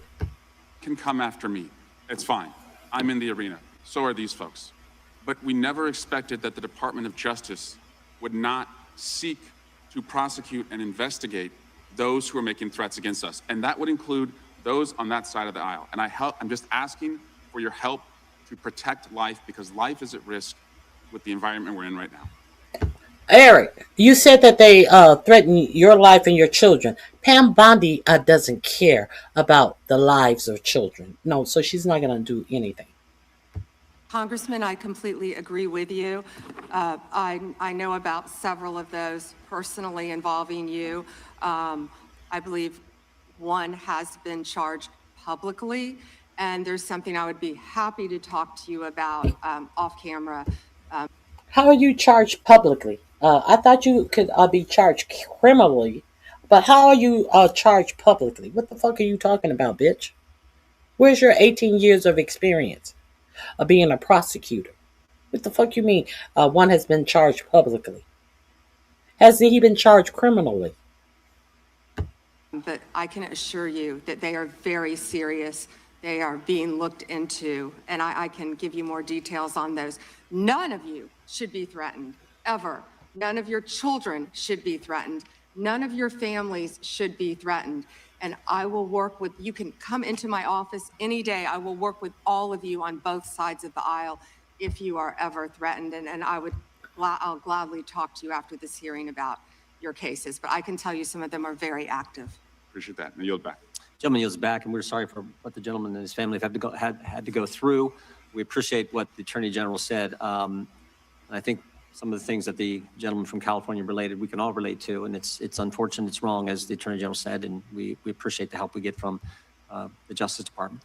With that, we will now recognize the gentleman from New Jersey. This 16 terabytes portable solid-state drive, which costs over $1,000 on Amazon, is now available for the price of a tub of... To begin, thank you for being here, General. Right, see me when I'm right in front of you. I have to mention this first. You know, I used this word before, and my friends on the other side of the aisle got mad at me, but hypocrisy. Epstein. Okay, so we're going forward. Yes, and given the cases that you just discussed, that's... You see. Thank you so much. Donald Trump's approval rating implodes on his strongest... When you beat their card, if you can answer the question, thank you. Time's expired. You may answer the question. Thank you. Yes, I spent 4 days myself in Minnesota, in Minneapolis. What I will say, they quietly want to work with us. I've spoken to law work with us. And yes, we're going to do everything we can to keep our citizens safe, whether or not these Democrat-controlled sanctuary cities. How come you didn't want to answer the question after the gentleman time was up about making an apology to the Epstein survivors who are sitting behind you, bitch? Cities do or don't. And damn it, that's what really matters. I yield back. Mr. Chair, I have a UC. Ms. Crockett from Texas is recognized for UC. Thank you so much. Donald Trump's approval rating implodes on his strongest issue. This is from Newsweek today. It says 40% of people Thank you. approve of You don't Trump's need to handling read of the article to immigration us. and border security, while 60% disapprove. Without objection, That is a admitted. net drop. Now I recognize the negative gentleman 20. from California, Mr. Liu.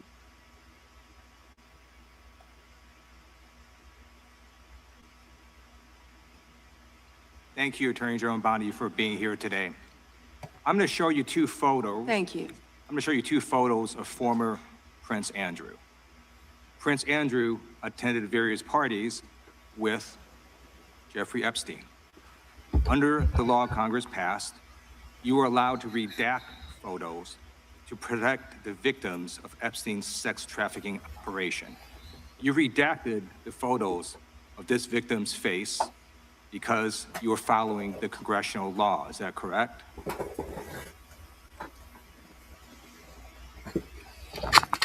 I'm sorry that we redacted the victim's Because you were face. following the congressional law, correct? Yes. Okay. You have now established that please put the photos back up, that we are looking at a sex trafficking victim. Under the Federal Victims Trafficking Protection Act, not only is Jeffrey Epstein guilty, but anyone who patronizes Epstein's sex operation is also guilty of a crime. That's why I find it absolutely despicable that you sought to protect Epstein's clients, like former Prince Andrew. Last July, you closed the case on Epstein's abusers. The July 2025 memo from your Department of Justice stated, quote, "We did not uncover evidence that could predicate an investigation against uncharged third parties." These two photos, please put the photos back up. These two photos staring you in the face are evidence of a crime and more than enough evidence to predicate an investigation against former Prince Andrew. So I ask you, Attorney General Pam Bondi, why did you shut down this investigation last July, and why have you not prosecuted former Prince Andrew? I don't believe you asked Merrick Garland these questions when he was Attorney General and set before. I agree with you. You twice. I'm reclaiming my time. Never I agree with you. I agree with you. During Were the you not here the Biden administration, I called for people looking at Epstein files. Merrick Garland dropped the ball, as did Attorney General Bill Barr, as did Alex Acosta, a whole string of failures. But you are in charge. You have the power to change things, to hold these men accountable, and you're doing the opposite. You're protecting them. So I want to move on to another man. Can I answer Donald that, Trump. though? I want to move on to another Can I question. You could have answered it the first time. The question. You're saying no. I love you. You should have answered it the first time when you brought up a Merrick Garland, bitch. You had the opportunity. You declined, so we're moving forward, Ho. I want to discuss another man, Donald Trump, who is all over the Epstein files, like former Prince. Here's the video.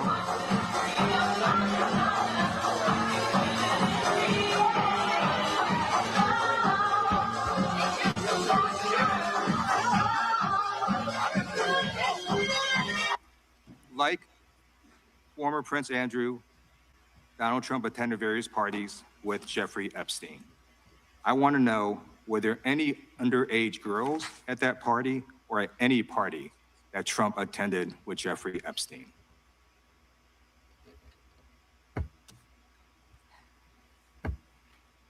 This is so ridiculous, and that they are trying to. Wait a minute. I thought you wanted to answer questions. What happened to can I answer the questions? This bitch is turning purple. This is so ridiculous. I thought you wanted to answer questions, though, Ho. Answer that question.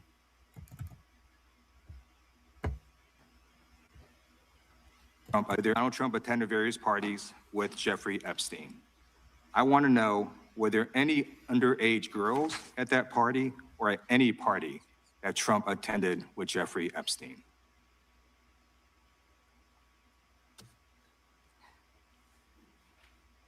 This is so ridiculous, and that they are trying to deflect from all the great things Donald Trump has done. There is no evidence.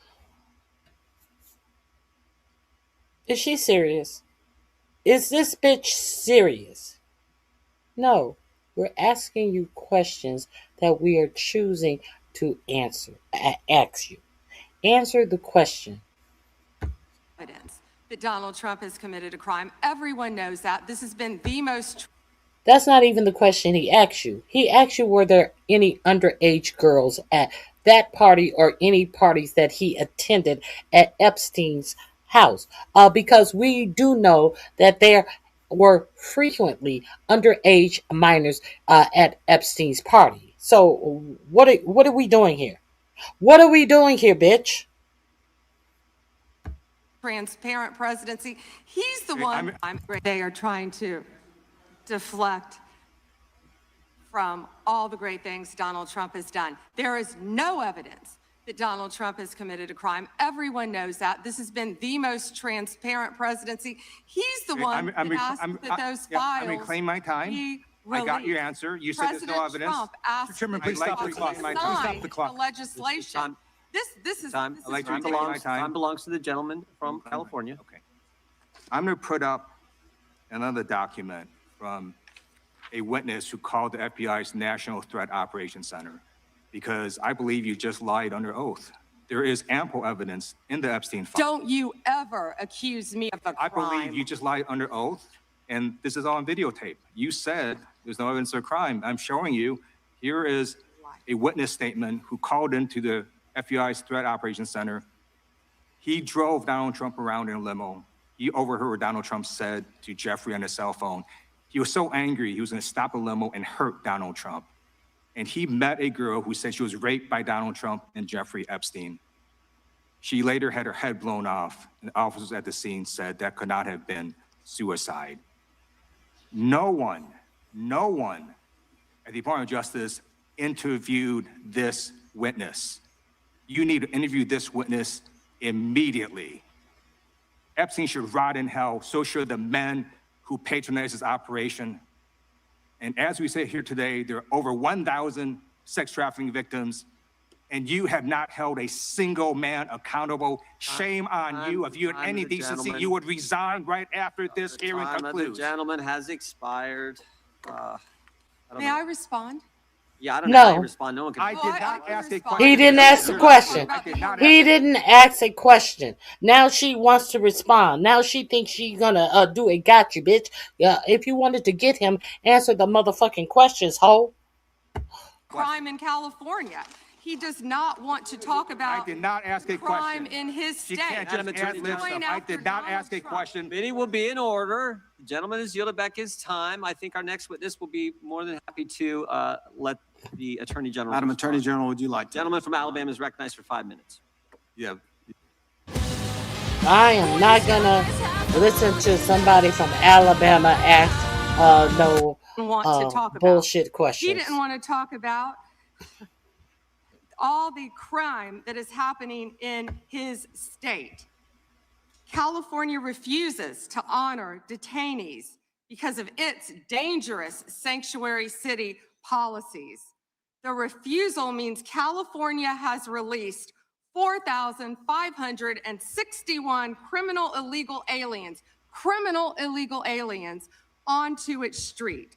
The crimes of these aliens include 31 homicides, 661 assaults, 574 burglaries, 184 robberies, 1,489 dangerous drug offenses, 379 weapons offenses, and 234 sexual predator offenses. That's why they are deflecting. That's why they're trying to talk about the Epstein files. That's currently happening in his home state. Attorney General, thank you for being here, and I wanted to make sure you had time to respond. I'm going to change gears a little bit. In October, when you were testifying before the Senate, I know you and my friend Senator Katie Britt discussed concerns of infiltration of the illegal Chinese vapes into our country. As a father of three, obviously, I'm worried a little bit about illegal Chinese vape. Let's move on. If you want to see the answers to this nonsensical question, the link is in my description box under Bimbo. is causing great problems online regarding, we're working on that though. AI is an incredible tool, but it also can be fraught with who we've been trying. Can I? Please, go ahead. And as I said before, to any victims, we ask them to come forward to our office and we want to work with them. I have never not worked with a victim, and I believe I've actually spoken to several of the Madam, victims' if I can reclaim my attorneys time, I only sitting have a minute. behind me. I can reclaim my time. I just think we start out by making sure those redactions are unredacted, those Epstein files, to make sure that the Hold on. public, Let me get the Epstein files are just, it's painful, humiliating. That's to stand up, to update our priority should be protecting Americans. Thank you, Mr. Chairman, and welcome, Ms. A.G. Bondi. I agree with you. Our top priority should be protecting Americans. In my past life in the California State Legislature, I did a lot of work on solving sex crimes, passing legislation to update our codes. And I found that the biggest challenge to solving sex crimes is reporting them. Victims have to have the guts to stand up to report those sex crimes. But it's not easy. It's the most unreported sex crime there is. Crime there is sex crimes. It's painful, humiliating. A lot of time the victims don't think anything's gonna come out of their reporting these crimes. Then we have adults who as children were molested, boys and girls, who will live in silence for the rest of their life. I believe the Epstein files are just one of many sex rings, sex crimes taking place in our society today. I hear 1,200 Epstein victims, some additional victims as young as 9 to 10 years old. The challenge I have today, what bothers me today about this hearing, Madam AG, is what's the message we're sending out there on Main Street? Shouldn't ask a question I don't know an answer to, but I'm gonna ask the victims behind you right now. First, can you please stand up? And then, can you please raise your hand if you think after everything you've heard today, you feel that our AG, the feds, have your back? Do we have your back? Raise your hand if you're confident that we got your back. And that's the issue, Madam AG. We've got to make sure that victims stand up and report the crimes. Otherwise, we're going to be taking a step backwards. Today, AI, cyber, social media, the new realm for people to be hurt, attacked sexually. These are the areas I'd welcome the opportunity to work with you on. It's not your problem. It's not my problem. It's our problem. But to have redacted files that are not showing us the names of these predators is wrong. These are very powerful people. This was a very expensive business, and we don't know who they are.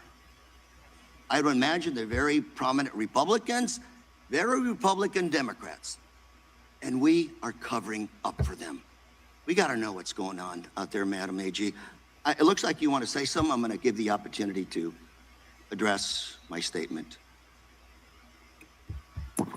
I look forward to working with you on any crimes involving child sex predators, children, and also cyber crimes. That is a tremendous problem now throughout our country. AI, you are correct. AI is causing great problems online regarding, we're working on that though. AI is an incredible tool, but it also can be fraught with peril with victims. How are you working on AI when 4547 that said that no state can make any alterations to AI? No rules or no laws in any state can be made against AI. I didn't even hear him mention AI, but you're talking about AI. But you're not talking about why people who were SA'd by predators don't feel that the Department of Justice have their back. You're talking about AI, bitch. Go by. Of crime. I've experienced that with someone I know who we've been trying to help. I look forward, though, to working with you on that and all Madam, cyber crimes. Can I? Please, go ahead. And as I said before, to any victims, we ask them to come forward to our office, and we want to work with them. I have never not worked with a victim, and I believe I've actually spoken to several of the Madam, victims' if I can reclaim my attorneys time, I sitting only have a minute. behind me. Reclaim your Reclaim my time. I Nobody just want to hear think we that start shit. out by making sure those redactions are unredacted, those Epstein files, to make sure that the public, according to the law, following the law, that those names in those files are made public. We have to make sure we tell those predators there is no place for them to hide, and if they commit the crime, they're going to fry for it. It starts with showing us the names of the perpetrators in the Epstein files. May I respond to that? Sure. Okay. So if any man's name was redacted that should not have been, we will, of course, unredact it. If a victim's name was unredacted, please bring it to us and we will redact it.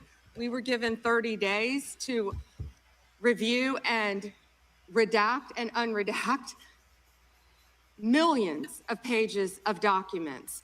Our Madam, error rate is very low, The but there are victims are always right going to behind be you. We've errors got to convince on them both sides. that we're doing a And good we're job doing everything of we can to help protecting the them. victims. We will Thank do you, everything Mr. we can. Chair, I'm out of time. Gentleman yields back. The gentleman from California, Mr. Kiley, is recognized. She said we will do everything we can to protect the victims. And when given the chance to address the fact that they have released 32 victim names in the release of the Epstein files, while redacting the men who were connected with this whole Epstein situations, names were not redacted. She has nothing to say. While being faced with the fact that they did not protect the victims of the Epstein files, you know, the lie that they said that was taking them so long to release the files, that they showed some of these women without clothes on when they were underage as part of the Epstein file this DOJ put out. She had no apology to these women. Some of them who possibly were some of the women who were exposed without clothes on by this DOJ. Do you think that they were trying to support these women when they did that? But they were smart enough to know how to redact whole pages that had important people, people with plenty of money. They could redact that. Girl, bye.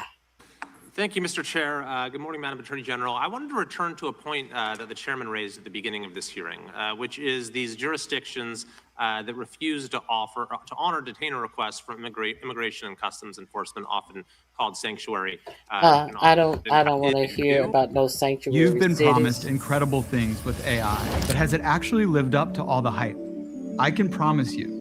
The link is in my description box under Bimbo. Exactly if you want to hear about sanctuary cities, go to my description box. And use. I take it. That was one. Let's go beyond him. Mr. Chairman, Ms. Bondi, I'm here. On September 25th, President Trump signed a memorandum known as NSPM 7, purporting to address domestic terrorism.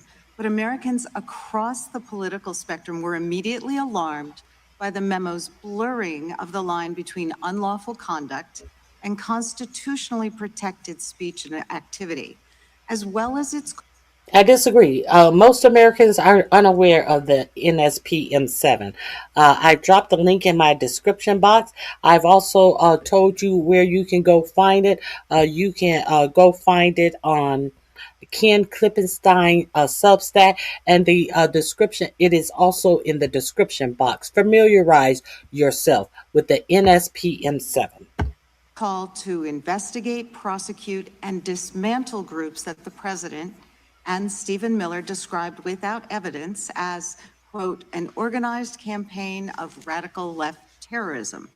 Now, counterterrorism experts were further alarmed by the administration's singular focus on left-wing extremism, combined with the sudden deletion from the DOJ website of decades of research and law enforcement analysis, which had concluded that said that these right these what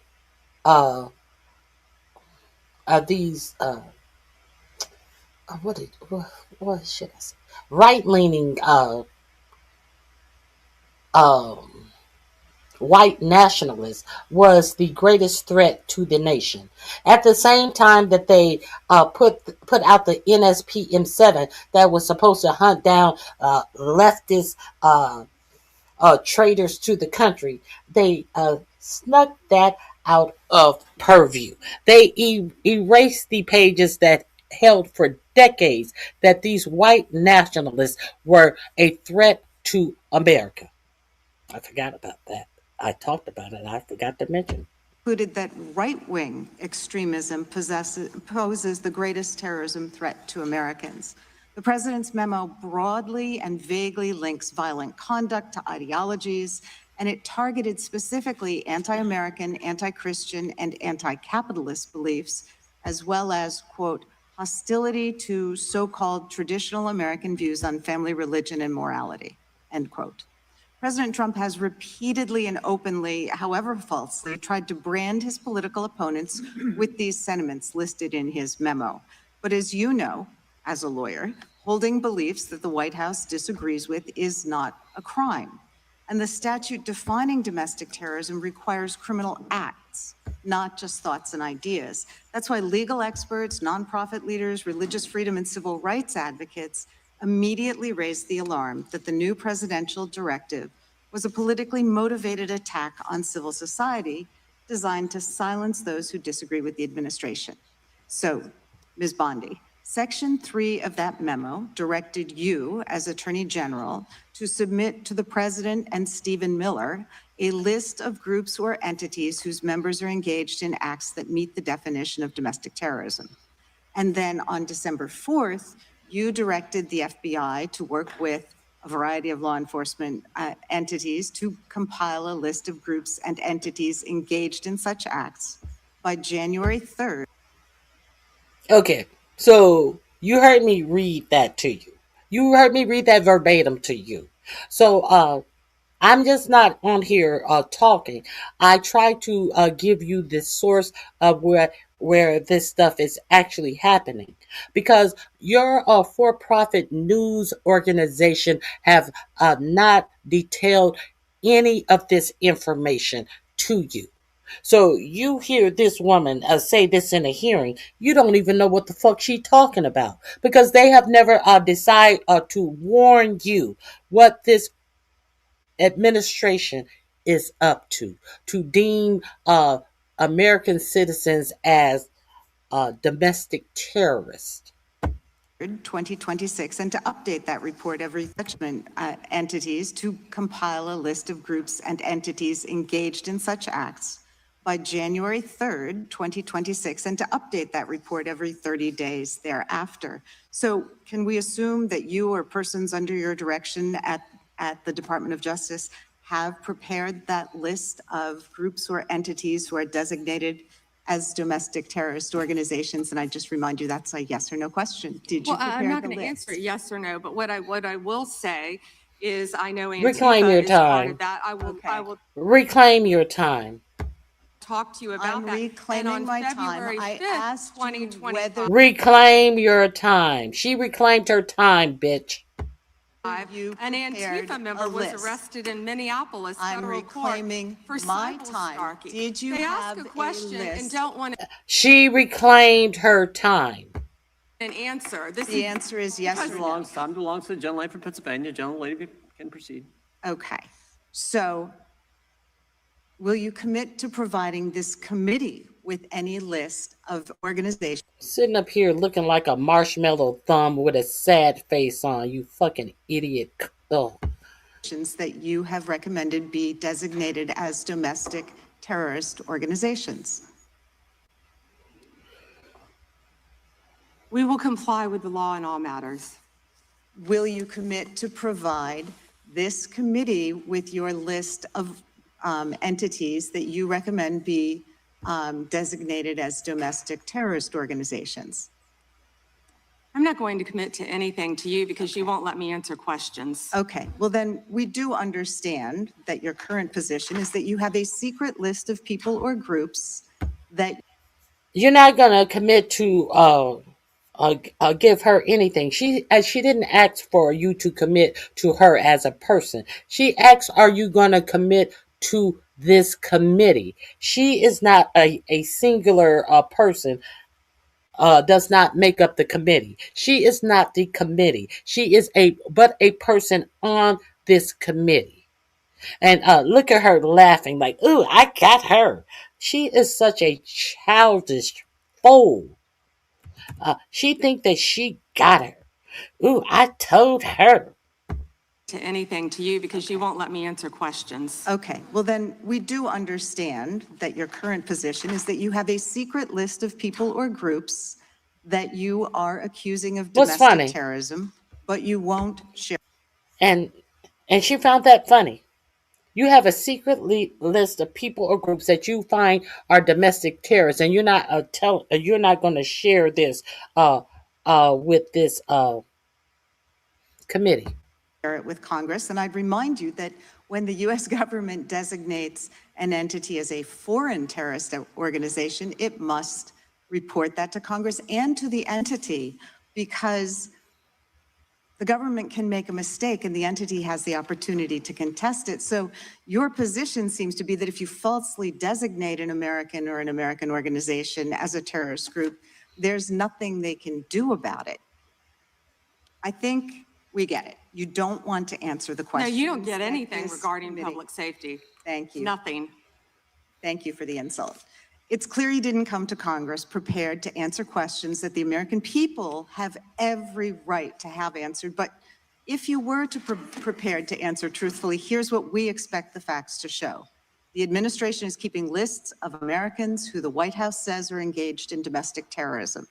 Those lists could include Americans who have not committed any acts of terrorism, but simply disagree with this administration, people like Renee Good and Alex Preddy. And your list may include clergy, elected officials, and members of indivisible groups across the country.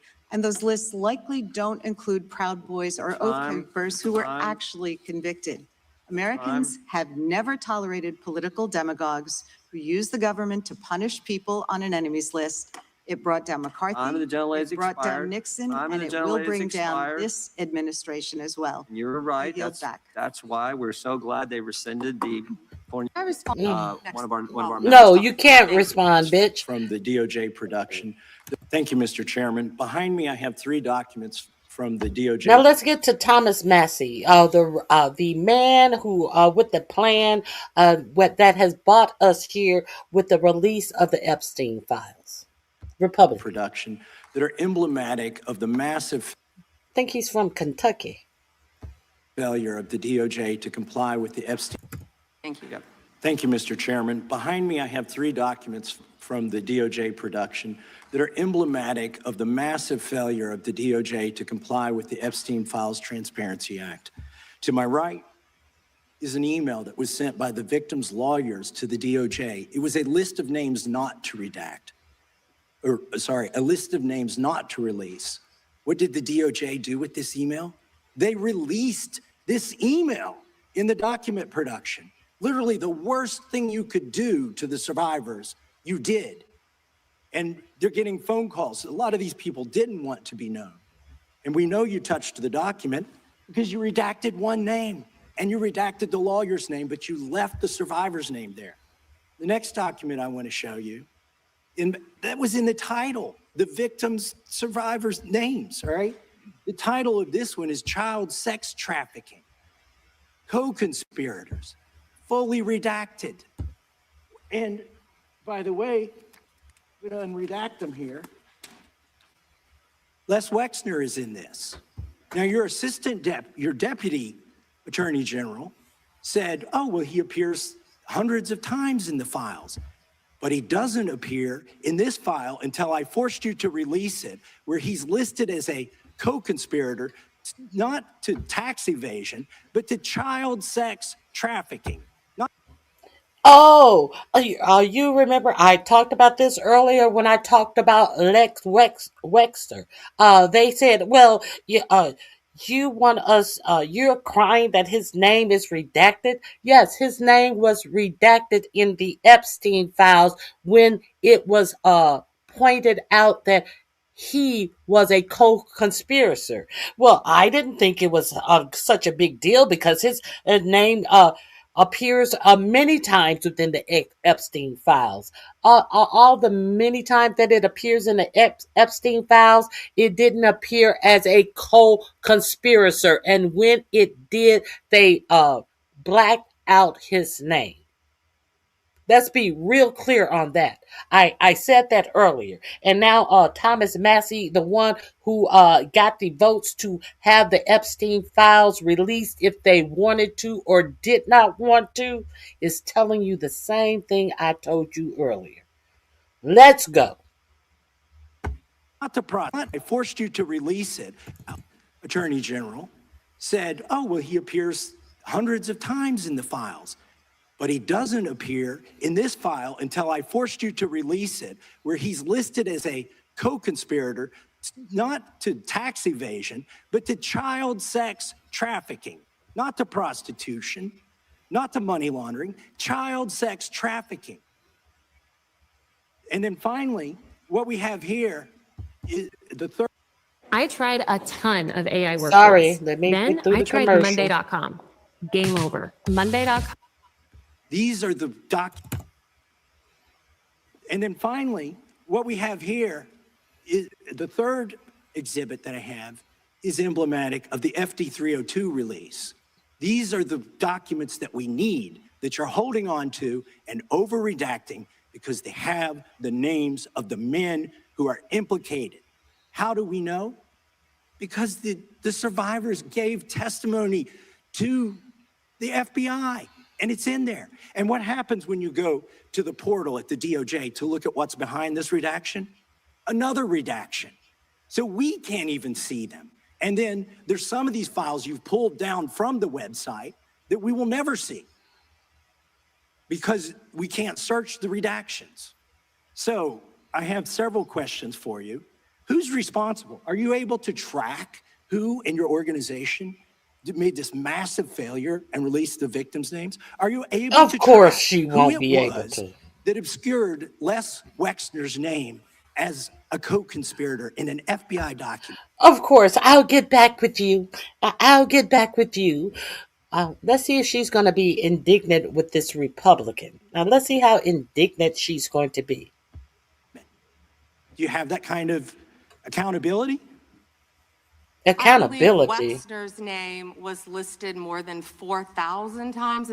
Yeah, I already told you that. This is where we already know that, but the one time that it was listed as a co-conspirator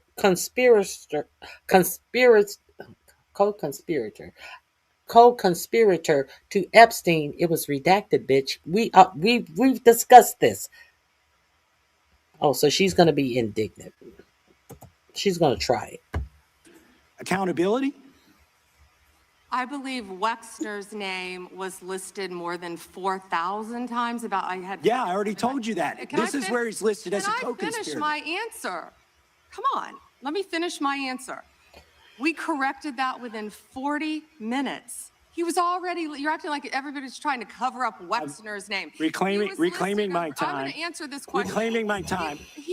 Mr. Chairman. This is how this works. Can I have my time back? Yeah, that's how it. This is how it worked. You were already told this is how it's going to work. When you are filibustering, they can reclaim their time, and no one has to hear this bullshit where you trying to cover your ass, where you didn't want it to be known that Lex Wexner was considered a co-conspirator in this case, because Kakai Patel came out here and said that these women, these young girls were not being trafficked to anyone else. And there was no list of people. But if there were no list of people, why was there a co-conspirator that you tried to cover up? Bitch. Chairman, the gentlelady can give her answer. The time belongs to the gentleman from All right, Kentucky. I'm reclaiming my Can I give time. my answer? So Yes. I'm going to put the language of the bill up on the screen. No, you can't because he. Chairman- No, you can't give your answer because he complained. He rescinded his. He reclaimed his time. No, you can't give the answer. You had a chance and you blew it, bitch. Next question, ho. I May I have give another my question. answer on that?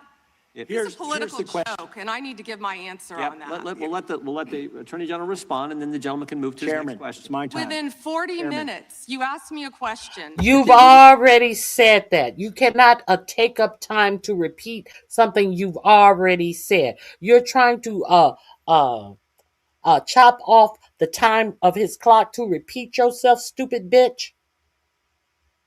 You've been busted, ho. You can't sit up here and repeat the same dumb shit that is a non-answer to questions that are asked of you, bitch. Oh, I could not be a congressperson. 40 minutes, and I need to give my answer Yeah, on that. we'll let the Attorney General respond, and then the gentleman can move to his Chairman, next question. it's my time. Within 40 Chairman. minutes, you asked me a question. You can give Within me- 40 minutes, Wexner's name was added back. Within 40 minutes You of me catching you red-handed. Red hand, there was one redaction out Where of he's over listed as a 4,700, co-conspirator. and Okay. we invited You know what? you Switch- in. show the video. This Show guy the- has Trump Gentlemen. derangement syndrome. He needs to Show get. the- You're a Oh, so you know, anytime with this fake Trump derangement syndrome, they have nothing. Anytime you see idiots, he has Trump derangement syndrome. Let me tell you something. These people are so stupid that they think that Trump derangement syndrome means something. You have a cult following syndrome. You have a ignorant syndrome. You've been busted trying to cover up for people who have been having inappropriate relationship with children syndrome, bitch. failed politician. Gentlemen, You need to time get belongs on to the the watch the matter. video. Mr. Chairman, please restore his. Restore order. He reclaimed his time, and Jim Jordan, well, she can answer, and then you can get. No, he reclaimed his time a long time ago, and this bird brain is still sitting up here saying a whole bunch of dumb shit because she got busted. Look at her. Look at that face. Look at that puss on this fucking idiot. Time and remind the witness of the rules here. This guy has Trump derangement syndrome. He needs to get. You're a failed politician. Gentlemen, You need to time get on belongs to the watch the matter. video. Mr. Chairman, please restore his time and remind the witness of the rules Himself, here. there is Time. no credible information. None. If there were, I would bring the case yesterday that he trafficked to other individuals. Is that your position as well? My position is any victim who comes forward, of course, we would love to hear from them. That wasn't his question of you. Can you answer the question? Reclaim your time. Reclaim your time. 800 call FBI. Did you ask Merrick Garland that the last 4 years? Did you talk about Epstien? Reclaim your time. You are not the one who asked the question. You are there to answer questions that are asked of you. When they go into this, did you do that? The question should be, you should be asking. No, you're filibustering and you're stalling, ho. He asked you what he asked you.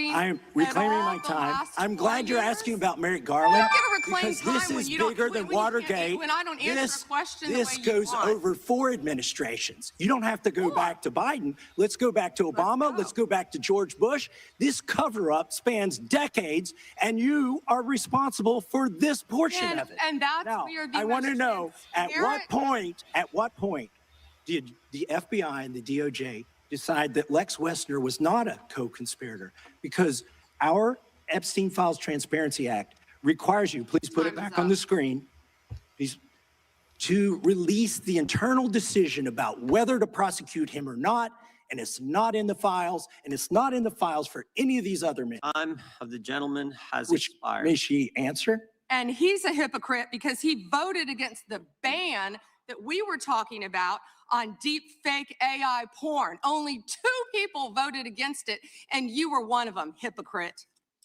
The gentleman's time has expired.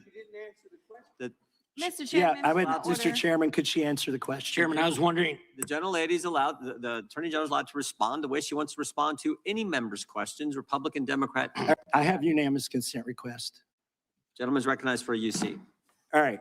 This is an example. I'm submitting these 302 forms that are entirely redacted, even when you go to look at them. Without objection.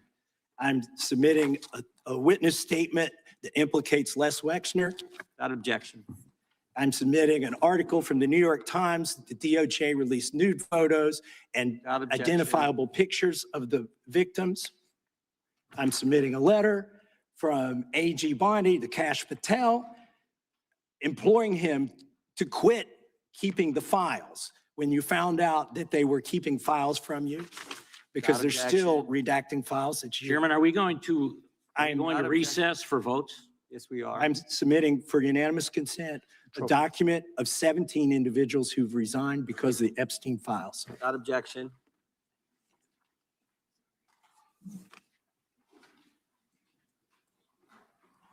Just want to check on how much time we have left in votes, but one thing I've learned here of late that they'll wait on us. How much time do we have? Oh, they just called. Okay. The chair now recognizes the gentleman from Maryland. And thank you, Mr. Chairman. I want to start by saying I appreciate what you said, Attorney General Bondi, and you said it to me personally, that you take the personal security of every member of Congress seriously and that people can contact you about that. And in these times, that's a very serious matter. So I thank you for that. Article 2, Section 1, Clause 7 of the Constitution is the Domestic Emoluments Clause.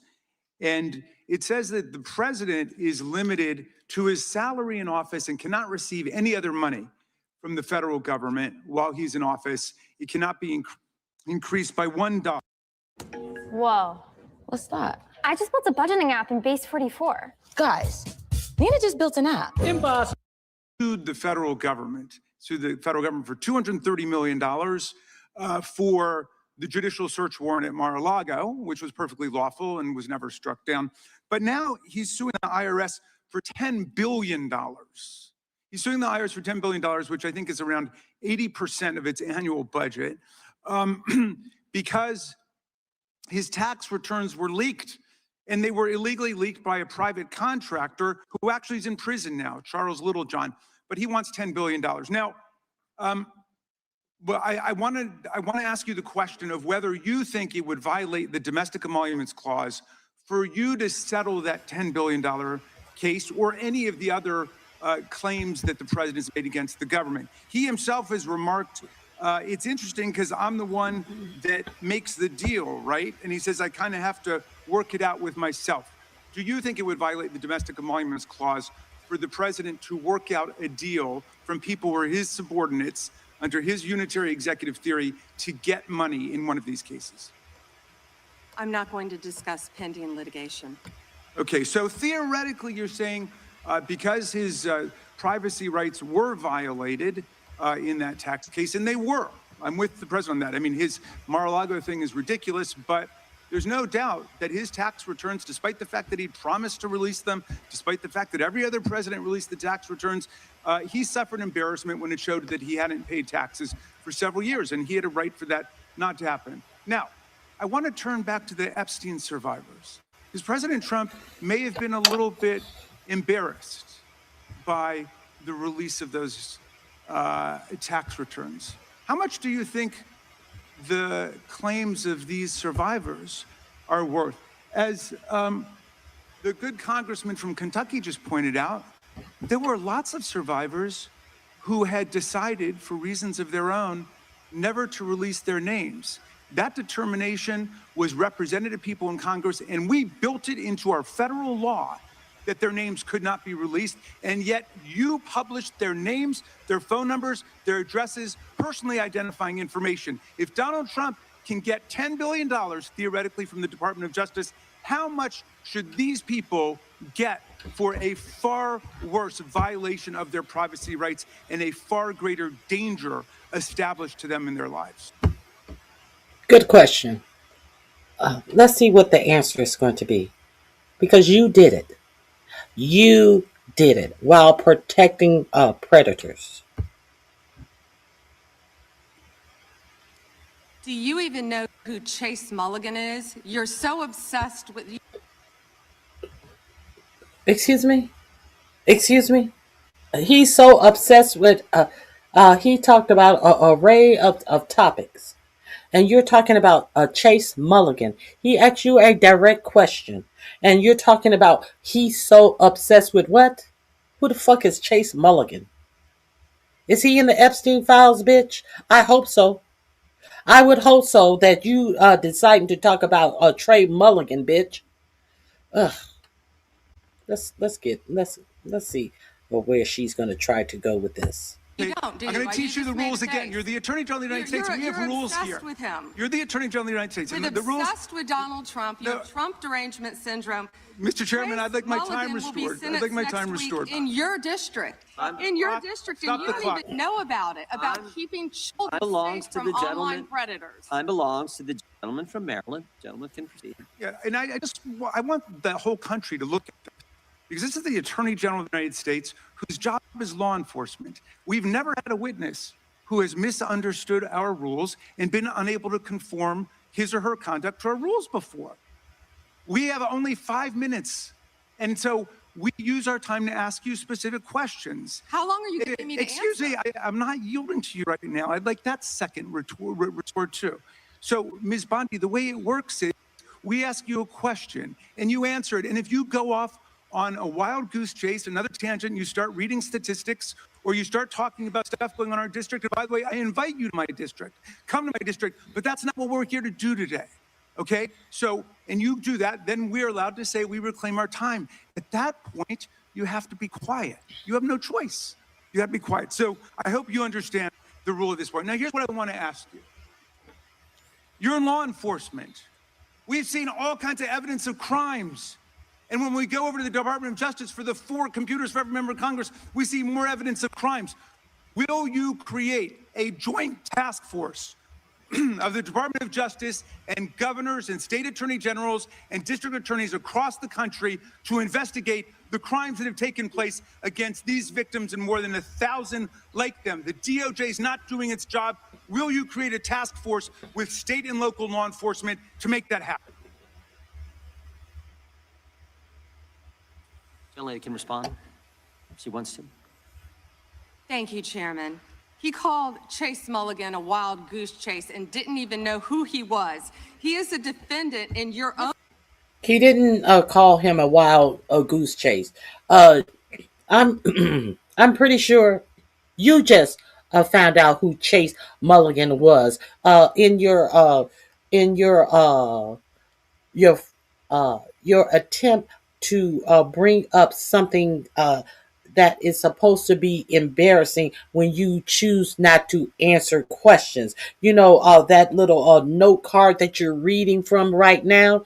See, because if you knew who Chase Mulligan was, you wouldn't be reading from a card. So let's be real clear. She comes up with talking points on the senators, but notice she has not answered the question. How much should these victims be paid? Because you gave up all of their identifying information, including nude pictures of them when they were underage. You notice she hasn't answered that question, and she's talking about Chase Mulligan, that she wants you to know that Jamie Raskin should surely know who this person is because he committed a crime in his district. So are we saying that all Congress people should know the names of every person that commit a crime in their district, and she doesn't even know them as she reading off this card? Make it make sense. She's a whole charlatan. District who preyed on girls. Mr. Chairman. Well, you know what? If he were part of the Epstein investigation, you wouldn't do anything about it. Online chat rooms and committed sextortion. Yet he didn't even know in your tiny little district who he Mr. Chairman, was. she's embarrassing He's you. about to be This is your committee, and she is embarrassing Shame you. on you. Time of the gentleman has expired. I would remind the committee that last Congress, Secretary Mayorkas was here numerous times, and he wouldn't answer our questions, even when we sent them to him ahead of time in writing. So that's what we've had to deal with. I think the Attorney General is doing just fine. We have votes shortly. I will go to the gentleman from Virginia, and then we will take a break to head to the floor. I thank the chairman, Attorney General Bondi. Thank you for being here. And I wanted to thank you for your work at DOJ in restoring the rule of law, encouraging transparency surrounding Jack Smith's partisan investigations into President Trump, declassified. Moving on. I hope he's not patting himself on the This back. is the first nonstick with no coating. Let's see if they're going to The come back. titanium always pans They had through. to leave to make a vote. Let's see if they will return. It looks like they may be returning. Gun assault down 22%. Ag assault, burglary, could go on and on. Trump has given up, protect the American. It seems like they're just repaying her Republicans, opening sir. statements. They asked These are opening statements. Criminal aliens, including. This is a was replay. redacted. Okay. Email. Oh, so we're done here. We're done here. I thank you all for joining me for this arduous hearing. Now, let me. I think there is one or two more things I don't want to go without talking about today. Let me check. I told you about the church people. Let's talk about my favorite nemesis once again.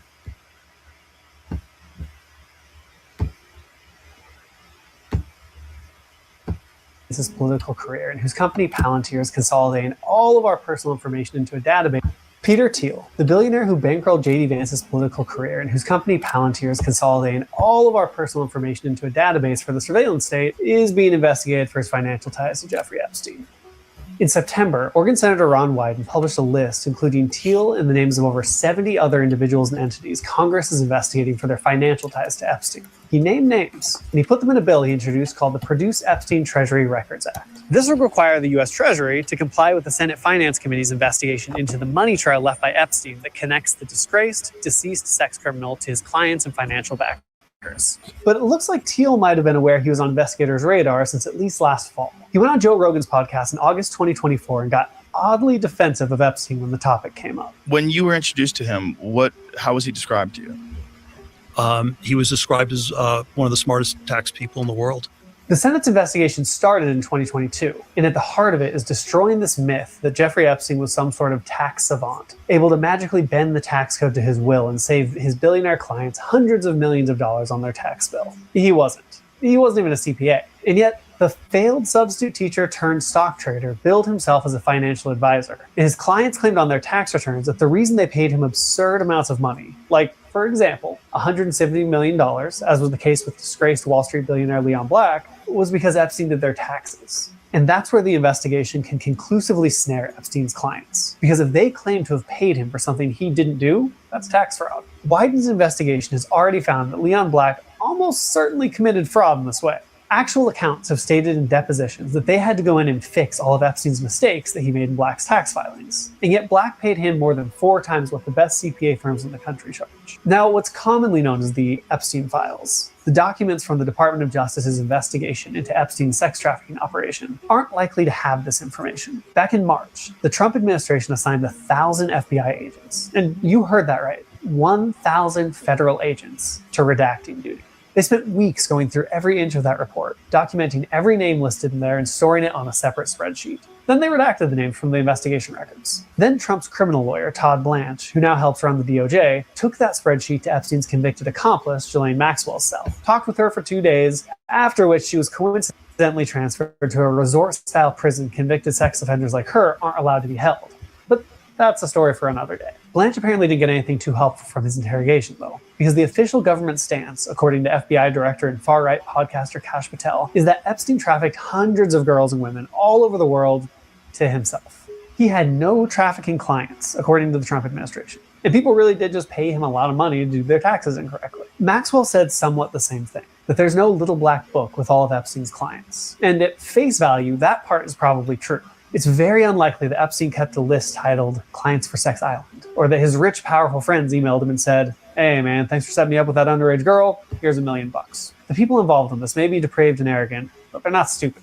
And after getting away with it for so long, to the point where Epstein was arrested, convicted, and still able to live his lascivious lifestyle again, the hubris of that success makes any sort of dead man switch unlikely. But money was exchanged, and it left a paper trail. Congressional investigators want those receipts, and have asked the Treasury for access to financial transactions between Epstein and Leon Black, his wife, his trust fund, and dozens of other people, including American oligarch Peter Thiel. Thiel is a Silicon Valley billionaire who believes democracy is a failed experiment, and has coincidentally become inexorably tied to the Trump administration through both his protege J.D. Vance and his surveillance state company Palantir. Palantir's been awarded billions in government contracts from Trump this year alone, including $10 billion from the U.S. Army to integrate AI into its processes, and $30 million from Immigration and Customs Enforcement to allow the government to more efficiently intimidate, abduct, and track immigrants. The company also seeks to consolidate citizen data across government agencies, a potential violation of the right to privacy guaranteed in the currently eroding Fourth Amendment.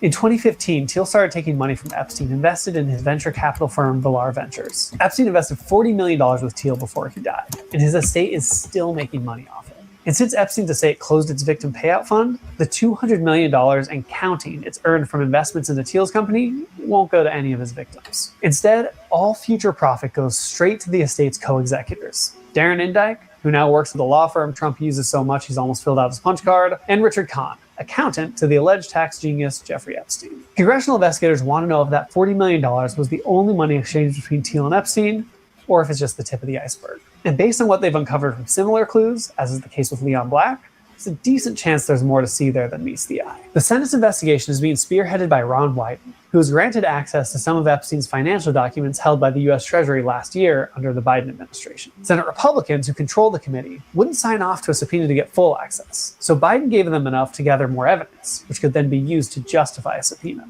Wyden's investigators were given Treasury access for exactly 1 day. No copies of anything could be made, and no records could leave the building, except for any handwritten notes scribbled down by investigators. And even with that tiny window, they found over $1 billion worth of transactions between Epstein, his associates, and bank accounts in countries Epstein was known to traffic teenage girls from. He was also using sanctioned Russian banks to try and hide the money trail, which is super illegal. But the US banks he used, JP Morgan, Bank of America, and a few others, were making money off the transactions. So they didn't report it to the Treasury until after Epstein was arrested in 2019. The president at the time, Trump, didn't investigate it, and neither did Biden's DOJ when he took office. Biden was making progress with his Senate investigation under Biden, but when Trump was reelected, his Treasury Secretary Scott Bessent revoked access to these documents, stonewalling the investigation. Republicans in the Senate have continued to be unwilling to aid Wyden in his investigation, still denying his request to issue subpoenas for the documents from the Treasury. Since Wyden can't access these financial reports by request or subpoena, he's now trying to get them through legislation.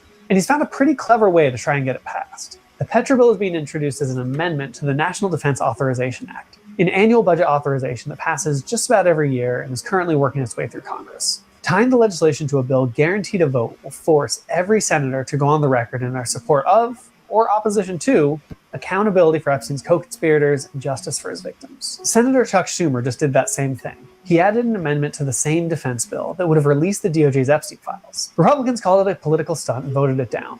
And now they're all on record protecting Epstein's accomplices.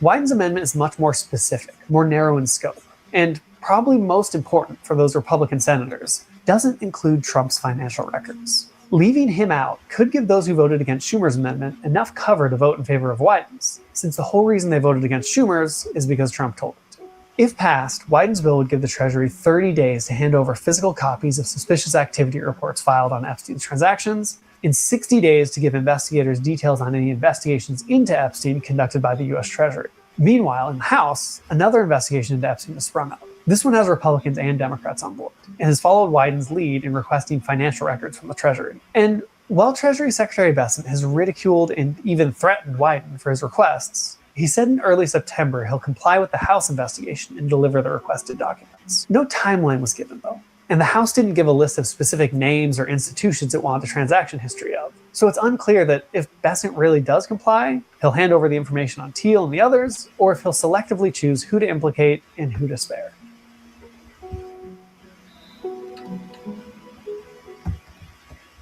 And if you don't think that is your job, if you don't think that is a real thing, that these billionaires are thinking about choosing who to spare and who to eliminate, you didn't hear this interview with Peter Thiel a couple of months ago.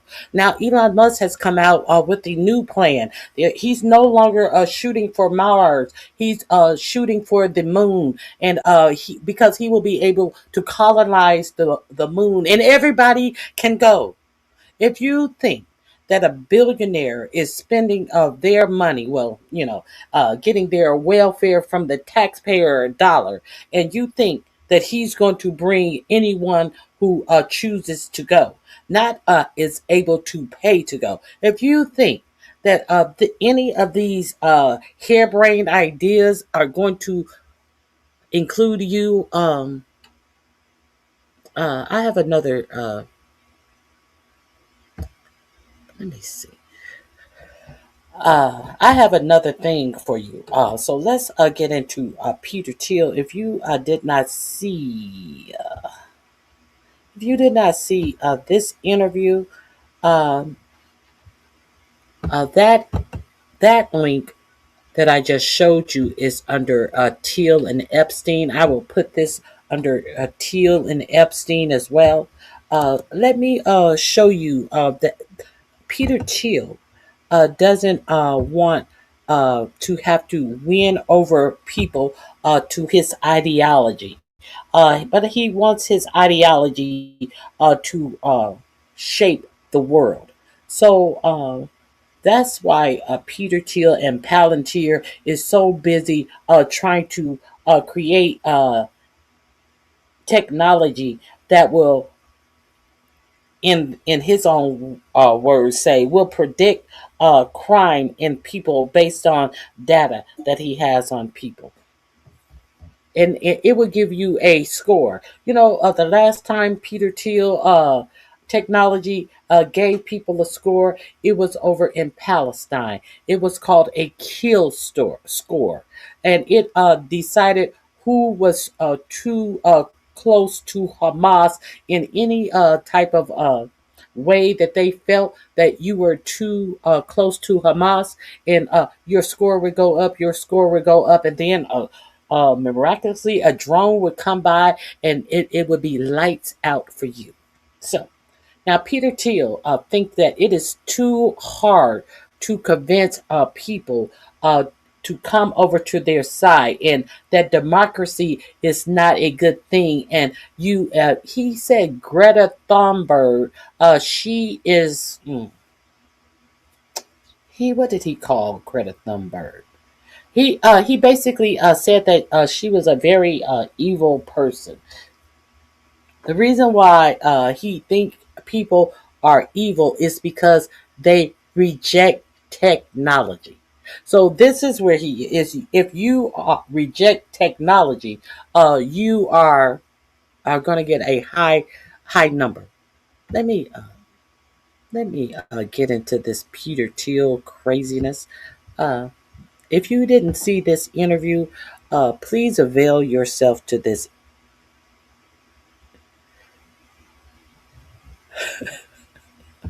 If you didn't see this interview, please avail yourself to this interview.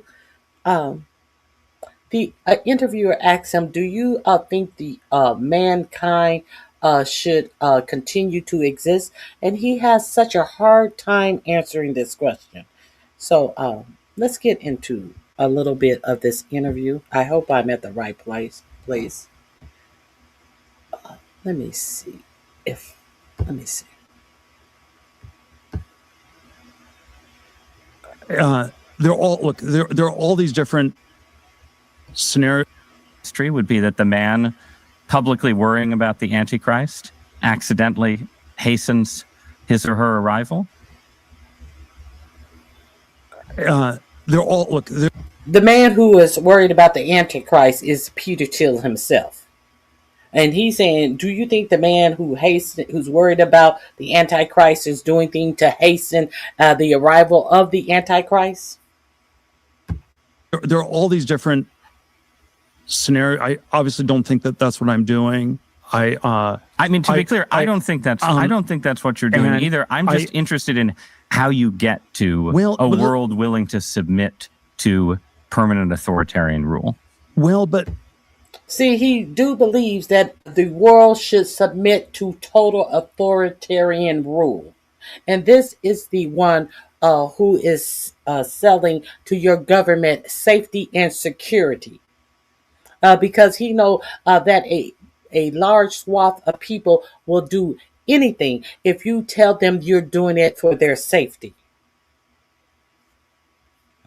They will ignore the fact as long as you present it as we're keeping you safe from other entities, from other people, from other races, safety. They'll do anything. But again, there are these different gradations of this we can describe, but is this so preposterous, what I've just told you, as a broad account of the stagnation that the entire world has submitted for 50 years to peace and safetyism? This is 1 Thessalonians 5:3. The slogan of the Antichrist is peace and safety, and we've submitted. This isn't the surveillance and technologies of warfare, AI. You're deeply invested in Palantir, in military technology, in technologies of surveillance, and technologies of warfare, and so on, right? And it just seems to me that when you tell me a story about the Antichrist coming to power and using the fear of technological change to sort of impose order on the world, I feel like that Antichrist would maybe be using the tools that you were building, right? Like, wouldn't the Antichrist be like, great, we're not going to have any more technological progress, but I really like what Palantir has done so far, right? Yeah, I mean, isn't that a concern? Wouldn't that be the irony of history? Would be that the man publicly worrying about the Antichrist accidentally hastens his or her arrival? So there's that. I hate that this isn't the full interview. I thought that this was the full interview. Let me go back a hair. And I'll share this with you once again. I want to play for you one of the most chilling clips I've ever heard. And just hold on and trust me, because it's not that chilling until you realize what it means. The basic idea was that we could never win an election on getting certain things because we were in such a small minority. But maybe you could actually unilaterally change the world without having to constantly convince people and beg people and plead with people who are never going to agree with you through a technological means. And this is where I think technology is this incredible alternative to politics. You will not have to convince people with a vote. You can take the vote away from people, and you can use technology as a weapon to keep the people under control. That's what I get from it.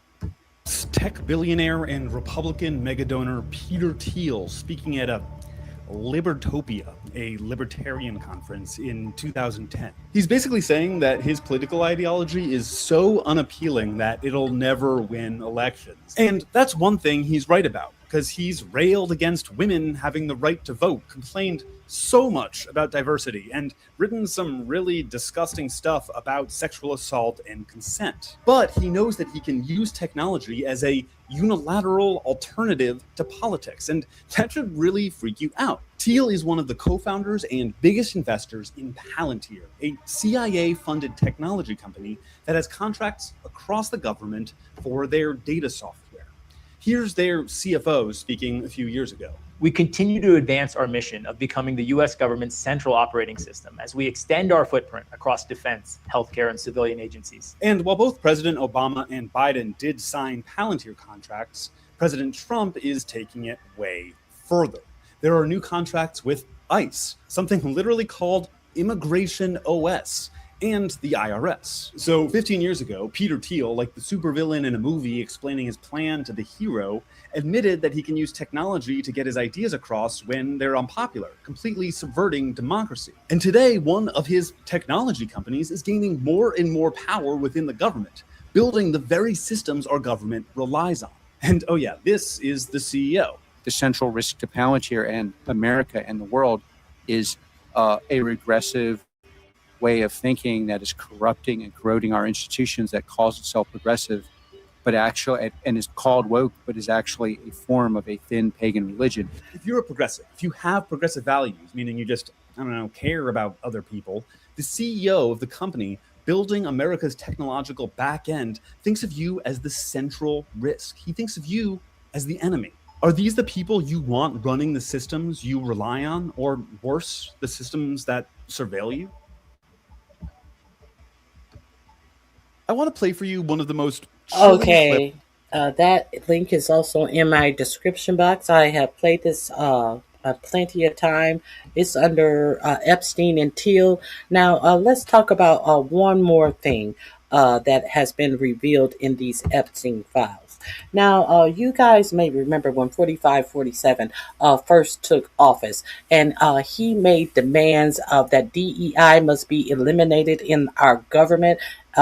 He also made demands upon colleges and law firms, huge law firms. One law firm fought, he named two large law firms by name.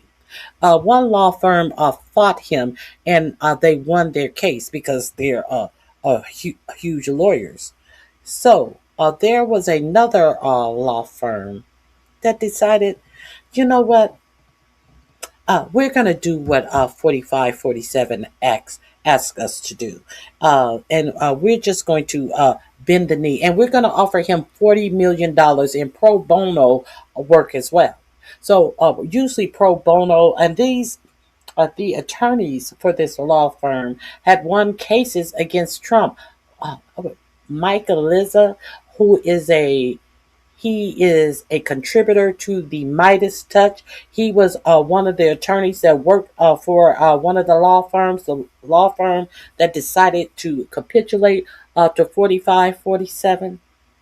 Now that the Epstein files have come out, you know what? Now, understand that a lot of left-leaning causes, a lot of pro bono work that would help people who cannot afford a great attorney are going to the wayside. A lot of DEI initiatives in law firms, in these private law firms, have gone to the wayside because this law firm decided to capitulate to 4547.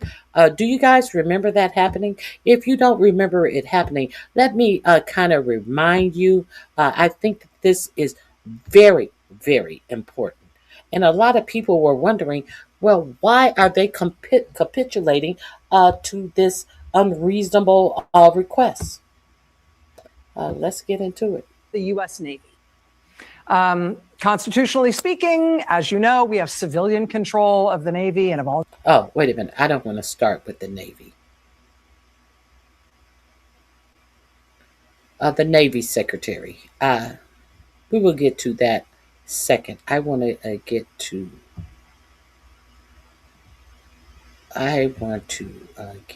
something different.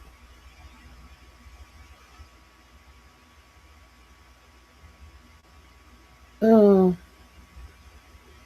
I think I want to get to something different. I think it's here. It should be here. They were not victims. Frustrated as ever about what the Trump administration is doing and continues to do. I have the wrong link. Maybe it is here. Yeah, here it is.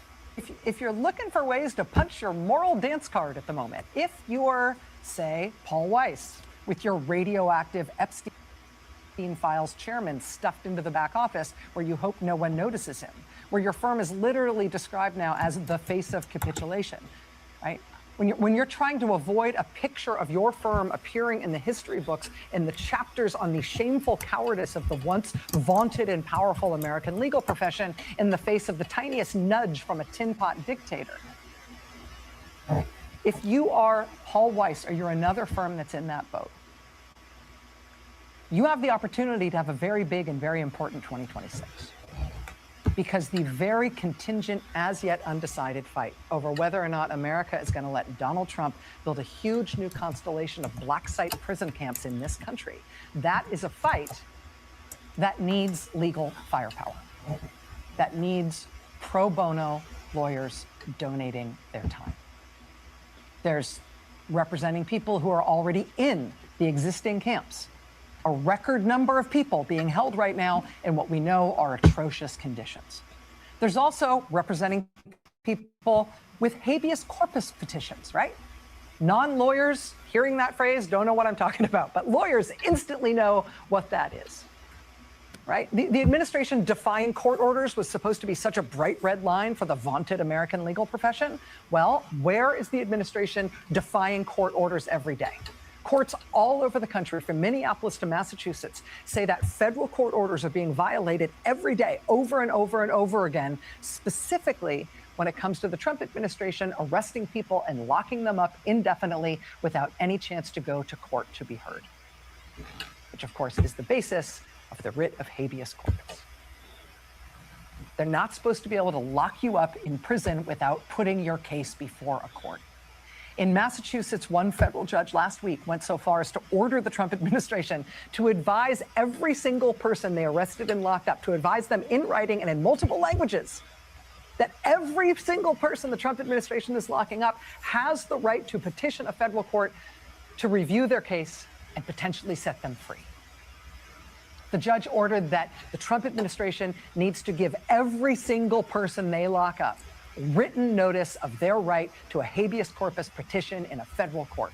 And then she ordered that within 3 hours of anybody being given that notice, they need to be given access to a telephone, quote, to call an attorney. Whereupon, perhaps, they could call Paul Weiss. Perhaps. So Paul Weiss is the firm. Thank you. That was the other firm that won, that fought them and won. Kirkland and Ellis. They were the ones who was like, oh no, we're not bending the knee. But strangely enough, Paul Weiss, they represented a lot of Democrat causes as well. They capitulated, and let's find out why.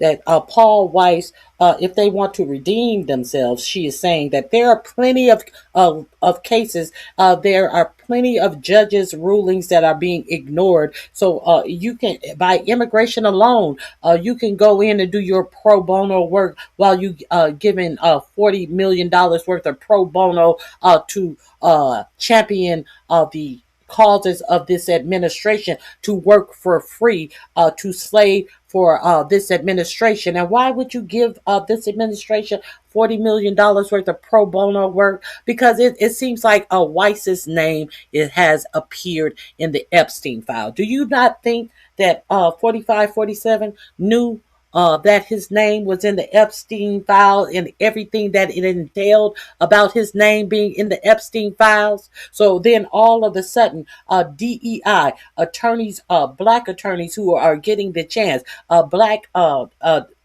defendants who are given the chance to get a lawyer to have their cases heard, to work on cases, they have to suffer because 4547 threatened this law firm because he knew that one of the partners' name were in the Epstein file.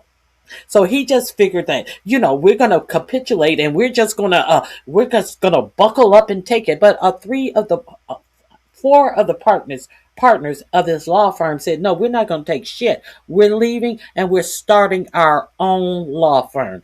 Let's see how it worked out. Let's see how it all worked out. Big law, which has a lot to make up for now.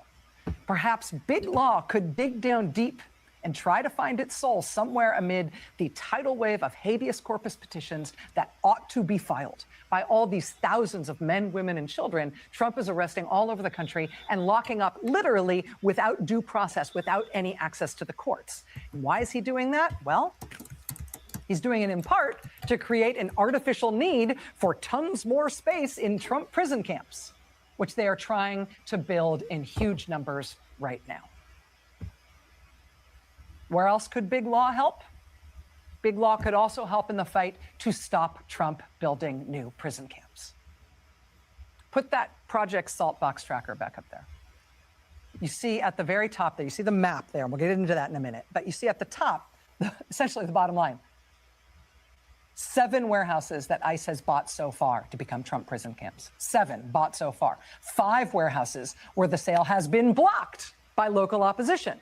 11 warehouses where it's up in the air. They are trying to buy warehouses to turn into big Trump prison camps, but the fight is still underway. Do you ever ask yourself why America needs all of these prison camps?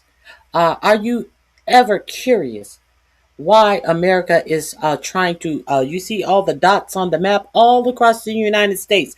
They are purchasing warehouse for prisoners. Now, the last I heard that these people that they pick up on immigration are supposed to be sent back to their home nation, Africa, wherever the fuck. They are supposed to be sent out of the United States. And that's what deportation entails in its entirety, that they are flown out of the United States.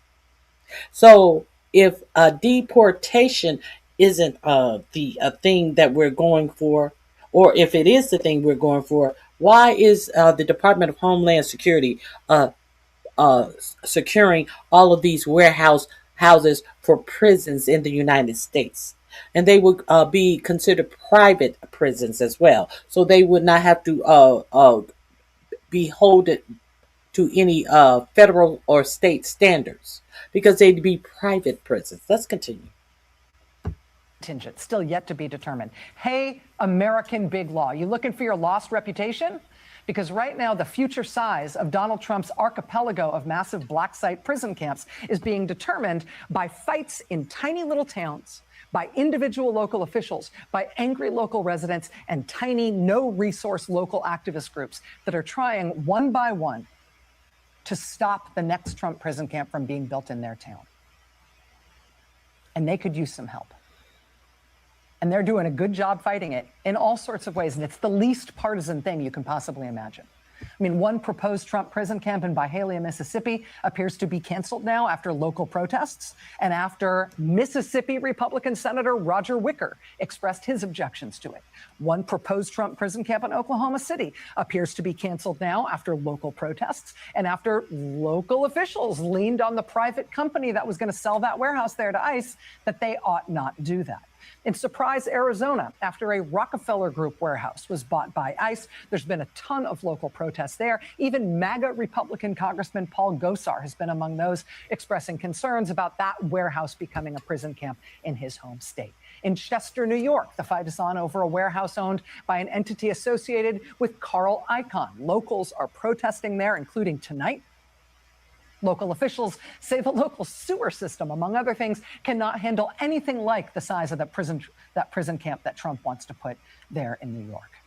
In San Antonio, Texas, after Oakmont Industrial Group reportedly sold its warehouse to ICE, among the local Texas officials expressing their outrage and their determined opposition is the top elected official in Bexar County, Texas, Judge Peter Sakai, whose family was incarcerated in prison camps during World War II for the crime of being Japanese American.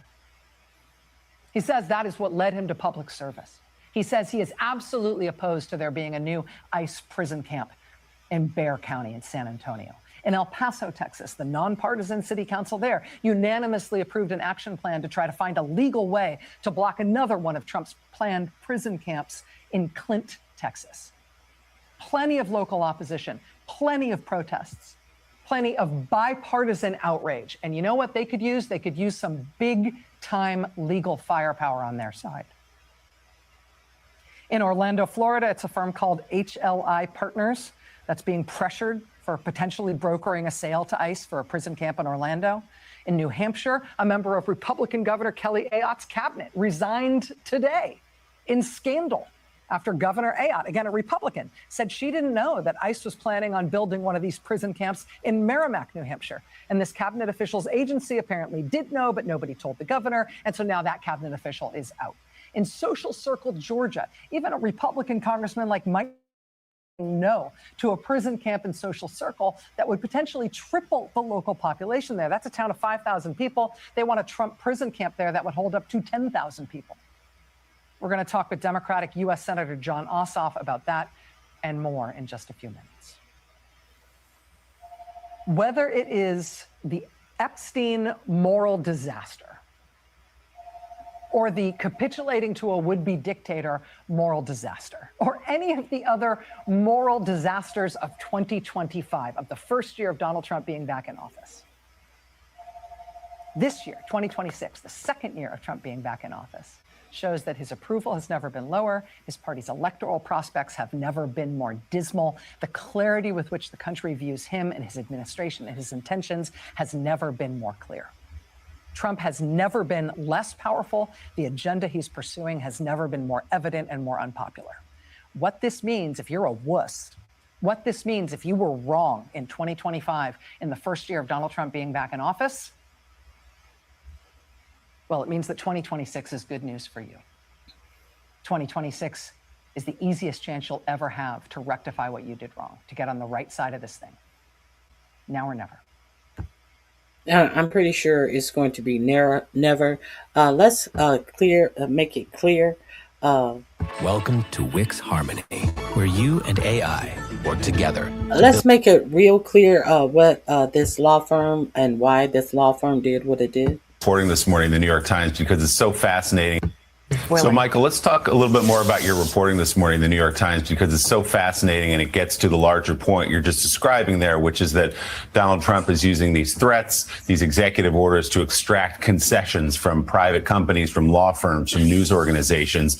He dropped his executive order against this major law firm. Can you talk a little bit about the back and forth, why he first issued the executive order against that firm and others, and why now he's dropping it?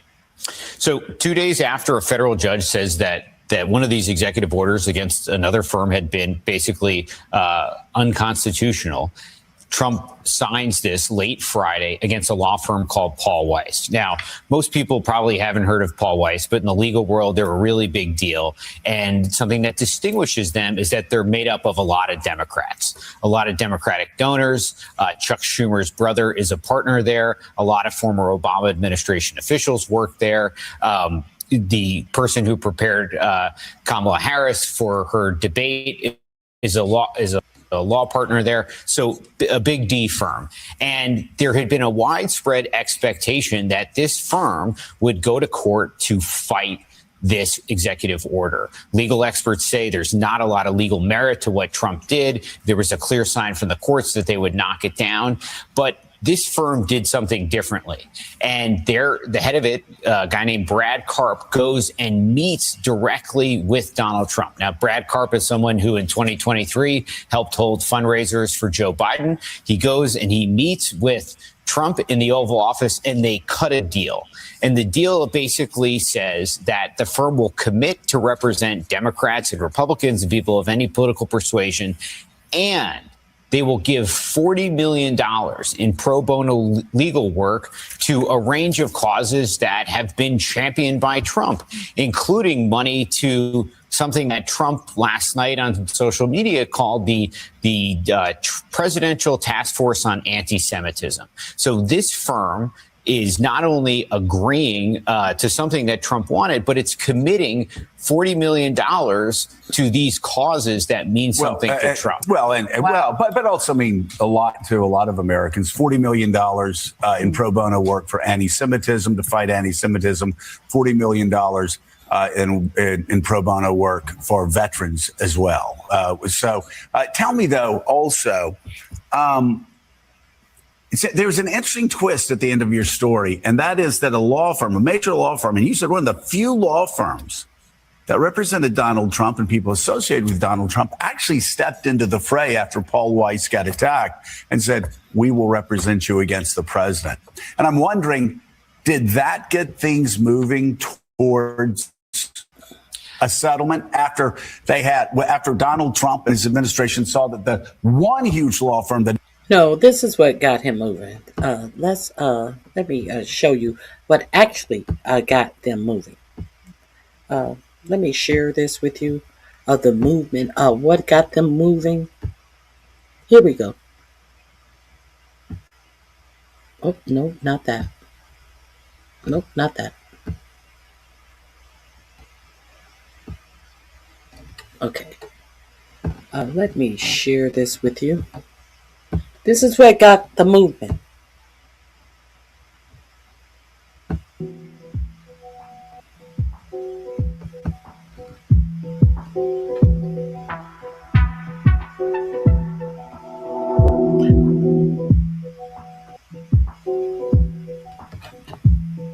Oh, I hate that you can't see everything. Leader of law firm Paul Weiss, Brad Karp, to step down after Epstein's revelations. This is what got everything moving. Because 8 days ago, it came out that his name were in the Epstein files. Let's be real clear. Let's be real clear that what made these attorneys bend the knee. Them being the Epstein Files Transparency Act. I gotta believe, and I'm sure you share my sentiment, there's millions of documents we're never gonna be able to see. We know that they've been redacting Trump's name, they've been pulling documents. I mean, it's just a fucking zoo. But there's one particular angle I wanted to focus on, and it deals with a guy by the name of Brad Karp, K-A-R-P, and he's the head of this mega law firm called Paul Weiss. And if that name sounds familiar and you're not a lawyer, it's because we're going to rewind the hands of time a little bit and go back to last year. As we know, Donald Trump got into office in January of 2025, right? And then right after that, do you remember he started with that whole slew of executive orders where he basically threatened all of these big law firms. And he said, look, I'm coming after you. I'm going to pull your national security clearances. I'm going to, sick the DOJ on you, whatever. And the very first of these mega law firms to capitulate was Paul Weiss. So let's bring up the executive order. Now, this one was dated March 14th, 2020. And if you don't think that he already knew what was up, the actual executive order had Paul Weiss firms in the title of the executive order. So do you think that he was just giving an idea out to anyone, any law firm, large law firm? No, he was talking to them directly via an executive order. And it says addressing risks from Paul Weiss, and it specifically identified the firm Paul Weiss, Rifkin, Wharton, and Garrison, a firm that's been around for 100 years or something like that. And in it, it was very obvious that Trump was targeting this firm. Now, the reason why I wanted to bring this back up to you is the date was March 14th, 2025. And wouldn't you know it, just, 9 days later, not even 2 full weeks, March 23rd, 2025, an email was sent out from Brad Karp. He's the head of this mega international law firm, Paul Weiss. And it was sent to everybody who works at Paul Weiss and all of the offices. And the subject was Statement to the PW Community. PW standing for Paul Weiss.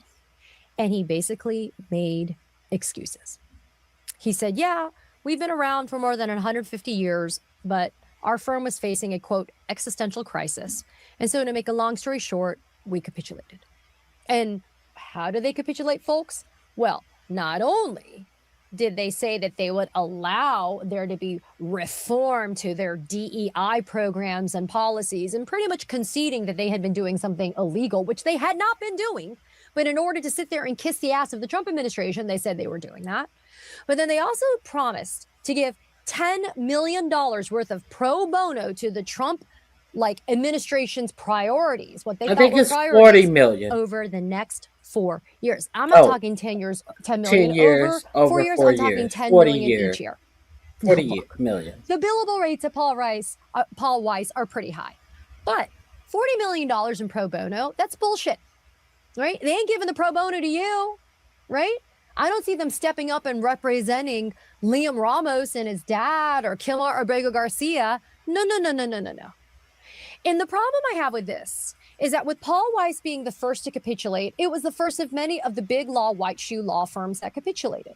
They bent the knee and they sent a message to Trump, this administration, and to all of these fucking MAGA cronies that they were too scared to take a stand, even though they had the. No, well, we understand what had them in fear. It was the fear that finding out that the head of Paul Weiss firm was a degenerate, allegedly in the Epstein files. Harp ends up going to this event in New York. It was the anniversary gala for an organization called the New York Bar Foundation, which is the philanthropic arm of the New York State Bar Association. And he rolls up to this black tie function. And when he's rolling up to this black tie function, there's protesters standing outside of the event. And they're holding signs identifying Paul Weiss and they're identifying Trump. And they're basically saying, how dare you capitulate, right? How dare you and these big law firms bend the knee to Trump? And then Karp actually is a speaker. And here's where it gets really interesting, right? So Karp gets up and is speaking in real time for like 30 minutes. And according to Bloomberg, as he's speaking, a heckler starts heckling him. Now listen to this.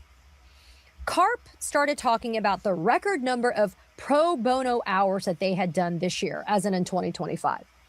Pro bono for whom? For Trump? Or for other people? The heckler would say, for Trump? Oh my gosh, okay, like I just did. And Karp would say, we've done XYZ in our pro bono work. And the heckler would say, for Trump? So it had this kind of rhythmic quality to it, even as Karp tried to ignore it. And who was the heckler? Props to a guy by the name of Raymond Dowd, D-O-W-D, a partner of the law firm of Dunnington, Bartholomew, and Miller. Longtime civil litigator, Dowd specializes in copyright law. Not someone who regularly protests, but who was there as a member of the bar, not as a demonstrator. And he said it was totally spontaneous to heckle Brad Karp. He said, I didn't plan to do it, but I was annoyed and overtaken by the moment that Karp would make these remarks unchallenged in this forum of a room of legal elites, and there was no one to offer another perspective on the deal that Paul Weiss had cut. Brad Karp was not an honoree that night. He was just a speaker, speaking for about 30 minutes, and 2/3 of the speech was basically him defensively saying how great Paul Weiss, the law firm, was doing pro bono. And again, this is after Paul Weiss. Let's get to the Epstein portion of this. Hold on, bear with me real quick. 9:53 a.m. You are always welcome. You are an extraordinary host. 2015 email exchange by and between Jeffrey Epstein.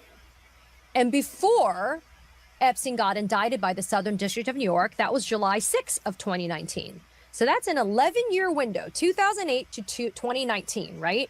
And there's a whole lot of Karp Epstein interaction going on.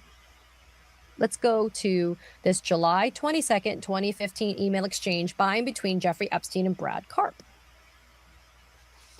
At 5:49 a.m. on July 22nd, which was a Wednesday in 2015, Brad Karp had to start his day with an email to Jeffrey Epstein. And this is what it said. Jeffrey, I can't thank you enough for including me in an evening I'll never forget. It was truly, quote, once in a lifetime, end quote, in every way, though I hope to be invited again. You are an extraordinary host, and you're home, ... 3 exclamation points. Thanks again. See you soon, Brad. To which Epstein responds at 9:53 a.m. You are always welcome. There are many, many nights of unique talents. You will be invited often. I don't even want to speculate what Jeffrey Epstein meant by nights of unique talents. That in and of itself is disgusting. I'm sorry, but it just is. Okay? So the fact that you have this gushing happening, right, by Karp and Epstein, I'm not even done because I'm still going. Okay? Karp responds, quote, "You're amazing and thank you." And then Epstein says, "I was just talking to Larry Summers about you and telling him that he needs to meet you when I get back." He said that his wife, Lisa New, used an IP, an intellectual property attorney at your firm, and said that he definitely wanted to meet you in part to ask you to go easy on her fees. Parentheses, I merely transmit, end parentheses. He is really funny and warm. I think you will find him a treat. To which Brad Karp says, "Thanks so much, Jeffrey." So now Epstein's saying, "I want to introduce you to Larry Summers, and I want you to hook up his wife's fees so they're not so expensive for the lawyer she's been using." But he's also dangling in front of Brad Karp, what? More work for Paul Weiss, the law firm. Which, I'm telling you, as lawyers, we want big clients. We want big work, right? And so he, as an Epstein, is dangling this in front of Karp. But more disgustingly, he's dangling, quote, "many future nights of unique talents," about which Karp gushingly. Okay, so if you want to hear more about this Karp situation and understand his depravity is the reason that this whole law firm had to give up its DEI initiative, and they also wanted to rein in what particular cases that they would or would not take. A whole kerfuffle out here behind the depravity of the leader of this firm. So I think that's all for me.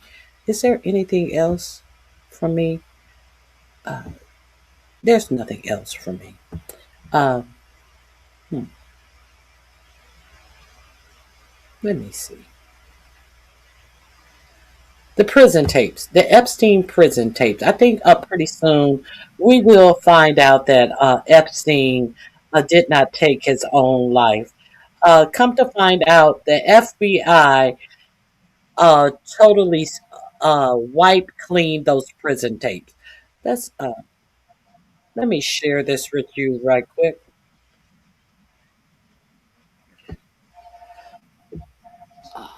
This I found this on Breaking Points. This will be in the description box. This is it will be under prison tapes.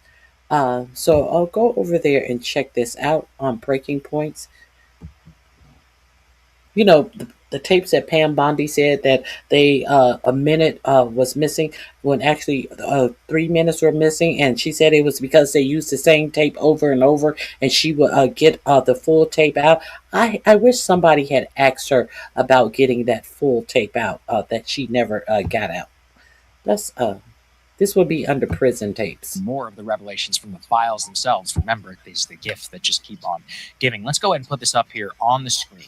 New released Epstein documents showing that the FBI agent purposely removed a hard drive from the jail video recording system and erased all the prison footage during the time of death. If you don't believe me, let me go ahead and read it directly from the transcript. Advised an FBI agent was the one who pulled out the DVR. Also advised he knew that by replacing both hard drives, the system would be wiped, and he had advised personnel at MCC of that. Continuing, advised that only one hard drive of the camera system was working at the time of the incident. When a DVR went bad, none of the cameras recorded. There was a system failure of DVR2 on July 29, 2019, and the motherboard failed on DVR2 on August 8, 2019. The hard drive failure occurred on August 10, 2019. After the incident, blank was asked about the cameras. There were 2 new hard drives to install, but installing the new hard drives would mean that all prior data would be lost. The warden wanted video, and so blank was exactly what happened. They went ahead and wiped it. So there you go. All right. That's a new one. So we have the memo. We now have the DVR. So there's that. Now, if and the decoy body. The decoy body. Right. Which, I mean, I asked yesterday. Oh, I did put out a public call yesterday for sulfuric acid. I did say I would. So somebody actually did contact me, and here's the response they gave me. I did check, and it actually is part of their potential explanation. Seems to make sense. Is because it said RO plant, reverse osmosis is like, it's like a water purification system. They said that RO plant could be a reference to reverse osmosis. That's a potential innocent explanation. I'm fine with innocent explanations. If you have innocent explanations for sulfuric acid and ocean tunnels and what else, the body decoys and broken cameras and hard and early memos that are drafted about deaths, I'm all ears. About the blurry orange image on the video, missing minute, all of those things. I'm ready to present full context anytime, any day that you would like. And yet, still to this day, DOJ, look, they're monitoring Thomas Massey's Twitter feed with a magnifying glass. They know about this early drafted memo. Where's your response? A routine we draft PR releases about all inmates' deaths. You'd have to just go with we screwed up the date. Yeah, we were tired. We screwed up the date. An intern screwed up the date. Oh, I mean, actually believable. Maybe. Honestly, genuinely believable. But they won't even offer that. Nothing. So this is the latest one. Okay, got it. Let's continue. B2, shall we? This is a very interesting one. Epstein installed secret cameras with the help of, quote, handy Russians. Love the British press and their spelling of pedophile. Credit card statements obtained by the Telegraph corroborate purchases of surveillance technology. Jeffrey Epstein ordered staff to install hidden cameras in his home after being told, quote, the Russians may come in handy. And they analyzed some of his credit card statements specifically to basically back up this allegation, both with the emails and the credit card. Yeah. What they show. There's emails in there too, where he talks about, they're really tiny and I'm going to put them in some Kleenex boxes. Listen to this. Epstein asked his pilot to buy 3 motion detecting hidden cameras that record. That's a direct quote. Okay. Direct quote. 3 motion detected hidden cameras that record. He also worked as a technician and general handyman across Epstein's properties. In an email on February 5, 2014, he said he had bought the cameras from a spy shop in Fort Lauderdale, Florida, and was, quote, figuring out how they work as they speak. On the same day as the hidden camera purchase, Epstein received an email from someone else whose name was redacted. Remember what we spoke about. If you want to put cameras in the house, it will have to be very discreetly done. The Russians may come in handy. Okay. So let's just start with that. So one of the core claims of Epstein deniers is he never taped anyone and never blackmailed anyone. There you go. One of the core claims of Ghislaine Maxwell. Remember, everybody's forgotten this, but we've already proven it incorrect. I built those houses from scratch. There's no cameras. Anyway, except all of the photos. It's actually not very good. I have a cold right now, so I can't do the true posh British accent. But you've got hidden cameras in the bedrooms. You got hidden cameras everywhere else. She's a liar. She literally perjured herself in that interview. Doesn't matter. Again, everybody just moves on. But you've got hidden cameras. Then you had the FBI initial. Remember the 2019 raid of the Epstein property. They found all those DVD discs, CDs, and all that stuff, which was all labeled with some of the people. Nobody ever heard about that. No files on that one, huh? Interesting. Yeah. Maybe it'll be redacted. You could maybe argue what's the innocent explanation? That he liked to tape himself, having sex, and others? Yeah, maybe. I mean, if that's not all that innocent, though, if you're going to see, a memorialized memo to yourself about STDs with Bill and Melinda Gates, that seems pretty sketchy, don't you think? And so you put this all together, and I mean, I don't know. I just continue to think some of the most maximalist conspiracy claims that have been made around this are basically all just correct.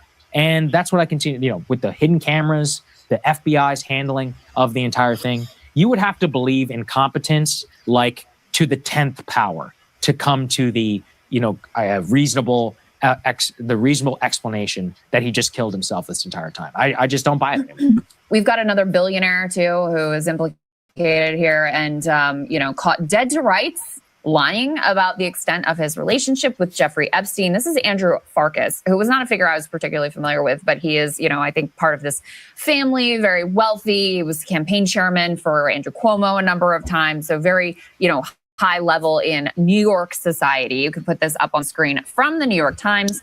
They say that the billionaire exchanged nearly 2,000 emails with the sex offender Jeffrey Epstein over more than a decade, revealing deeply personal thoughts about life, loneliness, and growing old, kept their relationship from his investors apparently confident. All the links between Epstein and himself, including the business they were partners in, and the trips he had made to visit Mr. Epstein in jail would never be disclosed. But the release of 3 million additional pages of the Epstein files on January 30th made it clear that the billionaire and the New York real estate mogul Andrew Farkas had a profound friendship with Mr. Epstein, who he called one of the blessings in his life and one of the...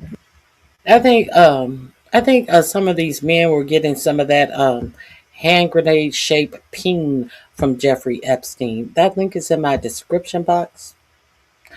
Please avail yourself to it. There was a video that I saw. I can't remember which one it is. I'll try to find it tomorrow. Because what is that girl's name? I think Madeleine McCann, the young girl who went missing in, I believe it was Portugal. They made a big case about her, and they reopened the case. I think her name was Madeleine McCann.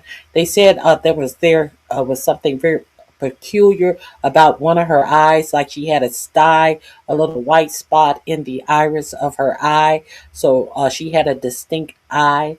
Now, I wasn't even looking for this.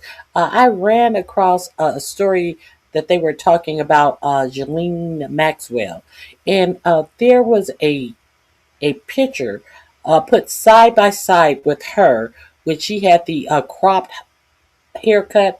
And someone had said that they could have sworn that they saw the little girl with this lady. So they did a composite picture of the woman, and they put it side by side with Ghislaine Maxwell. I think this happened in the 90s, and it looked just like her. So there could be a little Madeleine, I think it's Madeleine McCain or something to that effect. But that's all I have for you guys today. I appreciate you guys being here. Please hit the like button on your way out, or double tap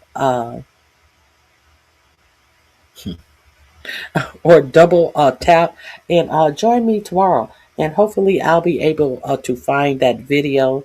And I appreciate all of your support. And come visit me on tomorrow. That's all I got for you today. I gotta run now. Yes, like, comment, subscribe, share. Yes, and make a comment in the comment section as well. So we can get more people over here to know that we're over here, and we're just running through a little information. Thank you, Richard. Okay, so I appreciate all of your support, and I will be here on tomorrow. Hope you guys have a great remainder of your day. And as one of my friends say, stay sucker free. All right, have a good one. Bye-bye.